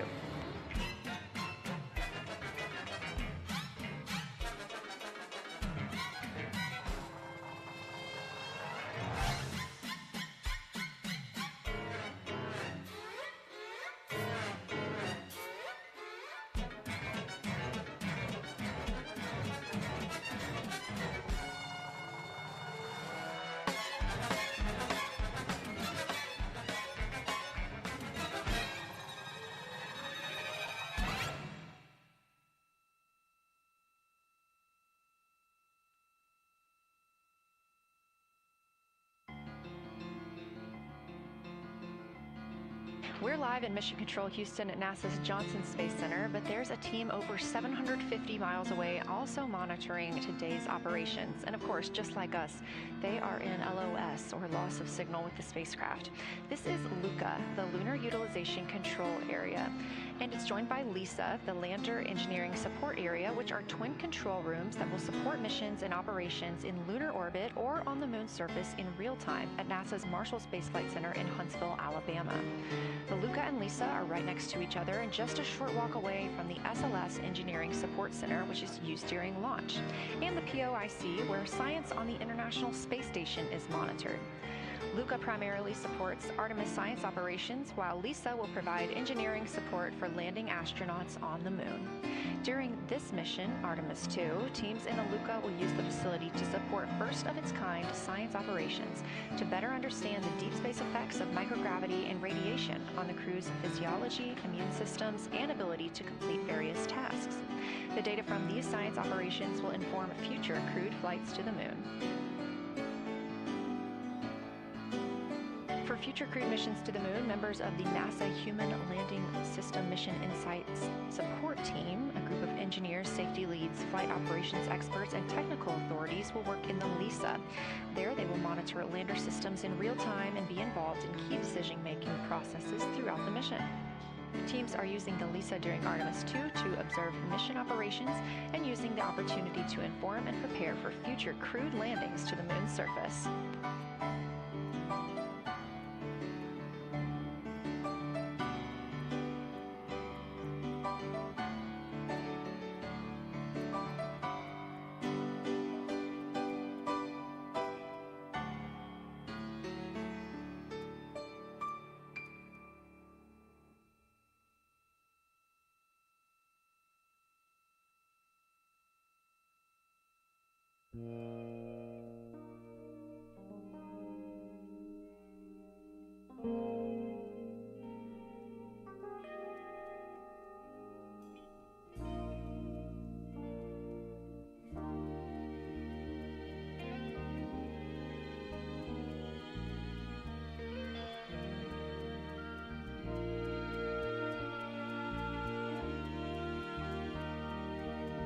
We now expect to regain communications with the astronauts aboard Orion in about 17 minutes.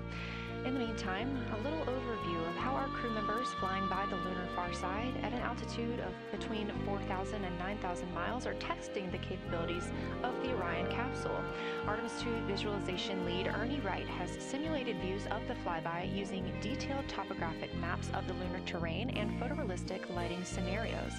The Artemis II crew members have been using these visualizations to prepare for this historic mission, which is paving the way for future exploration of the moon's surface and beyond.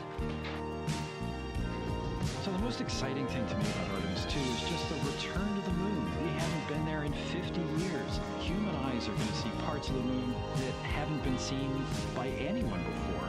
It also recommits us to exploring the solar system in a way that we haven't in a long time.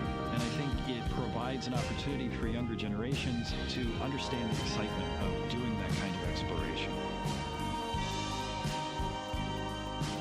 Artemis is our return to the moon after 50 years. The emphasis of Artemis is going to be, first of all, science, but second of all, learning to sustain a presence on another world. First on the moon, but we're hoping that that's a stepping stone to Mars and other destinations in the solar system eventually. Artemis II will be a flyby mission. It's not going to land. We're testing all of the technology that we've created for flying to the moon since Apollo. A lot of systems have been modernized, and we need to make sure that all of those work. The astronauts will be looking out the window at parts of the moon that have never been seen by human eyes before. They will be flying by the moon at an altitude that's much higher than Apollo's orbits. And so they will see the entire disk of the moon, including areas that are closer to both the North and South Pole that astronauts from Apollo never saw. All of that depends on the lighting, which we really won't know until launch day, but we can practice with different lighting scenarios. It's hard for people to sort of picture that in their mind. If you can make a visualization of it shown in the movie, that helps everybody choose the targets and also practice aiming at those targets. The astronauts have actually been looking at these visualizations through the lens of the camera and practicing aiming at the various targets. This is a map of the surface of the moon, obviously, but it shows what the Apollo astronauts could see in sunlight while they were in orbit.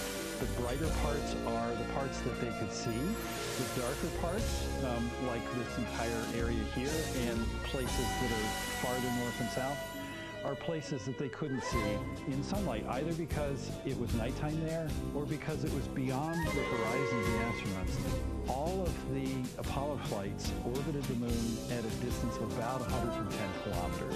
Because the astronauts were flying at such a low altitude, their horizon was actually quite close, and they couldn't see the north and south poles. And this whole area over here was not in sunlight at the time. And it includes this amazing impact feature here called Oriental. Oriental is a very large impact feature. It's about 650 kilometers wide. It's got multiple rings. These are rings that form like ripples in a pond from the impact, but of course it's on a huge scale. The middle of Oriental has that sort of dark basalt lava covering it, like the dark spots that we see on the near side. It's one of the biggest ones that's more on the far side than the near. So seeing it with human eyes and sort of picking out features that maybe you don't even see in robotic cameras is an important goal for the mission.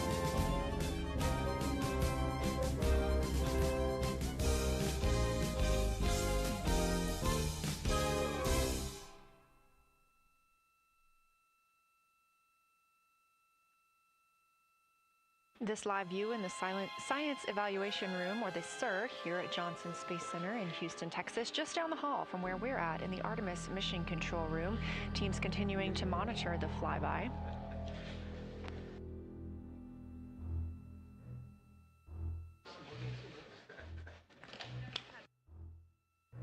The crew continues their observations of the moon, even though they are out of touch with Earth. We expect to hear from them in 12 minutes and 26 seconds. Again, this is approximately 40 minutes loss of signal while they are out of reach of the Deep Space Network.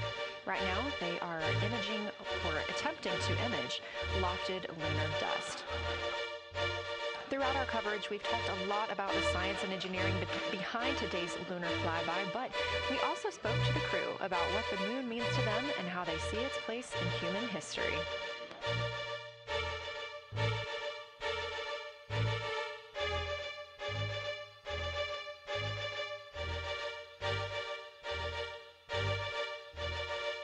I remember being a little kid lying in bed at night and just looking out at the moon in whatever phase it was in, and I was thinking, man, my friends that live like 20 miles away, they can probably look out and see that same exact moon. And then when I was in the Navy and I would look out at the moon and I'd be halfway around the planet, I would think, man, my brother can see that moon where he is and he's halfway around the planet from where I am. And it's a connection of life on Earth. We can all look up and see that moon. It represents history. It is a witness plate. Everything that's ever happened to the moon is still written on the moon. There's no processes of wind or change in the Earth, geologic processes like we have here that change it. And something that's been telling and can read out the story of its own evolution, there's something beautiful about that.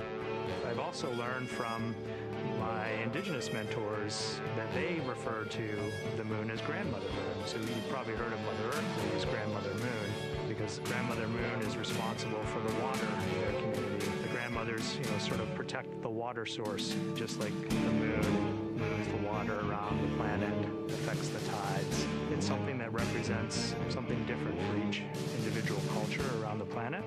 And that's really neat because we all share that same moon in the night sky. We all have seen the same side of the moon in different lighting conditions our whole lives. And so it seems very familiar to us, but it's also kind of unknown. When we get up close, some of the imagery that we'll get to describe and to share with people will be very unique. And that nature, both of those things being true about this one entity that we all know, just is really special. It's just the epitome of a symbol of both something that's in each of our hearts, but that's also represents exploration and reaching.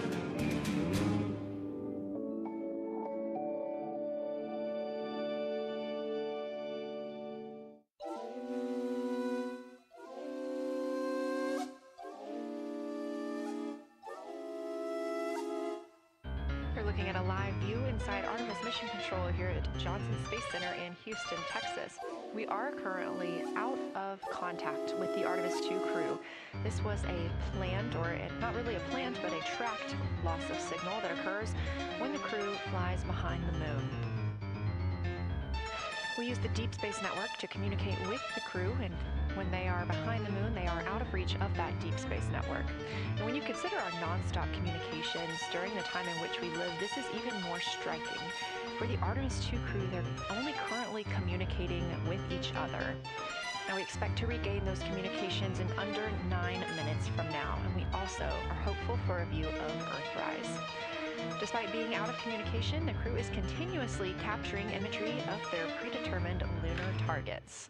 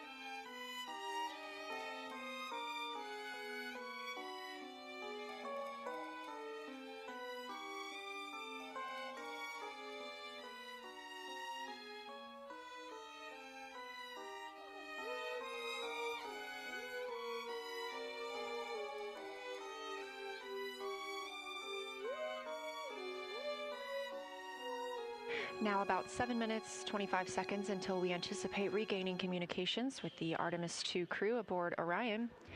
In the meantime, Artemis II lunar science deputy lead Marie Henderson is trained these astronauts to capture and document their views of the lunar surface for all of us to enjoy back here on Earth. I cannot wait to hear their voices when they get to the far side of the moon and I can hear them talk about seeing the moon out their window. I try to imagine it now and I tear up thinking about it. Ooh, now I gotta hold on a second. We have human eyeballs connected to wonderfully smart brains our astronaut friends have. They are going to be able to observe the moon in multiple different ways. They can use their eyes, they'll look through their camera and snap pictures, and just looking out the window getting that human experience. But during Apollo, the astronauts were so much closer to the lunar surface. Our astronauts are going to be doing a flyby at a higher altitude, so they're going to be able to see the whole moon as a lunar disk on the lunar far side. That's a brand new, unique perspective that humans haven't been able to look at before. We are doing a lot of lunar geography training with them. They have study sessions and quizzes they can do that are assigned to them. You know, even if you're an astronaut, you still get homework. We actually get in the mock-up. In that enclosed physical space, we have to think through the hardware that they have, the cameras, the computers, their microphones to make these observations. There's 4 windows up front. Through one of those windows, one of our astronauts will be using a Nikon D5 camera with an 80 to 400 millimeter lens. So something that allows them to zoom in really far and actually take more detailed observations of the surface. It's almost like looking through a pair of binoculars as well. It's just like being a geologist out in the field. They're telling us what they're seeing, looking for colors, textures, different morphologies, and comparing the region that we're having them look at to the regions that are around them. We have a science team that is planning the targets that are going to be observed, putting them all on the timeline of how they're going to be observed, and then taking the first look at the data when it comes down. The Apollo astronauts were only on the moon for 300 hours total, and they only went to the equator. That's like going to places that were safer landing sites, and they only saw so little, 300 hours total. And so we have so much more to explore and so much more to learn, and we are the beginning of the next generation that gets to start being a part of these discoveries.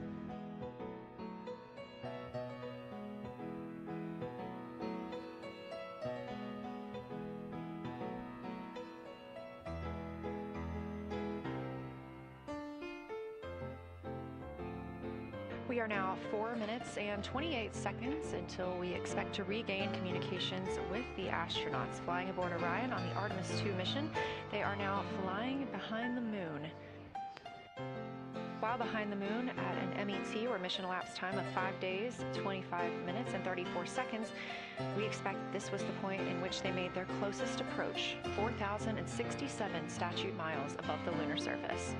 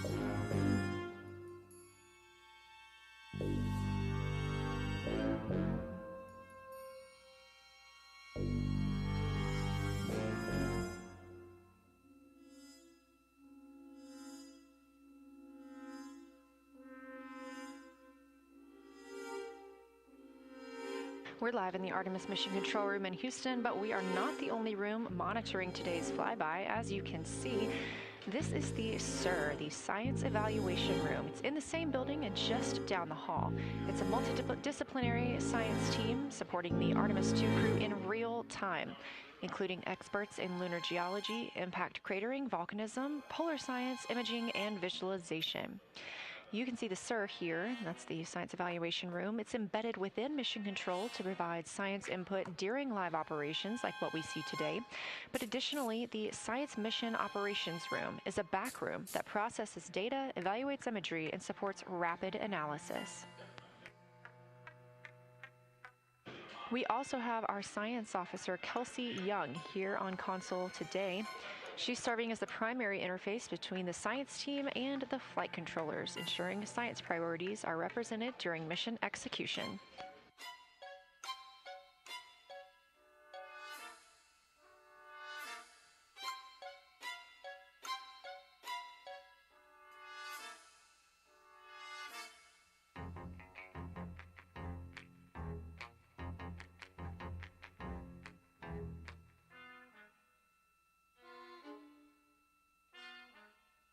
Coming up on 1 minute and 36 seconds until we contact Orion.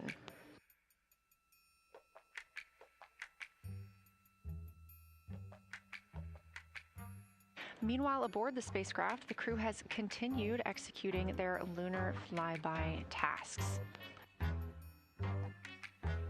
As we discussed earlier today, these activities have been precisely timelined, and this is the fourth of 5 blocks of time during which the crew will be observing the moon from Orion's windows.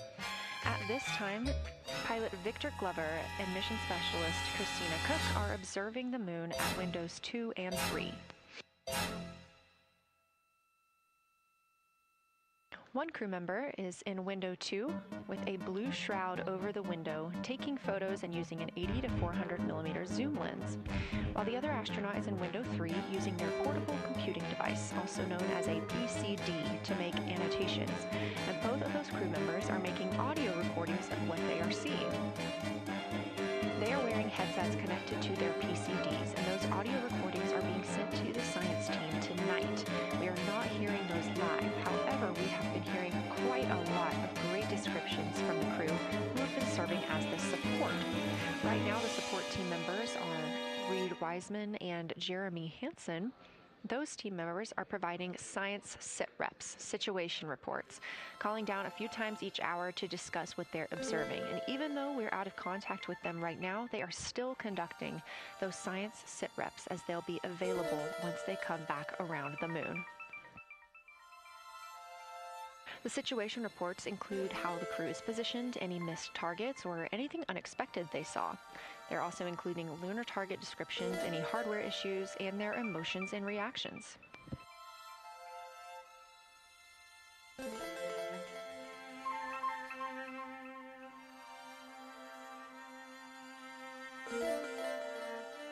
Again, we are standing by to acquire signal from the Orion spacecraft.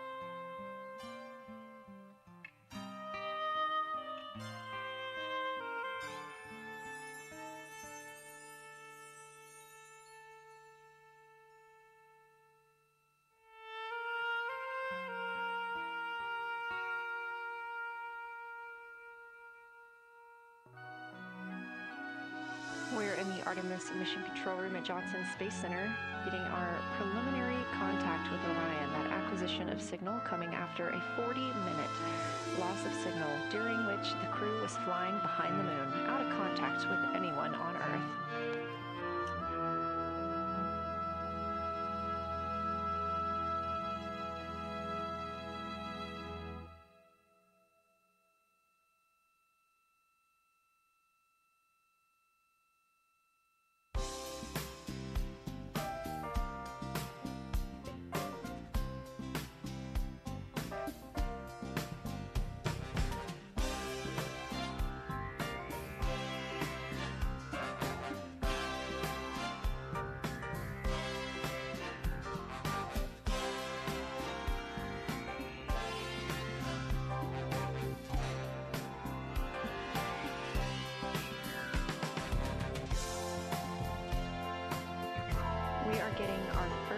views from Orion after the loss of signal.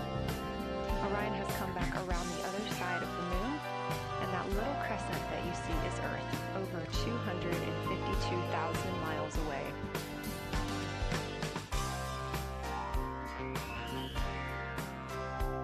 With this transit complete, lunar flyby continues, but Orion has also technically begun its journey home.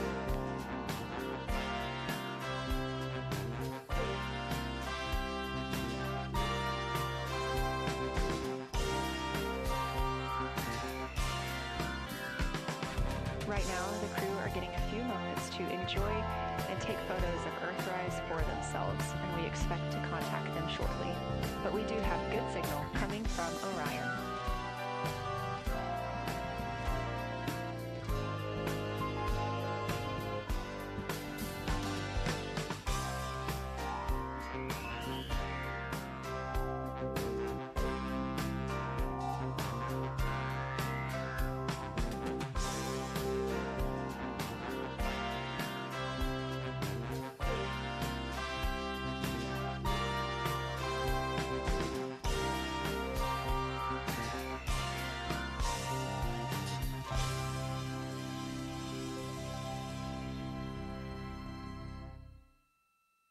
This view from inside the Orion spacecraft, all 4 astronauts now back on the other side of the moon and in contact with us on Earth.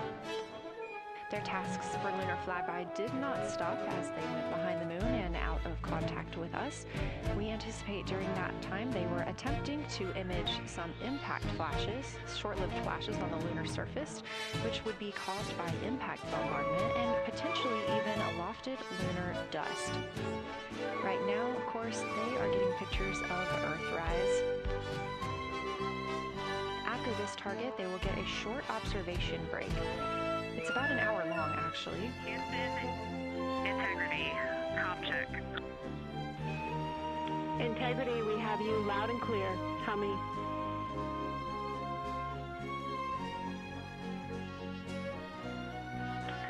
Houston, we have you the same, and it is so great to hear from Earth again.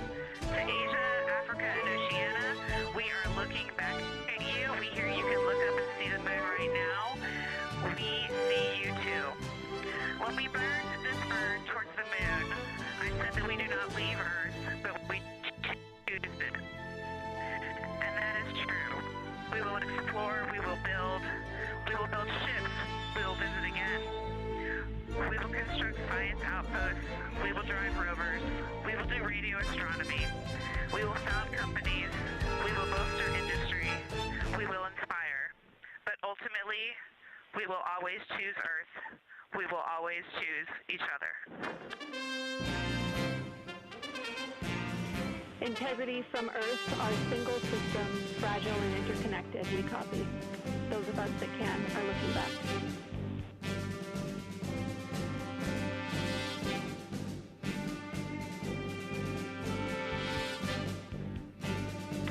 We are happy to say we copy.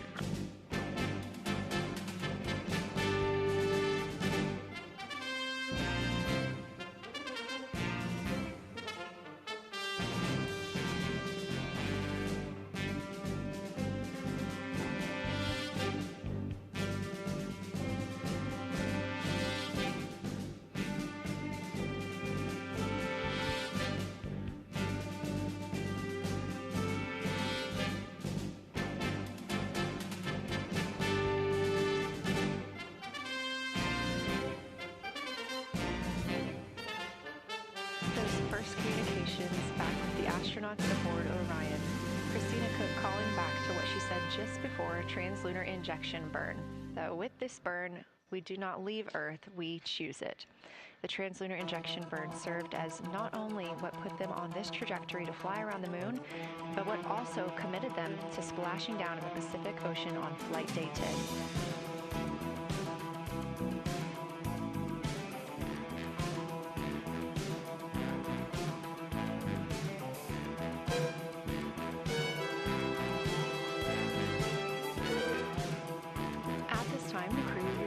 An observation break. We expect this to last about an hour, and it's probably a welcome break following their making annotations, making audio recordings, and communicating all of the wonderful things that they are seeing on the moon.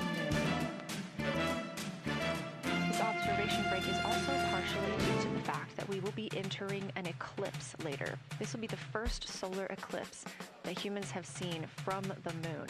The astronauts will need to wear eclipse glasses for the first 2 minutes until the sun is completely covered by the moon, and then they have additional targets that the science team is hoping that they will photograph. We will have communications with them during that eclipse time frame.